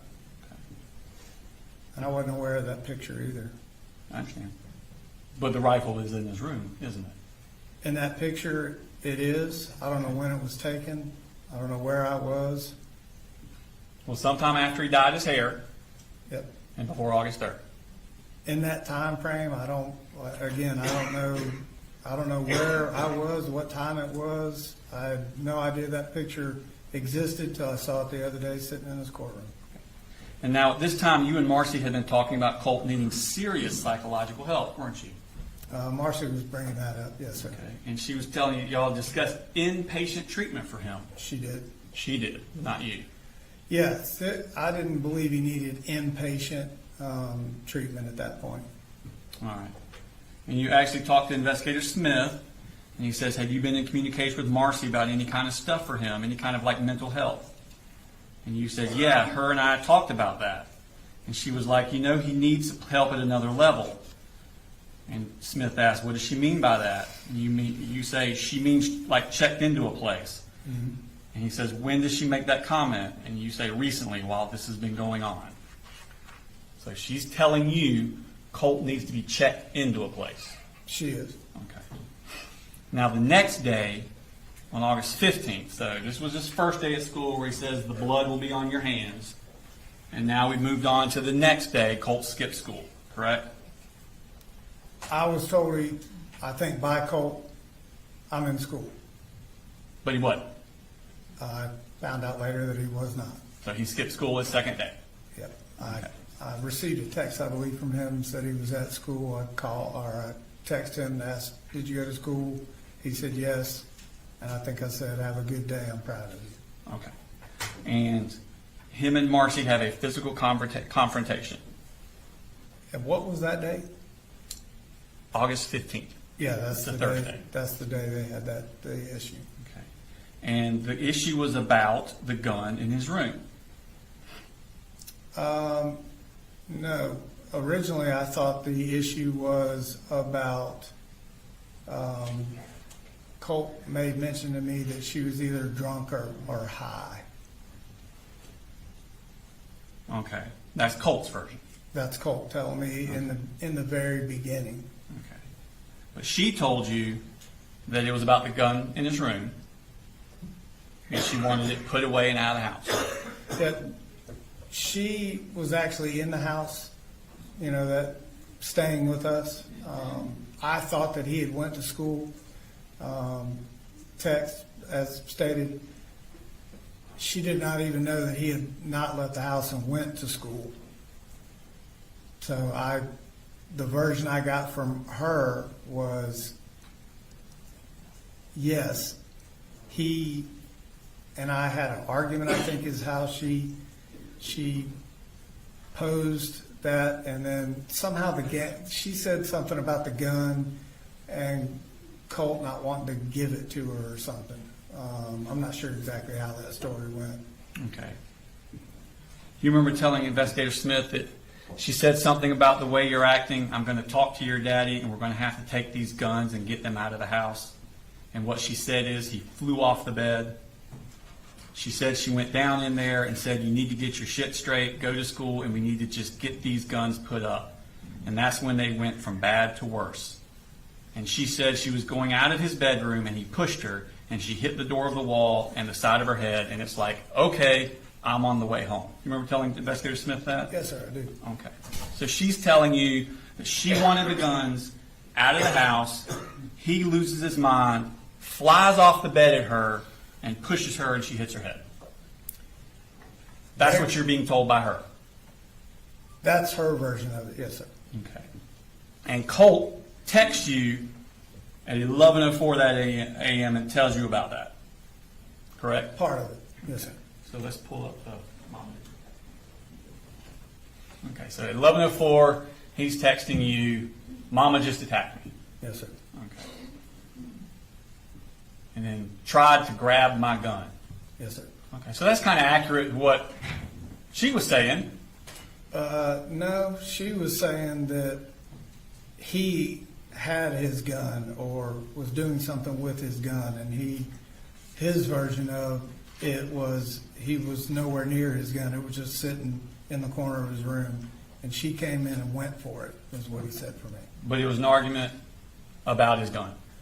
I think it was an argument about school, his attitude, not wanting to go, just a kind of a rift that they had always had, to be honest with you. Okay. But this is an argument involving the gun.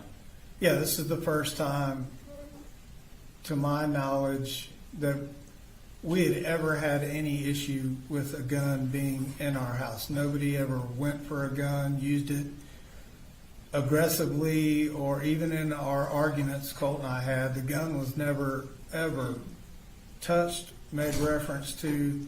The first time the gun ever was involved was when Marcy went for it, according to Colt. So never, never, never, ever, ever, never until this day. As far as in an aggressive or negative manner. Okay. And this is the day after he made that text about the blood being on your hands. Right, and I think I stated I took that blood on your hands as he thought that his mama may go through with the threat to kill him. Okay. That's how I read that text. That's how I took it. In You the took argument. it that he's scared of his mother killing him. Whatever they were arguing about, I don't think he ever got over that statement that she made. That's not in any of his texts to you. No, it's not. And You just thought that. That's just how I perceived that. Okay. So you're going through this month thinking in your head, Colt's terrified of his mother killing him. Not terrified. I just think that he had that thought in the back of his head. Okay. And this is the woman you went and picked up and brought back to your house to live with Colt. This is the woman I went and picked up after we went several family visits, Colt and I, to rehab to see that she was doing better, had earned her chip, and I was told that she was to a point where she could be released and that she had permission and her parents were on board, so I went and got her. Well, what about Colt? Colt was on board. He went down there for for family days with me. I thought you just said that you were worried that Colt was afraid she'd kill him. In that argument, So you have a child that's afraid of the parent killing them, and you're going to bring her into your house? not afraid of killing him, I'm just saying he always had that, we both had that thought, Okay. Well, let's see the text that he sent. This is at 1:52. Do this.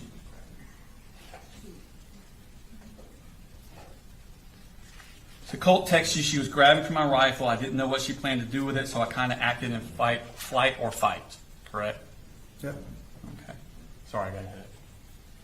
that's okay, I know what's coming.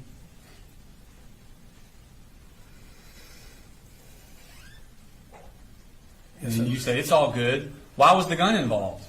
Yes, sir. I mean, that kind of disturbs you that there's a gun involved in this, doesn't it?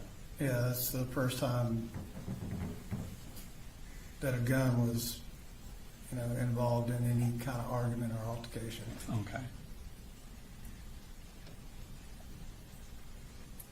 And he writes, I don't know, she backed me into my room and started talking about, oh, you're going to get your gun, even though I wasn't, and then she grabbed it. Yes, sir. So the gun is in his room. It was on that day. Okay. And it was after that day,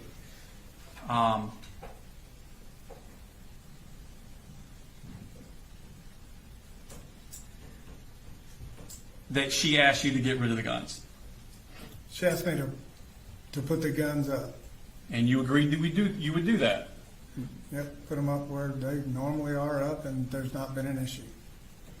And you didn't do any of that I did. I put them all back up in my closet, in your closet. in that top shelf Okay. where they've sat. And so I think you talked to Smith. What did Marcy ask you about the guns? What did she say to you about the guns? And you said, she just said after the confrontation she had with Colt, she was like, you just need to put them up or get rid of them. And I said, okay. And he says, did you put them up or get rid of them? And you said, they're up. And I didn't. My thought was, I'm going to have a conversation with Colt about this. So putting them up for you is in an unlocked closet Yes, sir. on a shelf. Yes, sir. And you're not home during the day. Not home during the day. Colt is. He was. And you didn't do anything else to make the guns more secure from Colt. No, sir. To that point, I didn't. There was no perceived threat from Colt. Okay. In fact, later the same day, at 3:48, Colt texts you, asks you to buy the Apalachee bore sight with the red laser bore sight and 3 sets of batteries from Amazon. He says, could you please buy this? Correct. That was in reference to us going the following weekend to the range. Okay. And you ordered it for him the very next morning. For him and myself. Okay. That was a accessory we both used on our rifles. The morning after he had a physical confrontation with your wife holding the gun. He wasn't holding the gun. She was. That's not what She She said. I'm sure that's what she said, but he told me she went for the gun. So I put him up. So the 16th, you order him the Apalachee bore sight at 6:25, and at 8:57, Colt sends you a text. They also talked about the holes in the door, and that's referring to the holes Colt put in the 2 doors, correct? Yeah, the one headbutt where he tripped, I think, was an accidental thing. I don't think he was doing that on purpose. In fact, I know he wasn't. Okay. So this isn't the first house Colt has put holes in, is it? Didn't he put a hole in the house in Jefferson in 2022? I don't know if I'm aware of that, of the hole he put in the wall. Okay, and of course he broke the window down in Fitzgerald. Yeah, he slammed the door and broke a pane. He just cracked it. And really. And at 9 a.m. he sends you the text. Sends you this text. I am restraining myself as for what I feel like doing right now. I have barely any control over. So he's telling you he's losing control over himself, isn't he? I wasn't sure what was happening with him at that moment. I was not there. Okay. So that's the day that Marcy leaves and goes back to Fitzgerald. So that's the day we all thought he was in school. Marcy was in the house, didn't know he went to school. Debbie, Charlie, everybody comes up. Yep. He's hiding in the closet. Right. And I later learned what those texts were about. He was sitting there listening to the conversations going on in the house. Yep. Yes, sir. Okay. And when they go to leave, he comes flying out of the house and has a violent outburst with them. I heard multiple stories of what happened. Okay. I heard Colt and I heard Marcy's version of it. Okay. That would have been his second violent outburst in 2 days. According to Marcy. Okay. And when Marcy and Charlie and Debbie leave, they come to your work. They Meet do. you They, there. they come to the Rockdale Fire Station out of the building. Where you were, and they meet you. Correct. And they tell you about what Colt had done, come flying out, threatening to kill them, and all that kind of stuff. Yes, she didn't necessarily, I don't think she mentioned the word kill or anything like that. She said that they were taken back, didn't know that he was in the house till he showed up at the door, and I think he was cursing at Charlie about being in our house. Did Debbie talk to you about those awful emails that we went over in court that day that she got from Colt? Do you have them? I don't have them with me, but you remember when she testified all about the fuck you and your God and all that, hope you all die? Oh, to Debbie? To Debbie. I remember. And that was in the aftermath of this, wasn't it? I believe it was. And did you see those? Did they talk to you about that? I don't think Debbie talked to me about those emails at all. Okay. When they come meet with you, do they tell you about Colt acting this way? What they had told me was he came to the door, surprised everybody, and was pissed off about Charlie being in the house, and Mamu talking about calling defects on me. Well, let me ask you this. What they described to you of how Colt was acting, did it disturb you? I wasn't surprised he was mad. I wasn't surprised at that. I was actually mad that what was happening inside of the house.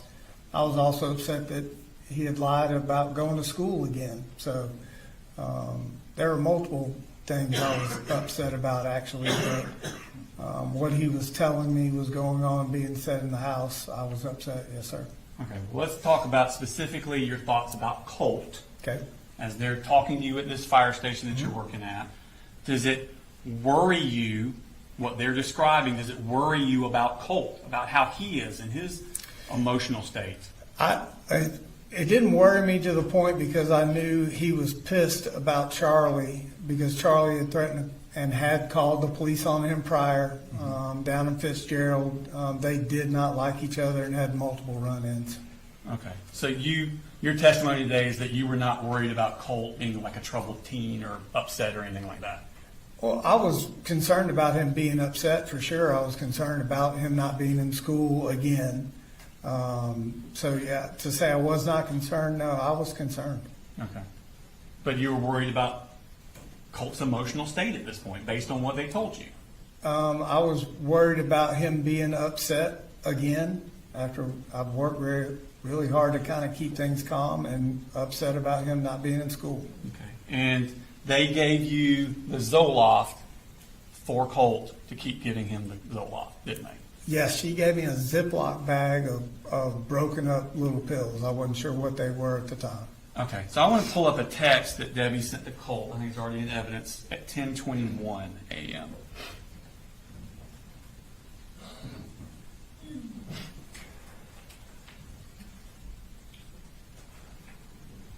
Let's actually come back to that. I think we indicated yours in the break. Okay. Go ahead, take 10.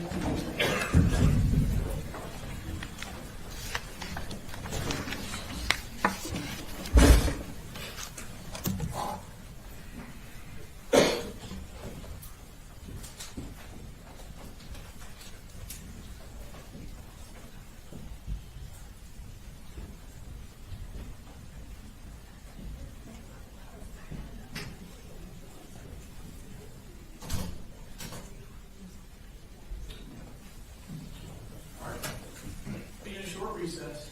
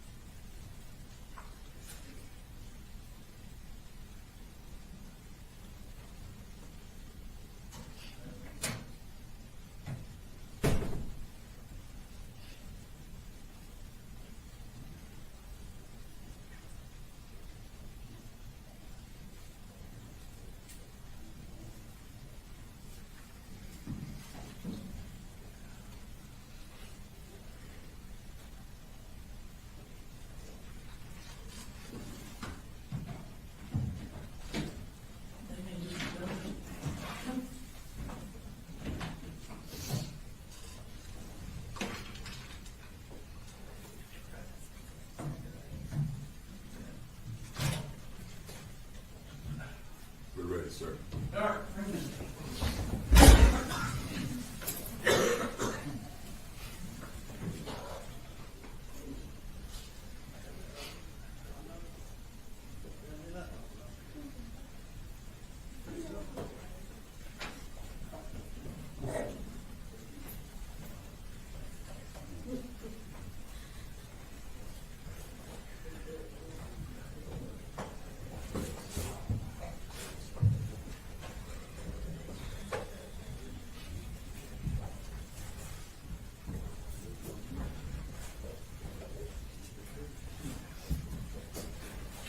Let me see.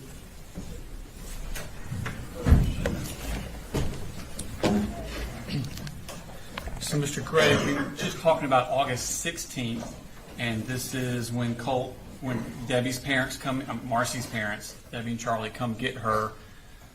According to them, Colt has a outburst where he threatens to kill everyone at the house. They drive to your work, give you the Zoloft. They tell you their version of events, correct? I don't know about the threaten to kill everybody in the house. That's not what I was told, but the rest of this is accurate. Okay. And I'm not showing this so much to go to the contents, it's more the timing. Okay. So this is sent at 10:21, because remember it says UTC plus 0, we're UTC minus 4. Okay. So it's actually 10:21, not 2:21. So this is still mid-morning. Okay.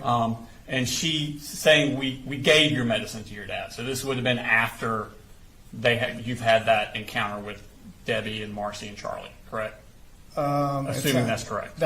Yeah, they came to my work, that was after everything happened at the house. Okay, and they've given you their version of events of what happened at the house? Well, Marcy gave me hers. Okay, so that's the only one you talked to was Marcy? Right. Okay. So that's at 10:21. 10 minutes later, you start doing some searches at 10:31 a.m.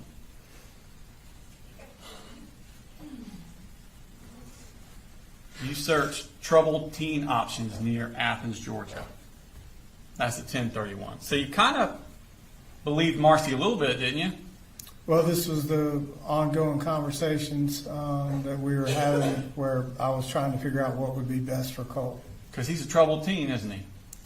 I think they all have been through more, all of the children and myself, than the normal person would, yes. Okay, so after you look here, you then visit at 10:32 Eagle Overlook Recovery. Correct. Okay, and we're going to go to that website there. And that's a treatment center for teens in Georgia.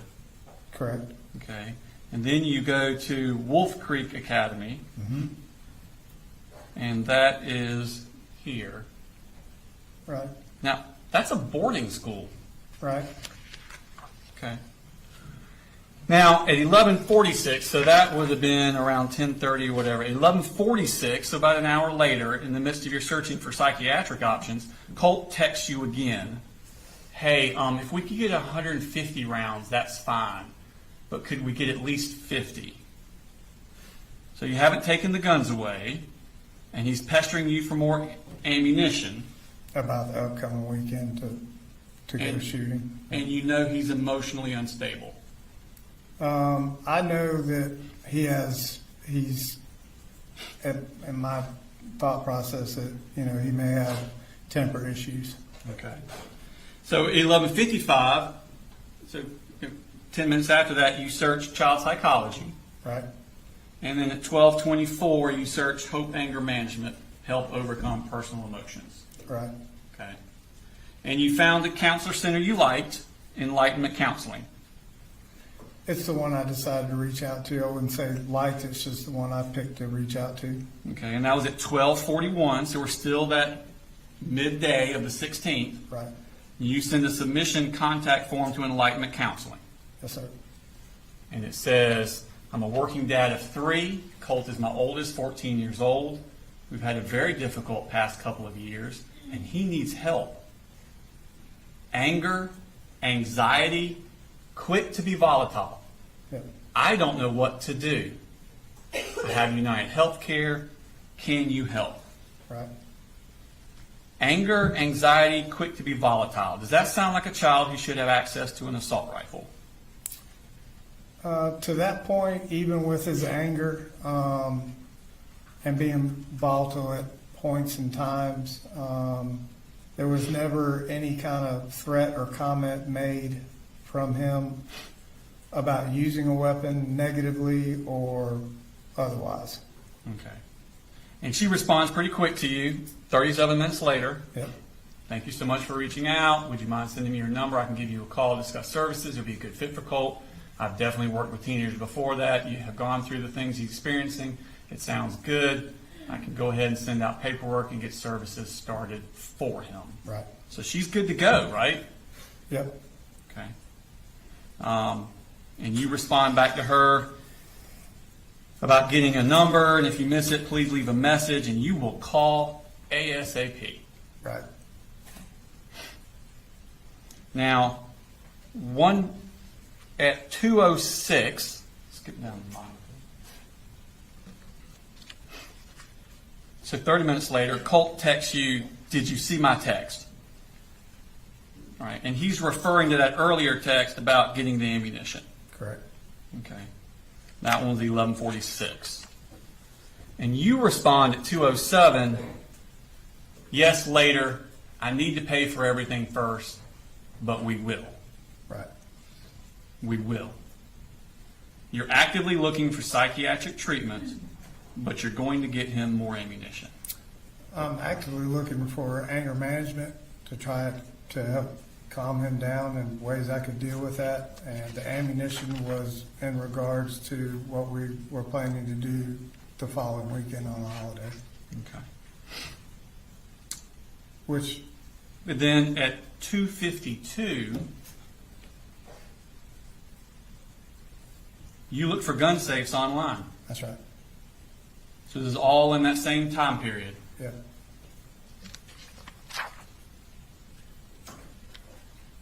Anger, anxiety, quick to be volatile. Now we're looking at gun safes. Yeah, we're looking at gun safes because the first time that the gun had ever come into play in any kind of issue that I've ever had at my house was when Marcy was there and she went for the gun. So up until that point, there was never a threat, never any kind of thought process of him doing anything with a gun. Are you saying that you looked at this because you were afraid of Marcy with the gun? No, I was just looking at options to put my guns up maybe in a better manner than in my closet. Right. Because Marcy's already left and gone home to Fitzgerald. Correct. Okay. So this is gun safes because you know things have changed and you need to do something to lock those guns up better than you are. This was a search, again, that, I started looking around because I knew Marcy would be back at some point, and there'd never been an issue with a gun in my house, however it was stored. So I started looking around at what we could do. And Are you trying to insinuate that you're doing this because you're afraid of Marcy with the gun? Judge, that's all he had. I'm asking him a question. Totally good. Is that what you're saying? No, I'm not putting the blame on anybody. I'm just saying the gun came into play for the first time. Right, because Marcy came up there because you went and got her and brought her up there, and now she's gone. And the only way for her to get back up there is for you to allow it.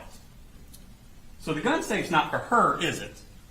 Well, no, she had showed up at the house unannounced before, and Debbie would bring her up to the house whether I had planned for it or not. So Not that summer. I'm just talking over the past. Over the past 17 years you were married to her? Like, what are we talking about here? I don't know. I can't give you exact dates. Not that summer. That summer, you picked her up from the rehab, brought her to your house, Right. and she stayed there until her parents came and took her back. And you have authority of whether or not she comes back to your house. I went and picked her up under the understanding that she had crossed certain hurdles and horizons in rehab, and she was going to continue those efforts and wanted to be near her kids, and I was trying to, you know, help her with that. And the gun safe was just something I thought after that episode, no matter whose fault, the gun came into play for the first time that, you know, in an argument situation. So I started looking around for gun safes. Yeah. Because at that point, none of it had ever been locked up. They had never been locked up in a safe, and they had never come into play in any type of argument or heated situation. So let's show a clip of you had with Jason Smith on the 5th, where you were talking about the gun safe and stuff. It looks with what had happened, for me to tell you, it was an agreement by God. We had never had those weapons in our house. Like, we had a long conversation with Colt about them, but they would have never been there. And it was just like sort of blood of like, these are historic things.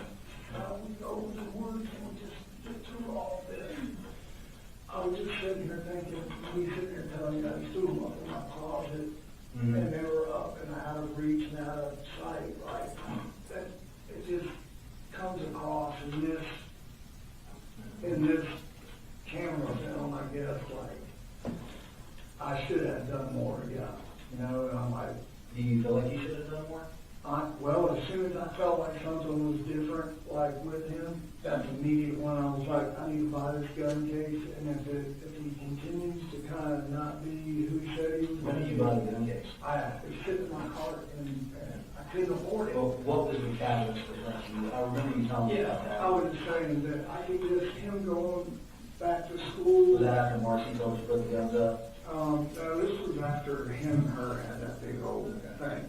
There was a red flag that went off for you, like, hey, I need to lock these guns up. Well, there was okay, until we can get him some help and everybody calm, I just need to do the right thing and just get them put up or out of the house, like either way. Like, and that was known, that was coming. I had to pay $78 more as soon as I buy it. So it's still sitting on Amazon cart for $134. And that was after the incident last week? With them? Marcy. Okay. Yeah, with him and his mom. So You really, came up last week. yeah, and really I was debating like this week, like, well, if he goes to school, then I may just come home and take everything out to Mike and just try to hold on to it for a while, just until I can make sure everybody's like. Why didn't you do that last week? So Jason Smith asked you, do you feel like you should have done more? And you said, as soon as I felt something was different, like with him, that immediately when I was like, I need to buy this gun case. And if he continues to kind of not be who he said he was going to be, that was the catalyst for getting the gun safe. Him. Him being who he was supposed to be was more going to school, doing the things he said he was going to be, and the gun safe catalyst is the gun coming even into play or being a part of an argument between anybody in the house. And then Jason Smith asked you, so there was a red flag that went off. Hey, I need to lock these guns up. And you said, well, there was, like, yeah, until we can get him some help and everybody calm. I just need to do the right thing and just get them put up or out of the house. Yes, sir. Till you can get him some help. Yeah, we were in the process. You wanted to do the right thing. Yep, we were actually had counselors set at school, and we're in the process of doing the right thing. So you knew the right thing to do was to not let him have access to the guns. No, not necessarily him, just to do the right thing to make sure that a gun wasn't involved in an argument with him or Marcy or me or anybody else in that house. But you didn't do the right thing, did you? Immediately, no. Okay. As far as buying a safe, I did not buy a safe. So you're still trying to get him counseling at this point. We're still on the 16th, same day. Correct. All right. I believe counseling was dialed in and ready to go to where? And Marcy and you haven't done a where yet. This is on the 16th. Okay, all right. We'll get to the aware thing. Okay, all right. Okay. This is before that, right? I believe so, yes. Okay, so y'all are trying to get him counseling. You just filled out the enlightenment form. Right, okay, so yeah, I'm still That like, day. collecting who would be best. And you're communicating with Marcy and Deborah because they want him to get counseling too. Correct, Okay. In fact, you send a screenshot of that enlightenment response to Deborah. to Debbie, yeah, And she responds, "That's awesome, Coley. Thank you." yes, Okay. So that all happened on the 16th. correct, I think you sent that enlightenment response at 3:46. right. And she's so happy that you did that. Mm-hmm. At 4:35, so less than an hour later, Don Crook calls you, goes to voicemail, she leaves a message, Yep, and you never call her back. correct, Let's fast forward 5 days. Now we're at August 21st. That's 5 days after the first voicemail from Don Crook. She calls you back again. Goes to voicemail, leaves a message, and you don't call her back. Correct? correct, Okay. So that's at 4:26 when she leaves that voicemail. Okay. 6 minutes after that voicemail is left, at 4:32, Marcy searches Don Crook, Bethlehem, Georgia. Is that a coincidence? I don't know. Or have you told her about Don Crook just calling and leaving that voicemail? I don't know how that transpired. I know that I talked to Mamu about it, so more than likely it was Debbie that had shared that with her. Because, I mean, so you told her, "I just got an email from Don Crook, a voicemail," and and Marcy searches Don Crook, Bethlehem, Georgia. Sounds like it. Okay. Now, that's at 4:32. 2 minutes later, Marcy's looking at different places. Crisis stabilization. She searches crisis stabilization, Advantage Behavioral Health System. Okay, yes, Okay. And then she sends you at 4:38. So this is 12 minutes after Dawn Crook left you that voicemail that she's good to go to help with Colt. Marcy sends this. "This is what Colt needs right now. They take our insurance, and he will go there until he was stabilized, and they figure out a treatment plan." She's talking about an inpatient here, right? right. Okay. Dawn Crook isn't inpatient, is she? No, Okay. In fact, that's at 4:38. At 4:39, you go to their website, Advantage Crisis Stabilization. And that's the one in Athens, right? yes, sir, That we've been talking about. yes, sir. That's at 4:39.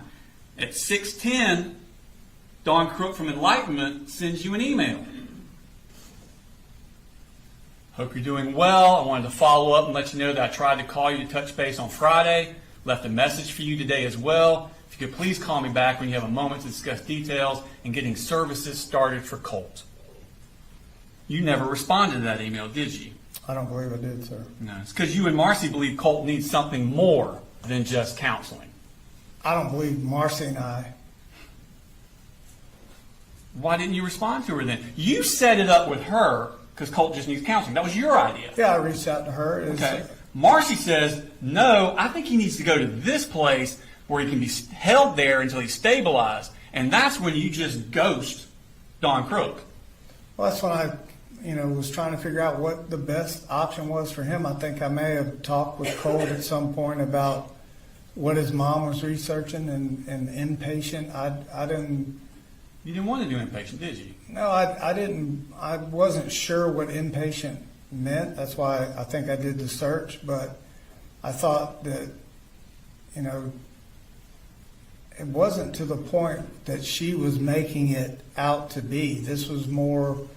She wasn't in and day out with us. I thought this was more of an anger management issue. Right. The stuff Dawn Crook could handle. Right.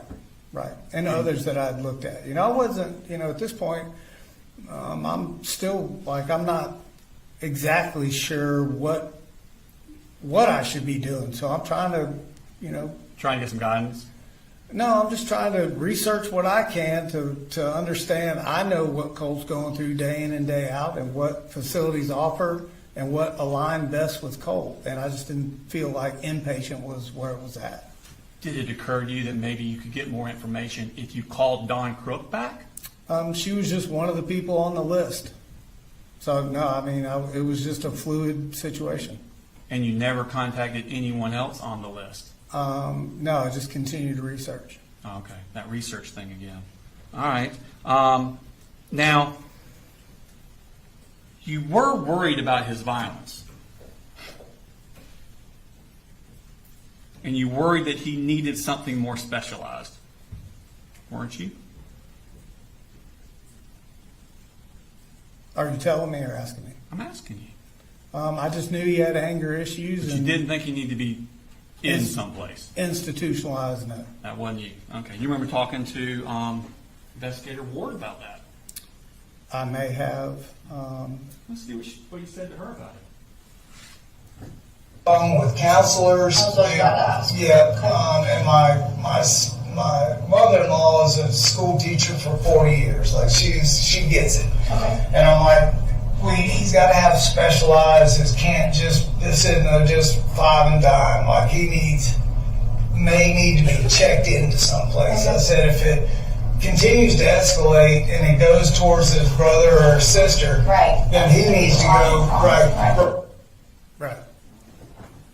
Again, So you're telling Agent Ward, he can't just have this five and dime. He needs to be checked into someplace. yeah, I was kind of going over the whole thing with her after, trying to explain to her what I was researching, what I was looking at for him, and as far as escalating to his brother and sister, in my mind, it was still the anger issue. And if he ever went to hit or do something to his brother and sister, then obviously, Okay. that would be a. Well, let's piece this through a little bit. Isn't that so? You said so. We've been on the phone with counselors. That's not true. You've not been on the phone with anybody. Not on the phone. I think I left that email with Dawn and may have misspoke right there. May have misspoke. Okay. We're talking about an hour or so after the tragedy had happened. Okay. So to sit and think that I'm having a line-by-line conversation with the GBI in my front yard and can recall every single thing I was doing in phone calls, that's. I understand that, but have you noticed that when you get confused and you may not say it right, you always say it exaggerating how much you did? Exaggerating how much I did? Yeah. Like when you're mistaken, you mistaken the exaggeration benefit to you direction. I don't think it was a benefit. I was trying to convey that I was not doing nothing, and I was trying to do the best that I could do. I don't, there's no. But you weren't on the phone with counselors. There's no game plan for being a single parent. I've never been one, so. So you had not been on the phone with counselors, correct? Had not. Okay. And then you said he's got to have specialized. Can't just five and dime. Like he needs to be checked into someplace. Isn't that the exact opposite of what you just told us? That was just a conversation that, I said after Marcy and I had been talking, Let me rephrase. Or actually, no, I'm not going to rephrase. Isn't that exactly the opposite of what you just told us? If you say that's the opposite, then that's the opposite. You told us that Marcy wanted him to be institutionalized, put into a place, and you didn't think so. You were against that. You didn't agree with that. But you're telling Ward he's got to have specialized, can't just five and dime, like he needs to be checked into someplace. Isn't that the exact opposite of what you told us? It is the opposite. But what I left out to Agent Ward was that was the conversation between Marcy and I, and still just kind of, very emotional about what happened. I did not word it correctly. Yeah. And then you say, okay, I said, if it continues to escalate, and it goes towards his brother and sister, then he needs to go. Correct? That's what it says. If that violence that he's had, that you've seen, continues to escalate, and it goes to his brother and sister, he needs to go. Yes, sir.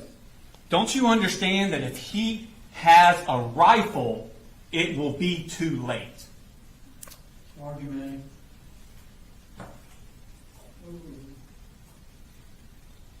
Again, the rifle never came into play with anything that we were ever arguing or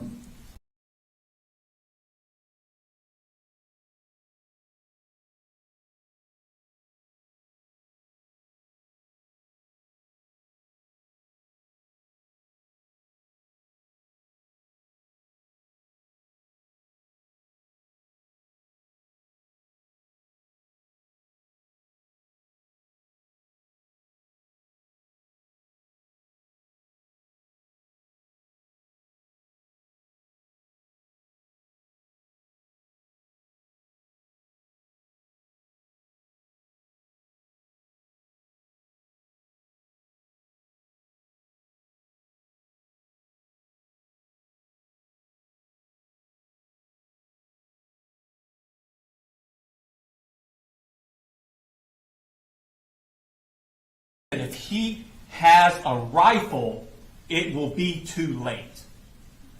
Argument.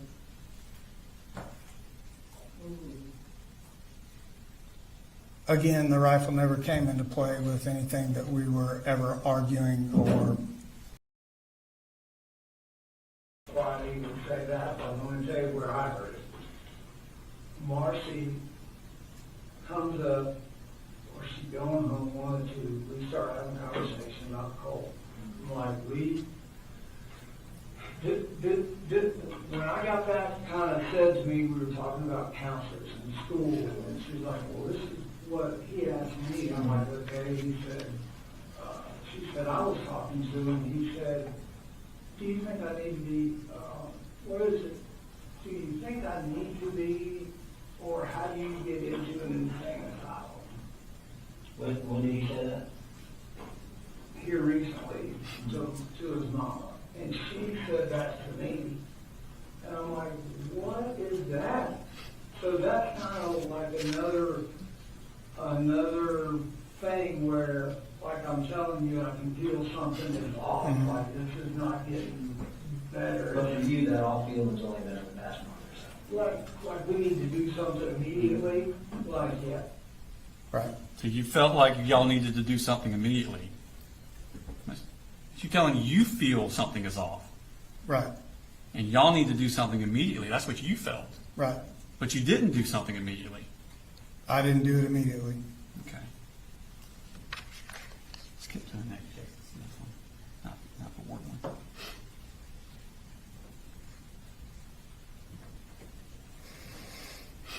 It's about what he told, Right. what was it, mania, Yeah. whatever, was a sane asylum. And that's where I'm like, he's got to go. Like, we have to make this happen right now. Something's wrong. And when was that? That was just the other day, but his mama told me that. Like, okay, we've got to make this happen. And that's where I'm like, he's got to go. Like, we have to make this happen right now. Something's wrong. Yes, sir. You believed he needed to go somewhere. I believe he needed more than anger management at that point. But you didn't make it happen. Not that day, no, sir. And Colt still has access to that rifle. He does. Okay. In fact, this photo was modified on August 21st. Yep, never seen that photo. But that's him with, that's not even the rifle. That's your other gun. Correct. Isn't it? Never knew that happened. But he has access to your guns, doesn't he? Yes, he does. Next day, August 22nd, Thursday, Colt skipped school. Next day, August 23rd, Friday, Colt skipped school. The next day, August 25th, it's a Sunday, you search Advantage Crisis Stabilization, and then you searched again 5 minutes later, Advantage Crisis Stabilization. That's that place in Athens. Yes, sir. And that's you searching for it. Right. Okay.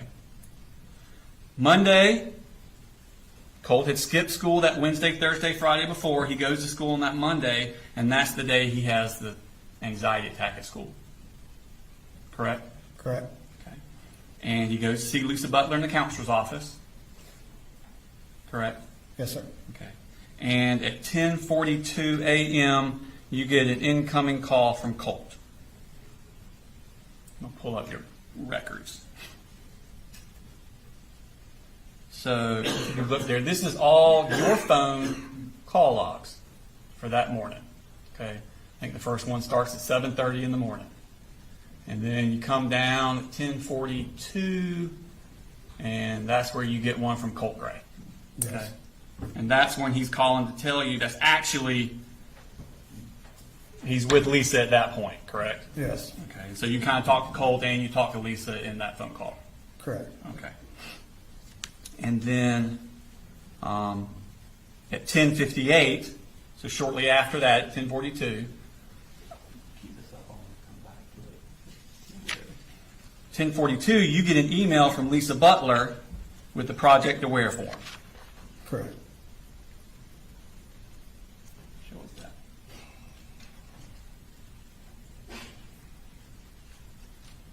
Okay?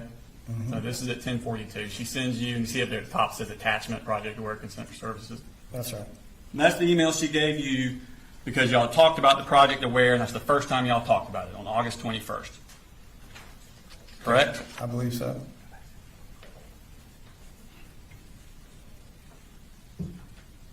So going back to your phone calls that morning, you got from Colt Gray, from Colt Gray,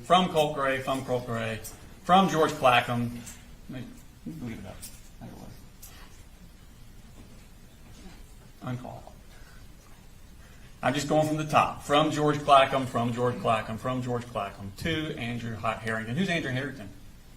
Somebody you work with? I think it was a subcontractor that worked Okay. for me. Okay, so that's work. Then you got a couple to My Pretty, and that's Marcy. And then again, there you go, 10:42, Colt Gray. Okay, and then some more My Pretty, Colt Gray.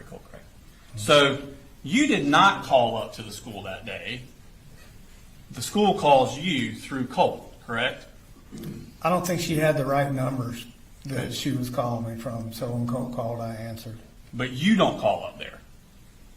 I didn't know to call. She didn't have the right number. I answered Colt's phone call. What I'm saying is you didn't call the school that day. I don't think I had a reason to call the school that day until Colt called me. So you became Project Aware. You became aware of Project Aware because Colt has an anxiety attack. Lisa Butler reaches out to you through Colt, sends you the form. Right. That's not what you told Jason Smith, is it? Again, there was a lot going on. Everything, I think I told Jason Smith the same thing. Everything that we talked about, timestamp, dates, it may not have been correct. It was, Yeah. I'd been up all night with Jenny and may have got orders wrong of what was going on. So if you're about to show something that Now we're going to play something. I said different, then I Yeah, did. it's a little different. I could not convince him to go back to school after he came back that second time. I don't know what to do at this point. So I called up there and said, I want him to see the in-house counselor. Can we do this and set it up? What's the counselor's name? Lisa, I need to look at my phone. Lisa Hughes, I think. She sent me an email and said, hey, they made contact at the school, and she said we would like to bring in a third party, the Aware. Bring like third-party therapist, Yeah, or psychologist or something? Yeah, the Awareness is the count. Okay. When were they going to do that? I had to fill out all the paperwork, which I did Thursday and Friday. So you had an appointment this week? Giving them all permission, like bring everybody, bring a specialized person, like. And what were they specifically like treating him for? Like, They were gonna talk to him about coming to school, not worrying about what people are saying, don't be a loner, come on, get back in the swing of things at school. and try to what find. people were saying, he was at the stuff about his mom Yeah. being bad, busted, and arrested, and all that. And then he was more worried about everybody knowing that he, mom was a mad dad, and that his biggest fear was failing and falling behind once he was in high school. So the appointment this week, I'm assuming goes to like today or tomorrow? Yep, so they need me to give permission. I filled out all the paperwork online, sent it, and said, said, thank you so much for this. Okay? Well, you just told him that you called up to the school because Colt needed counseling, and you talked to the counselor when you called up to school. Correct. What I should have told him was this was the time that Debbie and I were working together on this, formulating the plan in the evening on what to do. Debbie was actually the one going to the school and communicating. No, this is before Debbie. We'll get to that in a second. Was Debbie it? hadn't come up yet. Okay. So there was a lot of things moving at that point in time, but as far as me calling, I don't guess I did call the school. I was trying to communicate to Jason that I had some plan in place for Colt. Okay. So again, your confusion leads towards you looking more proactive than you actually are. You don't call up to the school, and you tell them that the reason that you wanted the Project Aware came out, what they were going to talk about, was making sure Colt came to school and he felt good at school. You don't mention anything to Jason Smith that what precipitated this was a panic attack at the school, where he had to spend the entire day at the school nurse's office. I didn't tell him that, no. You didn't tell him that. And then you make the phrase, I filled out all the paperwork on Thursday and Friday. I think you've said that a couple of times, where your attorneys have said that through court. You filled out all the paperwork, correct? Isn't it true that the form is one page? That's it? It's paperwork. That's what you consider all the paperwork. That you filled out Thursday and Friday is what you said. Colt's name. That's what I filled out. Correct. Now at 12:03, so that was in the morning, 10 something. At 12:03, you get an email from Karen Hope about offering Colt counseling through the school. Correct. Correct. Okay. Could you pull that up for me? Karen Hope. Glad to have you aboard. I'm Karen Hope. She gives her email and phone number. You ever call those or text any of the email? I did not reach out to her. No, you never reached out to her. To her. So at 12:18, you get a text from Marcy that says, been texting with Colt. He seems okay, but they have him in a conference room until he feels stable. So, I mean, that's not a good text to get. Until he feels stable. Colt had a pretty rough day at school, didn't he? It sounds like he just had a kind of, like I had referred to, he doesn't like being put in the spotlight, and doesn't like everybody looking at him. So I think he kind of had a panic attack about that. Yes. Yeah. So that night at 7:59, you order that unisex half mask. Yeah, I don't remember ordering that half mask for him. I've seen that picture. I don't remember doing that for him. Okay. But you don't just dispute your Amazon account records that we showed earlier. And my bank records, but that wasn't the first time where Colt had purchased something without me knowing. Don't you get an email from them when they tell you? Well, if Colt is, I'm not saying Colt did it. I'm just saying that I don't remember buying that for him. okay. Mask arrives a couple days later, and let's go to the 27th. So that was the 26th. We'll go to the next day. Colt skipped school. In fact, he didn't go back to school that week. Does he? No, sir. In fact, he doesn't go back to school at all until the day of the shooting, after that panic attack, does he? I don't believe so. Okay. Now, Deborah Polhamus. Hang on, I am not sure that, and I'll have to look. There may have been some days in there where I was told or thought he was going to school. Okay. But that day, the 27th, the day after his panic attack, that's the day Deborah Polhamus arrives at your residence. Yes, sir. I And think that's when y'all start talking about what we're going to do about Colt. Right. With Deborah. Y'all were getting those plans together, I think you talked about. Yes, sir. Okay. And she's talking to you about Advantage Behavioral in Athens. Her and I were talking about it because I said, hey, this is what Marcy had brought up, and I was just uncomfortable with the inpatient, so her and I were talking about that. I thought we just went through all the interviews with Jason Smith and Kelsey Ward where you were saying he needs to go somewhere. Yeah, I don't dispute Okay. that, but Debbie and I were talking about that as well. Well, it just sounded like you were going back to the whole, I didn't want him to go inpatient. No, I'm just Okay. telling you what we were talking about. So she's talking about Advantage again. In fact, she had called them on the way up there. We saw the phone records. Right. Okay. And that's when she tells you Saturday, nobody's there on Saturdays. I mean, no, they're not crowded on Saturday. It's a good day to go, didn't she? She said I could take him anytime. Anytime you want. Anytime there's an issue. Right. Saturday wasn't like Dad said. But Saturday was a good day, wasn't it? A good day to do it, according to her.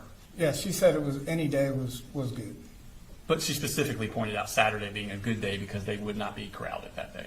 Yes, she said Saturday or any day would be good. All right. Now, going to that Wednesday at 7:44 a.m., Colt texts you a text. I have to kind of dance around the inconvenient truth at times. I have no control over what these things say and tell me to do. Is this the first time Colt has said anything to you about voices telling him to do things? I don't know. He's telling me voices. I don't really remember this text. It's marked red. It says it was read at 7:45. I mean, I obviously I the read next it, minute. but I don't remember, him saying anything about voices or anything like that. It was an odd text that I got from him. You yes. don't have a recollection of I have to kind of dance around the inconvenient truth at times. I have no No, control over what these things say and tell me to do. That doesn't scare you? It was just an odd text. Okay. Well, 1 minute later, you text Marcy, call me. Right. And she immediately calls you at 7:46. Mm-hmm. And you talk for 6 minutes and 42 seconds. Right? Yep. And that was about that text you just got from Colt. It may have been. I'm not sure what we talked about. You two were communicating regularly about your concerns with Colt. We were communicating about everything all the time, so it's hard to say. And within 2 minutes of getting off the phone with Marcy, you receive an email from Jade Baker at 7:54 a.m. And it says, "You are so welcome, Mr. Gray," because you had sent one earlier saying thank you. "You're so welcome, Mr. Gray. I'm the clinician who will be working with Colt. I plan to begin working with him early next week. Please let me know if you have any questions or concerns. I'm looking forward to supporting Colt. Have a wonderful day." And she gives her cell phone number. Yep. You didn't respond with any questions or concerns, did you? Not in an email, no, sir. Getting a text from Colt that he hears voices 10 minutes earlier telling him things to do that doesn't rise to the level of a question or a concern? Not through an email. I just kind of felt like, we had engaged this place. I wanted to kind of bring everything that had happened and was going on and sit down face to face and explain it with them. Later that morning at 9:52, Colt texts Marcy, "There are people after me, and I don't like it, my teachers. I feel as if they're plotting against me. Somehow I feel like they'll hurt me, and I stayed home again." That's just 2 hours after the voices text that you got. Yeah, I had no idea about that text. I wasn't on it. Yeah, but you knew that he thought the teachers were out to get him. No, I didn't know that. You don't remember Colt telling you that he feels like the math teacher was out to get him? I remember having a conversation and asking him about what he said to me, and the conversation was more about him kind of being called out in front of others in the classroom and asked to answer a question kind of in front of everybody. That she was more kind of, not after him, but just kind of putting the spotlight on him. that didn't raise to a concern that you would want to share with Jade Baker?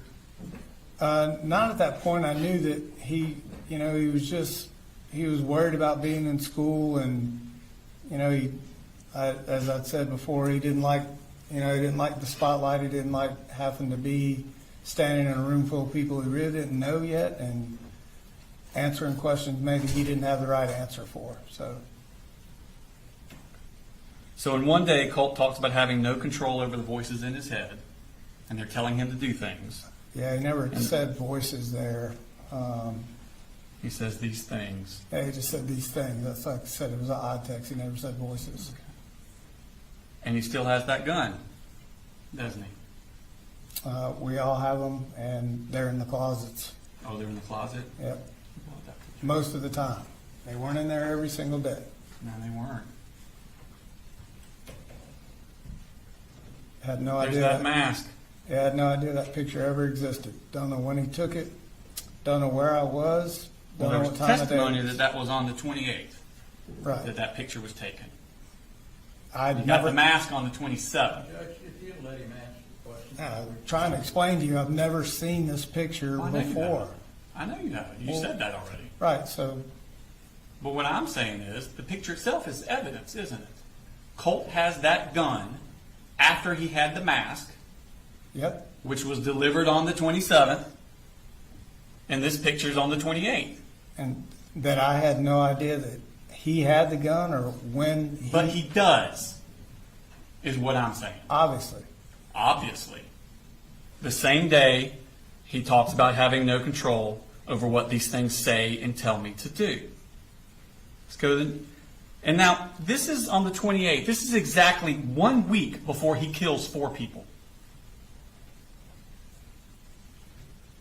Let's move to the next day, the 3rd, August 29th. It's a Thursday. Colt skips school again.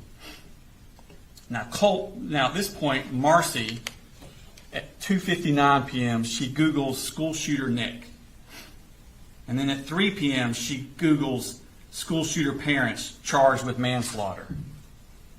And then Marcy looks at a CNN article, what James Crumley's manslaughter conviction means for parents. And then at 3:05, just 6 minutes after the first search, she Googles, why were Ethan Crumley parents charged? And then Googles what led to James and Jennifer Crumley's guilty verdict. And then 4 minutes later, Googles safe storage laws, Georgia.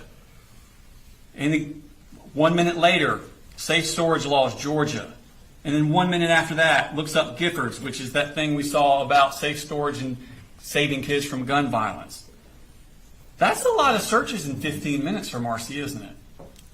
I have no idea what she's texting or researching or when she's doing it. She's not discussing these issues with you? No. I mean, for 15 minutes, that's all that's on her mind.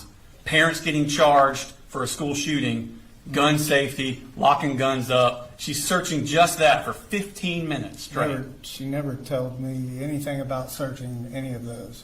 Because she called you right after. Correct. All right. There's all her searches. Yeah, I've seen this. She calls you the very next minute at 3:52. Mm-hmm. Or you call her at 3:55. You call her back at 3:55. Yeah. Okay. I don't think I answered when she called. I'm not Okay, sure. so you call her back at 3:55. Correct.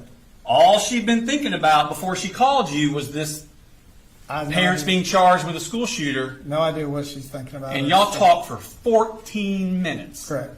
Okay. And as soon as you guys hang up, because she called it 3:55, you go 14 minutes from that. Now you're at 4:11. 14 minutes later, she looks up again what led to James and Jennifer Crumley's guilty verdict. Okay. All she's thinking about, calls you, talks for 14 minutes. The minute she hangs up, right back to it. Okay. And she never mentioned it to you at all? She didn't mention it to me. Wow, cool. Okay. Do you want to know what we talked about, or Couldn't care less. I apologize, Your Honor. you don't want to know what the phone call was that I called her about? Does that matter? It doesn't really to me. Okay. So she goes right back, and then you call her right back. Okay. 4:19. You call her again at 8:09. Mm-hmm. You call her again at 5:03. You call her again at 5:12. You call her at 5:31. You call her at 5:41. That's 6 calls from you to Marcy in less than an hour and a half. Correct? Yes, sir. And then again, as soon as y'all stop talking, she goes right back to searching the same things.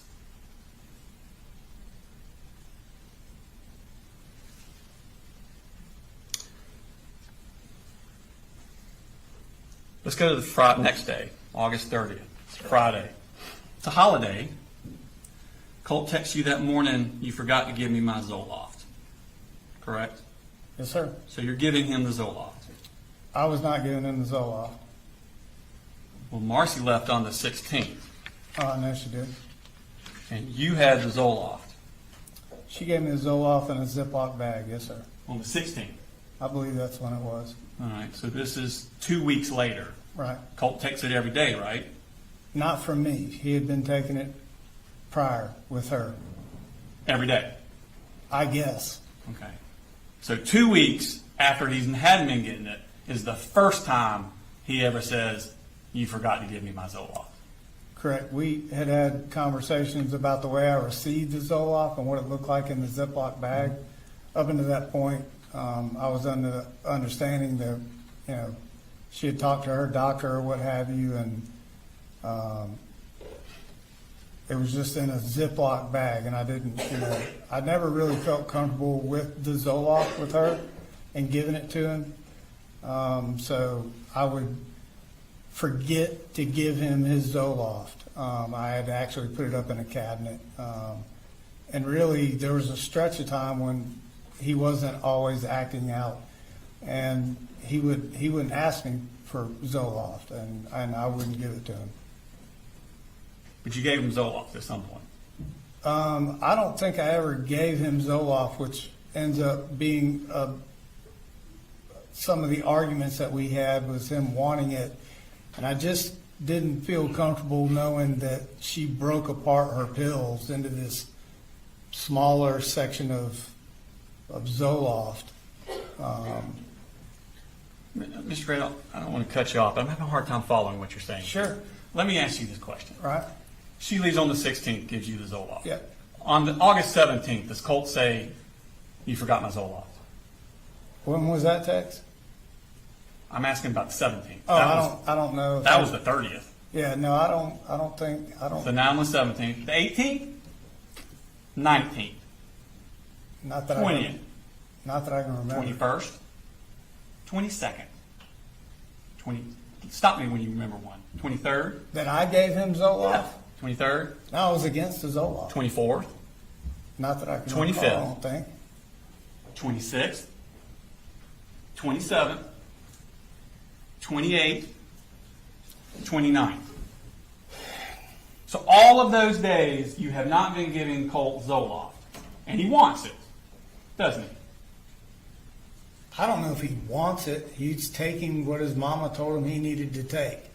But on the 30th, 2 weeks after he's had been having Zoloft, he doesn't say, Dad, give me my Zoloft. Why aren't you giving me my Zoloft? Right. I've been asking for my Zoloft. He says, you forgot to give me my Zoloft. It sounds to me like he's implying you have given it to him before. That was our kind of, instead of I'm not giving it to you and starting another argument over Zoloft, I would say, oh, I forgot.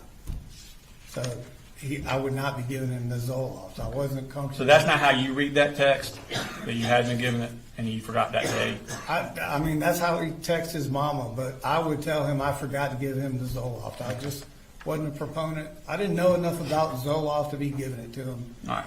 in So- those type of dosages. So. Okay. So at 4:39, still on the 30th, you text Marcy a picture, and it says street tacos tomorrow. Right? This is on the Friday the 30th. Okay. Okay. And she writes, hell yes, I can't wait. Me and Mama just got back from the hospital. She had to go get blood work drawn for her pre-op stuff. Okay. So you're planning to see Marcy on Saturday. Originally, we were. Okay. And she's excited to come up to see you. She was excited to see little Colin. Okay. So let's skip to the 31st. That's Saturday. And she texts you at 10:24, About to leave Fitz, Mamu isn't coming, Dad's birthday, Correct. can you come down? Says she'd Right. have to do that. And you don't respond. Correct. And then she texts you again at 11:35. So that's it. You're prepared to spend money on gas and everything else to go to Lake Blue Ridge, but you can't spend the gas to drive 2 hours to pick me up. That's bullshit, and you know it. Right. You don't respond. I don't. Okay. And I think you said that the reason you didn't respond was because you thought you may have to work. Couple things. Work was in flux, but communicating with Colton and Jenny about what we were planning on doing. I know Jenny was kind of reserved about not really wanting to have her mama come up. Colt was wanting to go to the shooting range. So I was just trying to keep the peace in the house. I didn't want her to come up there and start any more issues, so I decided not to go get her. I think on direct, though, you said a few times that you might have to work that day. You weren't sure. Yeah, it was in flux. It was in flux. Right. Okay. But in reality, you were planning on watching that Georgia game on TV, weren't you? Not reality. Never really planned for a Georgia game. It was more after I didn't have to work, I think is how it worked out. I ended up either listening on the radio or watching in passing, not sitting watching the whole game. That was at one of those college football kickoff games against Clemson down at the Mercedes-Benz Stadium. I don't know what game it was. It was a noon kickoff, wasn't it? I'm not sure. Okay. At 10:53, you text your sister, "Go Dogs." Right. Okay. And then at 11:05, you send your sister another text. Right. I hope everything is going good for you. I need a favor if possible. I'm a couple dollars short on rent and wanted to see if I can borrow some money, and I will zell it back to you Friday. Right. I'm short because of copays for doctors for Colt. Right. That's a lie, right? Yeah, I'd made that up to her. Okay. I think I'm going to have to check him in a place so they can try to help him. Now, Marcy didn't send this text, did she? No, I didn't. That's you. I think I'm going to have to check him in a place so they can try to help him. Now this is after you filled out the Project Aware stuff. Right. I thought you said on direct that you weren't going to go to Athens on Saturday because the Project Aware stuff was going to work. We'd already figured out it was going to be the Project Aware, and we decided we were going to do that. Isn't that what you said on direct? I did. I wasn't sure it was going to work. So right here, you're still, I think I'm going to have to check him in a place so they can help him. He had on a full-on panic attack at school Wednesday. So I'm trying to get him into a psychologist in Athens. Right. You're talking about Advantage, aren't you? I may have been. That's the only thing in Athens y'all been looking at, isn't it? It is. I'm doing the best I can, work 60 hours a week anyway, get back next week, just crappy timing. And then at 11:35, Marcy texts you. So that's it? Oh, wrong one.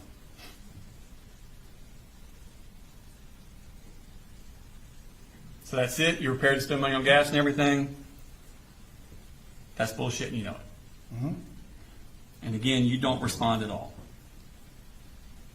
You're still watching the game, but this time talking to your sister. I don't know what I was specifically doing, and I did send a text to my sister. You don't remember sending a text at 12:48. It's a dang defensive battle. Who would have thought this is going to be a low-scoring game? Like whoever has the ball last is going to win.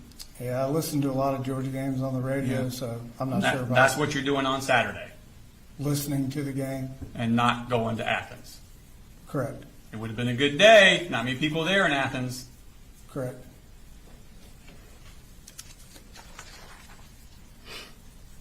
But you did go to Athens, didn't you? Yeah, I went to Guitar Center with You went to Colt. the car center. Bought that fender cap, the one that he used to conceal his rifle. Correct. Okay.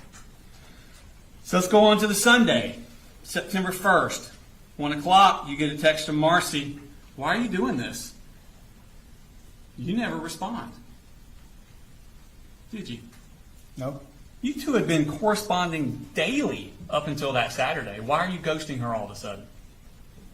This was just a kind of the ongoing thing that Marcy did throughout the years, and once I said I wasn't sure if work was in flux, it started an argument. I knew it was going to, and I was just trying to keep it from getting what it typically ended up being through the years. This is what Marcy does through the years? You're the one ghosting her. I'm ghosting her because of how she's done things through the years. Just trying to not let this turn into an episode. It wasn't an argument about the fact that you weren't coming to get her so y'all could go to Athens Behavioral Health. This was an argument about not coming down there to get her at all so she could see little Coley. Why didn't you? Why didn't I? Because work was in flux. It's a 9-hour ride. And my kids, older 2 kids, weren't really jazzed about her being there. So you just ignored the problem? I ignored her. Monday's a holiday, Labor Day, and then on Tuesday, Colt skips school. Correct? I believe so. That brings us to the 4th. Jenny sends you a lot of text messages. Not going to go through all of them. I'm in lockdown. 3 people are dead at the high school. You ask, how do you know? How do you know? People are saying there was an email. Please, I'm scared. I can't call you. I'm in lockdown. Did you talk to Colt today? Are you coming to the school? You reply, yes. And at 11:15, I'm on the way. Have you heard from Colt? And then at 12:19, you text Jenny, have you talked to your brother? And she replies, no. But I think we were thinking the same thing, and I don't want to talk about it over text. And then you respond, yep, 10-4. You didn't ask for clarification on what she meant. Yep, 10-4. You knew at that time it was Colt who did this, and Jenny knew too. I didn't know that Colt had done this. It was obvious to everyone in that house, wasn't it? No, sir. And then you stopped at, well, first off, you tell your boss that you have to leave because Colt broke his arm? Correct. George is not my boss, and I told that because sometimes George can be scattered at best. So I told him that, not really sure what to tell him was going on at the school, and to try to get his attention that this was something serious that I needed to go and do. So I told him that Colt had broke his arm. Yes, sir. Is that a normal thing for you to just lie? No, but I need to get George his attention. How about my son's school's in lockdown? My daughter said 3 people are killed. Do you think that would get George's attention? Yeah, I don't know if I had known the killing part of that yet when I had talked to George. How about my kid's school's in lockdown? I gotta go. Right.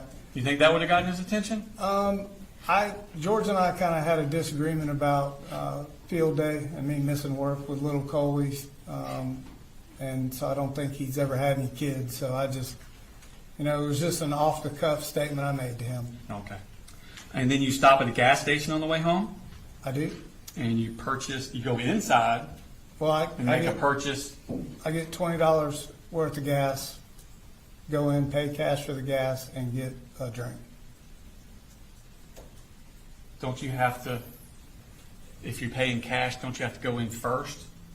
So they'll turn the pump on? No, I mean, sometimes you do, but I didn't that day, no. Okay, so you paid cash for the gas. Right. And then you got a drink. Yep. Okay. And you paid a debit card for the drink. Yeah, I think I had $5 left on my debit card, so I didn't have much money, but I just used my debit card for speed. I had $20 cash. So I got And that you did all $20 worth into your car. Correct. Okay, knowing that there's this horrible issue at the school probably involving your son. I didn't know it was involving my son. You've been getting all those texts all morning. From Jenny. Yeah, that there was a lockdown. What about the text from Colt? Y'all were freaking out about Colt. Remember those texts? Yes. You're freaking out. Calling Marcy. Calling the school. Jenny's school's in lockdown. Marcy called the school. But you didn't go to Jenny, you went straight home. Jenny, I think at some point told me that she was in lockdown and to come to the school, they weren't letting her out yet, so I went home. Okay. And you went straight to Colt's bedroom. No, I went to my bedroom first. That's right. You checked, you pulled the All clothes the off clothes your, out. off your guns to see if they were still there. Correct. Are you kind of frantic at this point? Originally I thought he'd skip school because I heard the TV on, and then thought, okay, the gun's not in my room. So I went to his room and looked and didn't see the gun in there either. Okay. But you went to your room first, Correct. to your closet, Yes. 'cause that's where the gun's supposed to be. Up on that shelf, And yes, you sir. pull your clothes off, Right, and there are your guns. correct. Okay. This is the picture that Heather Lashley got of your closet when she went in after this. Right. Did you put the clothes back? Oh, no. Between the jeans and the blanket is really what covered them all. Just pulled it apart, set everything back. And you set it back?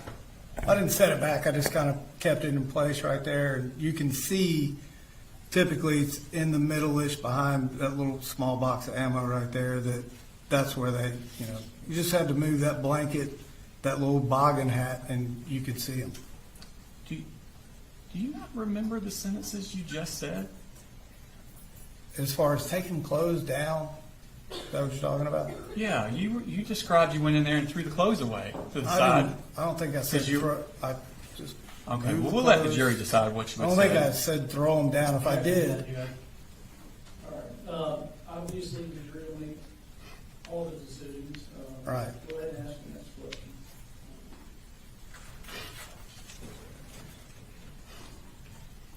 So you go to his bedroom, into his bedroom, yep. see if stop. the gun's in there. Yep. Look through the door. Okay, and the gun wasn't there. It wasn't where it typically is if he has it in his room, no sir. Okay. Now, Investigator Gillivan talked about she went out to the house and measured. Right. And I think she said it was right around here. If that was the door, the wall would be about here. Does that sound about right? Roughly. It's not doing carpentry, but. No, I'm with you. And then my guess is the whole room, if this was the one wall, this is probably the second wall about here. That's how big a room we're talking about? Yeah. I never saw the posters, if that's what you get. Yeah, that's what we're getting at. Yeah, I never saw those. Well, I posters. wanted to kind of get the jury a kind of idea how big this room we're talking about. It's not a very big room. Not You very. can basically see around the room from So the door. you come in, boom, corner. Is that there? That's the gun? You never saw. I never saw those posters. I sure didn't. So the wall they were on would have been about right here, I think she testified to. And Heather Lashley put it here. Right. Where's the gun? You don't see that. No, I wasn't looking there. When I stuck my head in the door, I looked in this corner. That corner? Well, it's not over there because you just said this is kind of the wall. This is So you look at this corner, from the door. I looked down that wall into that corner about right here, and leave. No, it's further than that. and you never saw that. I never saw that. Never looked around his room. Just looked in that corner and walked out.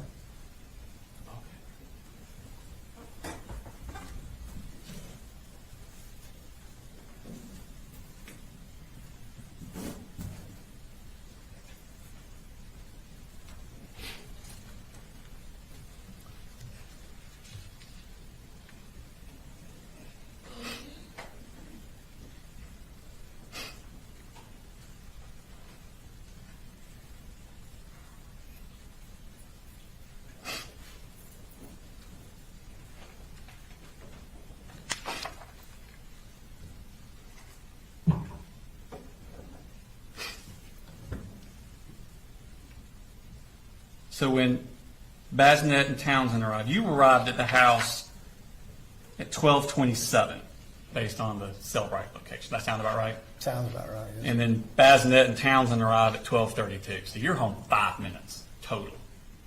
It was quick. Yeah. and they arrive, and that's when you give the whole, I knew it.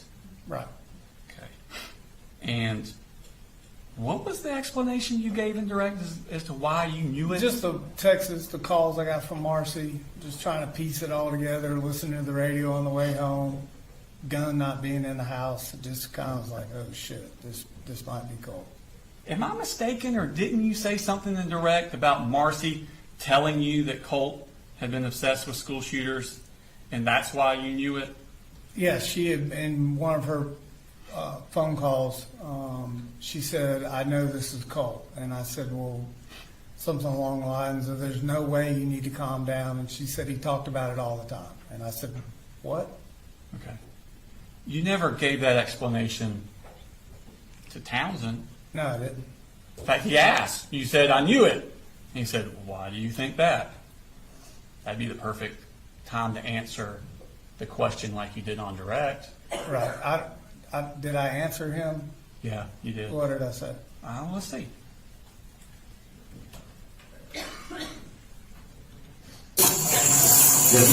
That's you? All right, come here. So right now I'm at liberty to discuss what's going on. I'm only here to demonstrate that we're not to leave this moment. No, it's good. Anybody else in the house? No, sir. Any other animals? Nope. The only weapons are mine up in my top of my closet. What are in my they? bedroom. A shotgun and an AR. Shotgun and an AR? Yep. Okay. Nothing's loaded. Okay. We're gonna wait here until we get one more. God. I knew it when my little girl just texted me. She's in middle school. She said, we're in lockdown. I'm like, God almighty, please tell me brother to do something. Well, why do you think that? Why would you think that? We're trying to get him into counseling. He just didn't fit in last year at high school, so we let him do online school. And we brought him back into just doing normal school this year, and he's going okay. We reached out, talked to the school, and said, hey, y'all got counselors. We wanted to, check in. I filled out some paperwork the other day for another, a third party counselor to get involved. I think it was called Aware. But basically just gave them permission to go and talk to Colt. Can I use my phone? No, Give it just a minute.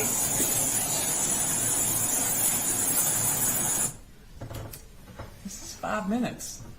It's only Okay. 5 minutes have passed. Mm-hmm.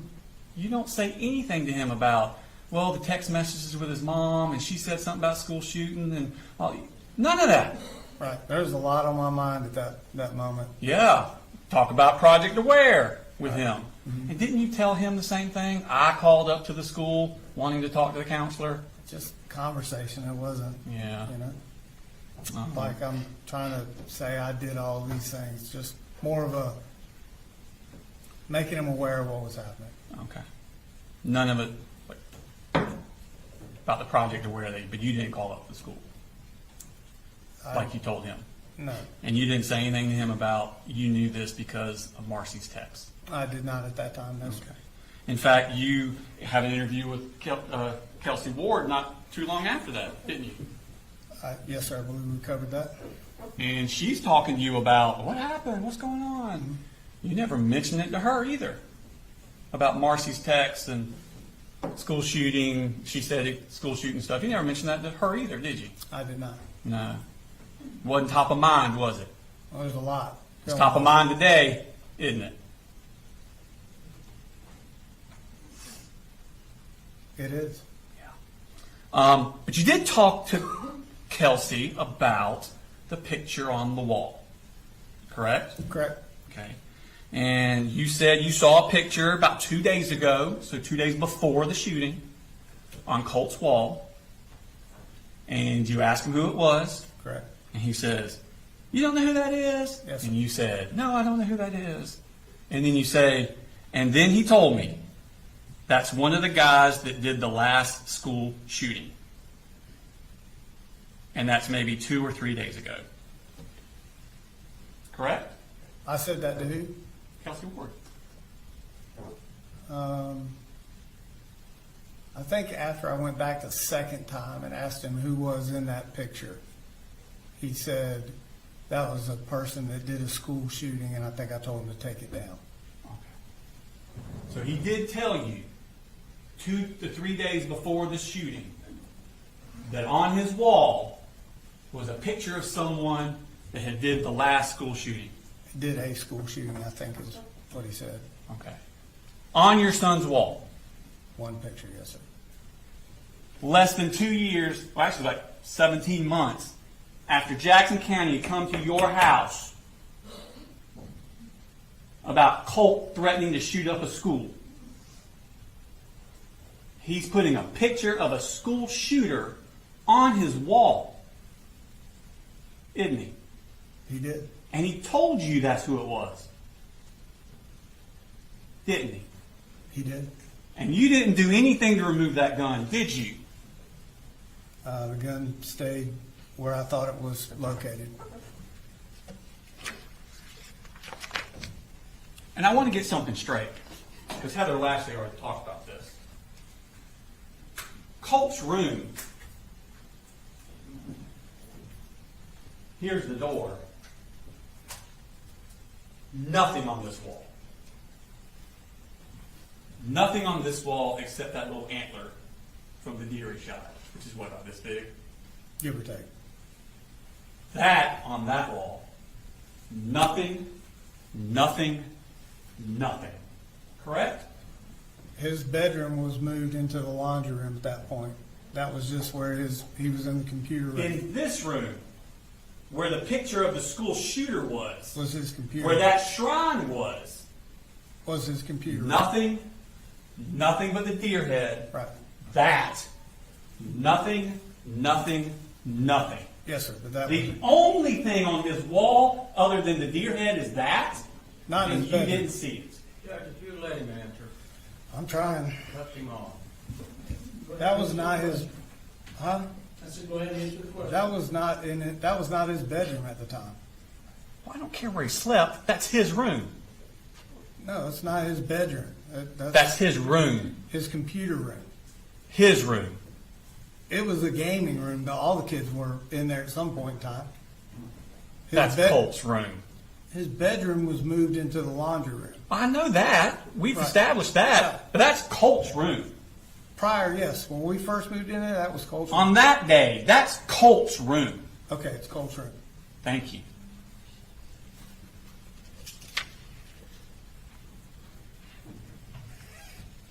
Now, the next day, on the 5th, you take Jenny to the treehouse. Correct? Correct.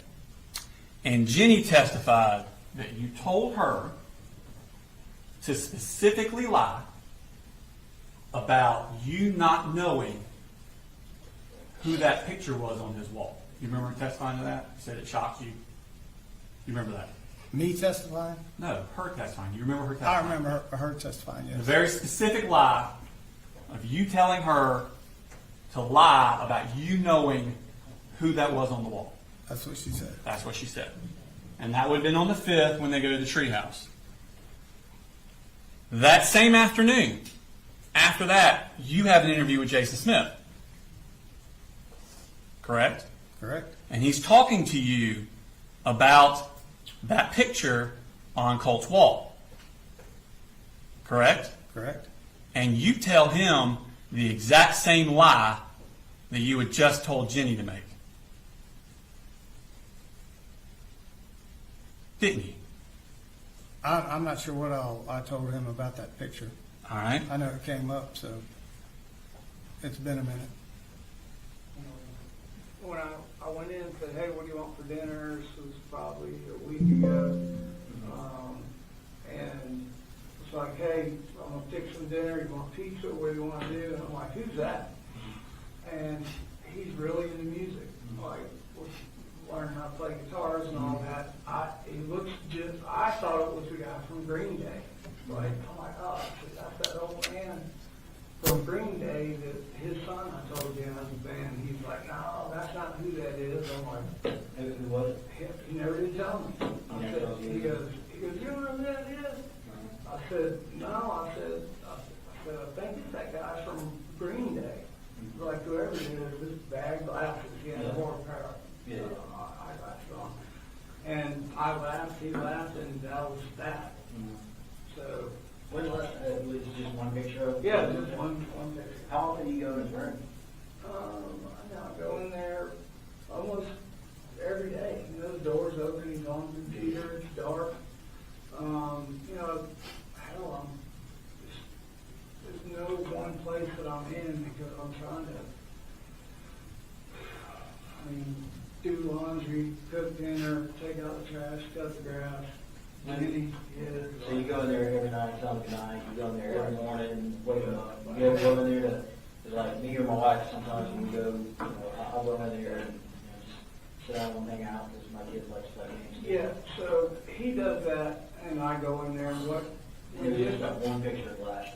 Yeah, just that one right there by his computer, that was the only thing on his wall. That was the only thing. Yeah, and then. Can I take a picture real quick? Yeah. This is the guy. None of that was up there. None of that was up there? That was. Just that one? Yeah. That's kind of a whole lot more. Do you know who this guy is? I have no idea what that is. You have no idea who that is? No.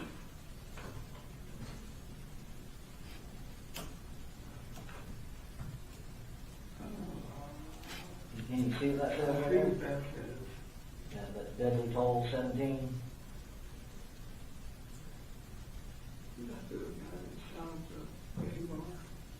No, that's a school shooter, and his name is Nicholas Cruz. That's the same guy. That's the same Yeah, guy. same guy. Okay. That's the only thing I Yeah. can see. We got pictures from his social media down here. This is in his room. Yes, sir. I'm telling you right now, I never saw any of that. There was one picture, that one, right there. And you woke him up to go to school. Yeah, no, here's what I'm gonna tell you. So when Jenny moved in, I said, hey, you're living with us, I'm gonna give you the master bedroom with private bath. Right. I'll sleep in the bunk bed with visitors. The right thing to do. So I had Colt set up on a couch out in the living room. And then when I saved up enough, I bought a queen size mattress and just bed frame, no box frame, and set it up in a laundry room. It's kind of a big room, like I was gonna make it my bedroom. So the goal was like, Colt, your room is packed with all this stuff that you got going on, computers and, golf clubs, all this stuff. I said, you need to start getting better sleep, so I want you to make this your room back here. Sleep in the bed instead of the couch. When you did that transition? Probably a month yet, pretty good. So he would be asleep in there, and literally there was no, like, if he's on his computer, like, I'm not going in there and chit chat with him. He'll go in there and lay down or come out on the couch, and that's usually if we're talking about school or anything's going on, that's where he's at. Like, He never told me who that was. He never did. He was like, I can't believe you don't know who that is. He never told me who that was. Yeah. Yeah. That's a lie. Well, I had forgotten to mention the second time I went back in there with him and asked him who that was, but the picture was taken down. So you forgot to say that you knew who that was. Yeah. Because he asked, so he never told you? And you said, he never told me who it was. Never. He never did. Right. There's a lot of nevers. Now, we showed all those pictures where Colt had that up in his room many times throughout the summer. Oh, I saw some pictures of it. Yes, sir. Sometimes, first one in April, that was before he even dyed his hair. There was another one on August 13th. That's the night before his first day of school. Correct, and those pictures are different than what's on that poster board. Oh, no. Remember, she said it flips because the selfie? No, I And mean, if you look, see the top of it is here, and if it flips, exactly the same. right. Yeah, isn't that cool? Yeah, but the upper parts. Well, it's because of the top. See, there's a gap between Right. Yeah, okay.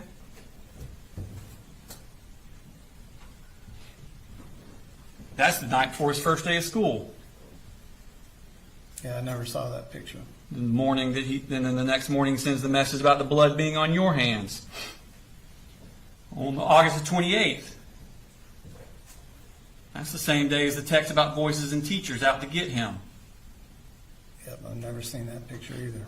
And on Labor Day. Wait a minute, Labor Day? That's a holiday. You're home that day. Correct. Never saw this picture. Yeah. Now you knew he was violent. You believed he needed inpatient psychiatric treatment. You knew he was paranoid about his teacher. You knew he was violently opposed to going to school. But you gave him a gun, and you never restricted his access to it, did you? No, sir. Which one is it? Show you Mark's Exhibit 151. You recognize this. I do. You know what that is? I do. What is that? It's a gun lock for my Glock. No. The gun lock for your Glock is State's Exhibit 148. This is the one Okay. for your Glock. All right. Yeah, there you go. There you go. That came free with the gun, didn't it? It did. This one, this one was the one found in Colt's closet. This came free with his gun, didn't it? I don't believe so. I don't think I got any gun locks with any of the long rifles I purchased. Oh, so you purchased this separately? Whose? This. No, I had one prior from another handgun that I bought. And you let Colt have it? I didn't give it to him directly, no. It was in his closet. If that's where it was found, yes. You know how these work. I do. And you don't need to buy these from Amazon. Nope, They were already in the house. they were. They had always been in the house. Now you know how the wrapper. No other questions, Your Honor? You read? I'll be really quick.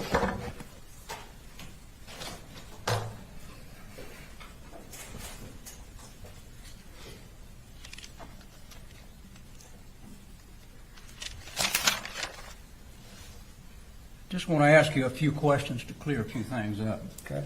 When the Jefferson County Sheriff's Department came out, did they show you any documentation as to what was said? They did not. Did they show you anything that said anything about murder? About murder, no. Okay. They never contacted you again? I talked to him the Other next than day. the next day? And then after that, it was over and done with. So when the district attorney asked you about, talking about murder, they didn't tell you that anything on there about murder. It was about school shooting. You don't know whether it was somebody else doing the shooting, whether it was a past shooting, or anything else. Did you know what it was about? I know that it was about he made mention of somebody made a comment about school shooting. Okay. Other than that, did you have any information at all? No, sir. Did you notice the trash can when you came back in that morning to the house after the shooting? No, sir, I didn't. Where do you normally keep that trash can? I keep the trash can up against the wall between the kitchen and the laundry room. Okay. Do you normally take that trash out pretty regularly? Yeah, I do. You didn't notice any boxes, empty boxes of shells in that trash can? In the garbage can? In the garbage can? No, sir.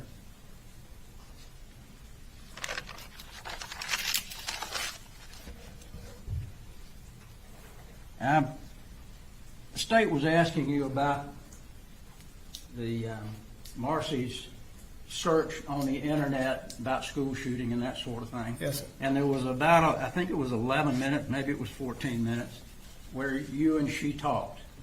Tell us what y'all talked about. So the phone conversations were about the following weekend coming up, about me going down there to pick her up, her spending time with little Coley, and me trying to kind of, I didn't want to say that Jenny and Coley weren't really feeling it, her coming up there, so I was trying to be delicate about that situation, and I was still kind of in flux on what I was doing work-wise.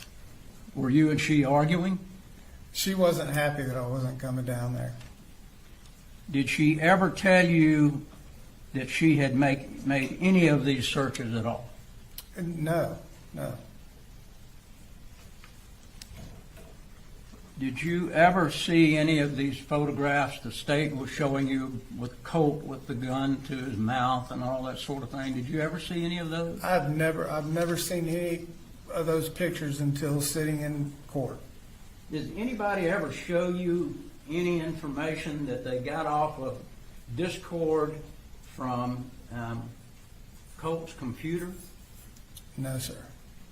Did anyone show you, or have you seen here in court, the telephone call or the text message that Colt was making at 8:03 the morning of the shooting?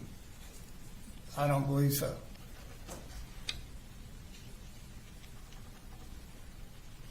Now, I want to just ask one more question since the state brought this up about blood on the hands.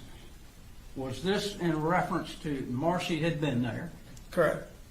and she had gotten into an altercation? In your object, it'll be. Had she gotten into an altercation? She had. And what did you believe this message to be?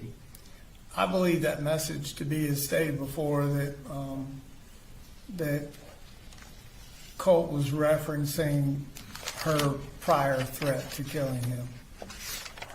And the blood on my hands would be if she had acted on that. Now, this rifle, was it an assault rifle, as the state said? The SIG, that's what the AR stands for, and AR-15. Okay. But was it a single shot, or was it a machine gun? It was single shot, pull the trigger, bullet, shoot. Did your son give you any indication that you should not trust him and not follow the instructions that you had given him about the gun? No, that's the thing, is leading up to the argument he had with his mother when the first time a gun was ever, she went for the gun is what he said. There'd never been any prior issues with him. It may have been in his room, it wasn't always in my closet, but there was never a threat or anything he did or said that was outside of the agreement that him and I had from the get-go. Was there ever an email, a text from Debbie, from Marcy, from Colt, from Jenny, indicating that he was interested in school shooting? The first time I heard school shootings was that phone call from Marcy the day of.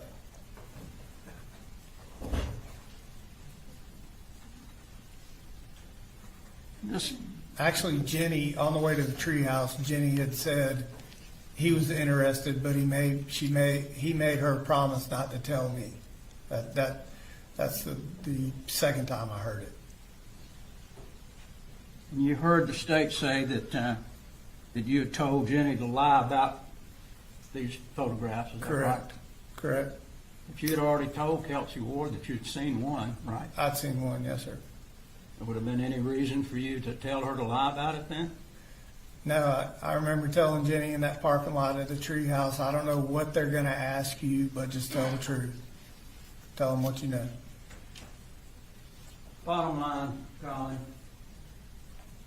was there any reason for you to believe that your son was capable of doing what was done at the Apalachee High School? Not doing what he did at Apalachee High School.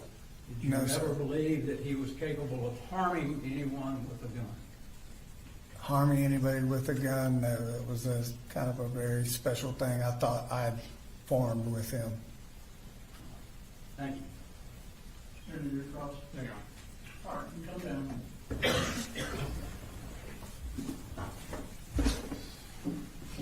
Ladies and gentlemen, I know that we're beyond the time that we normally run, and that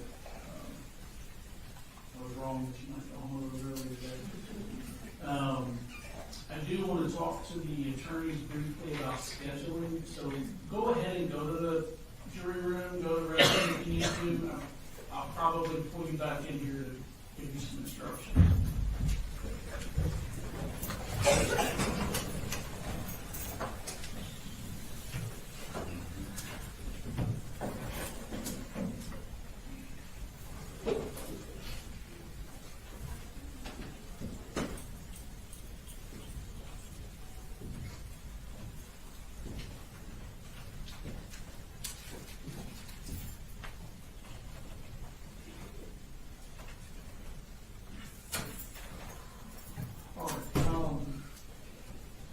Defense has no additional witnesses. I'm sorry, Judge? Defense has no additional witnesses. No additional witnesses. Is there any rebuttal? No. All right, so then we've got charge conference and motions.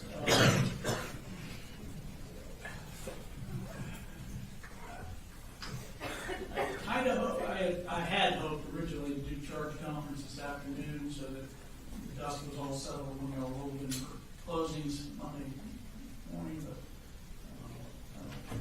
I don't think we're going to get there. I'm happy to stay and have some sort of preliminary discussion if you want to. My inclination is to tell the jury to show up at 12 o'clock tomorrow and tell them that I've already eaten Monday. Definitely not that You made me nervous for a minute. What are your thoughts about Monday's scheduling? Are you doing that as a reward to them, or do you think the charge conference will last till noon? I think the charge conference could easily take 2 hours Okay. to get a settled charge. Okay. And I do think, Judge, there's a number of the items that the state wants to put in that we're going to have an argument about whether they go out or not. Right. So I think that'll take a little bit of time. I don't think my motion will take that long. So I think if we get them to show up at noon or noon 30, we'll be fine. I forgot what I was going to say.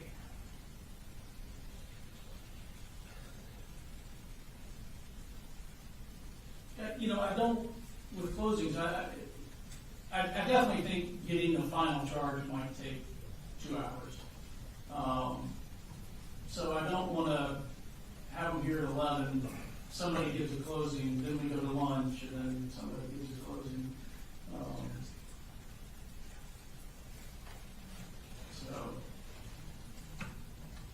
I'm inclined to tell them to eat before they come, and I guess they could meet at noon and get here about 12:30.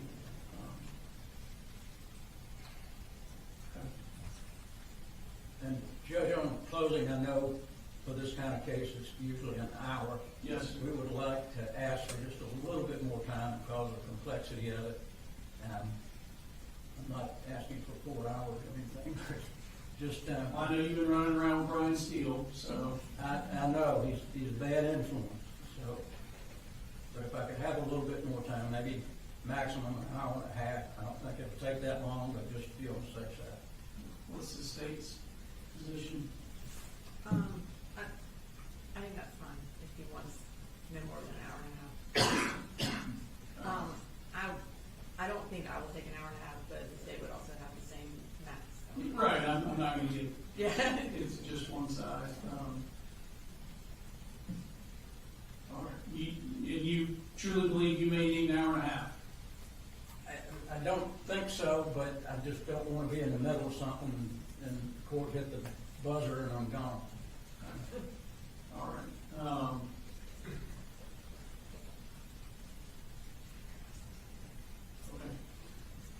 I'm gonna bring him in. We're gonna plan to start with him at 12:30. Do you want us to rest, Judge? Yeah, we can go ahead, and do that. And Danielle says she still needs that final charge or two from the defense. Okay. All right. I did, yes. You also have, Yes, I'm typing today, Judge, so I have the last couple. all right. You can go ahead and bring them back in.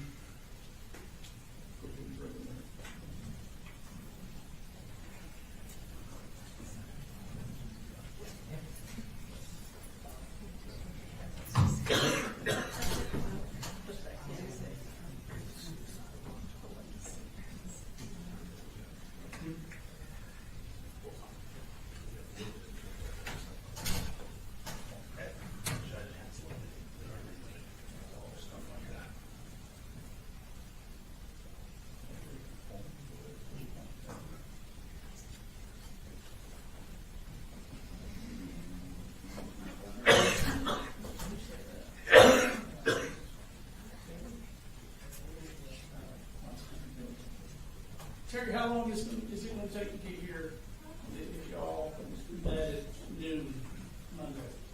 The drive? We should be here, if we meet the jurors at 12, if they can be there at 12, then we should be here around 12:30 or so. So it takes about 28 minutes, according to traffic also. But I figure 30 minutes.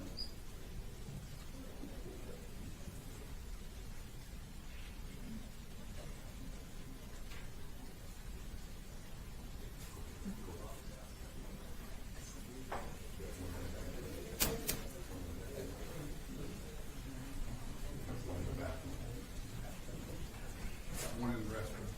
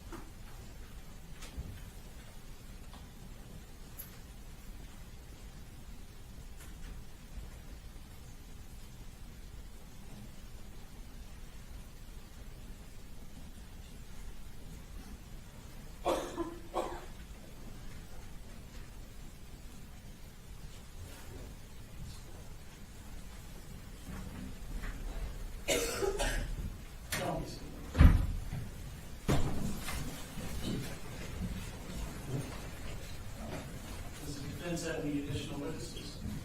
Your Honor, at this time, the defense would rest. Okay. State have any rebuttal? No, Your Honor. All right, so ladies and gentlemen, all of the evidence in the case is closed. We still have to do something called a charge conference. You've been told that I'm going to instruct you on the law at the end of the case. It's pretty lengthy. It requires a fair amount of debate amongst the attorneys and I, and then preparing that final charge. So we have that and a couple other, and that can take a while. We have a couple other housekeeping things to do. So what I'm gonna, I don't want you sitting here waiting on us to do that. So what I'm gonna have you do is meet at noon Monday. Eat before you come. Meet at noon, they'll bring you over. Ideally, when you get here, we roll into closing arguments. You see, things don't always go ideally, but that's the plan, okay? Been a long week. Please try and enjoy your week. Thank you.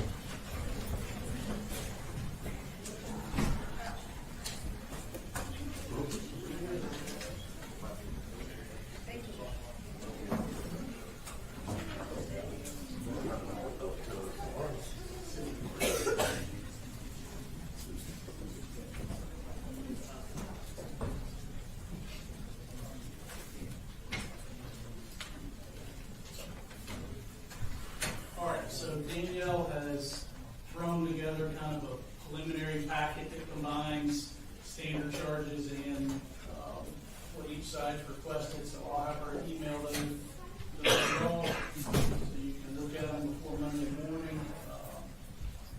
There's some standard things in there that probably just don't apply, but take a look at the packet and we'll go through that.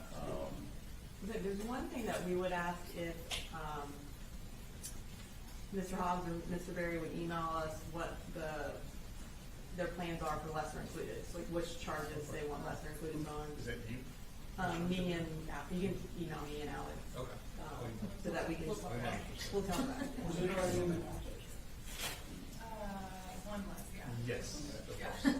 I think they, yeah, I think they, Yes, tomorrow. yeah. Just so that we know kind of what the argument is, or not, or what it isn't. All right. So 9 o'clock, our lunch break depends on getting everything done. So bring a snack. Little incentive. Yeah, bring a snack. We always do. Yes, sir. All right. Y'all have a good weekend. Thank you, Your Honor. You too.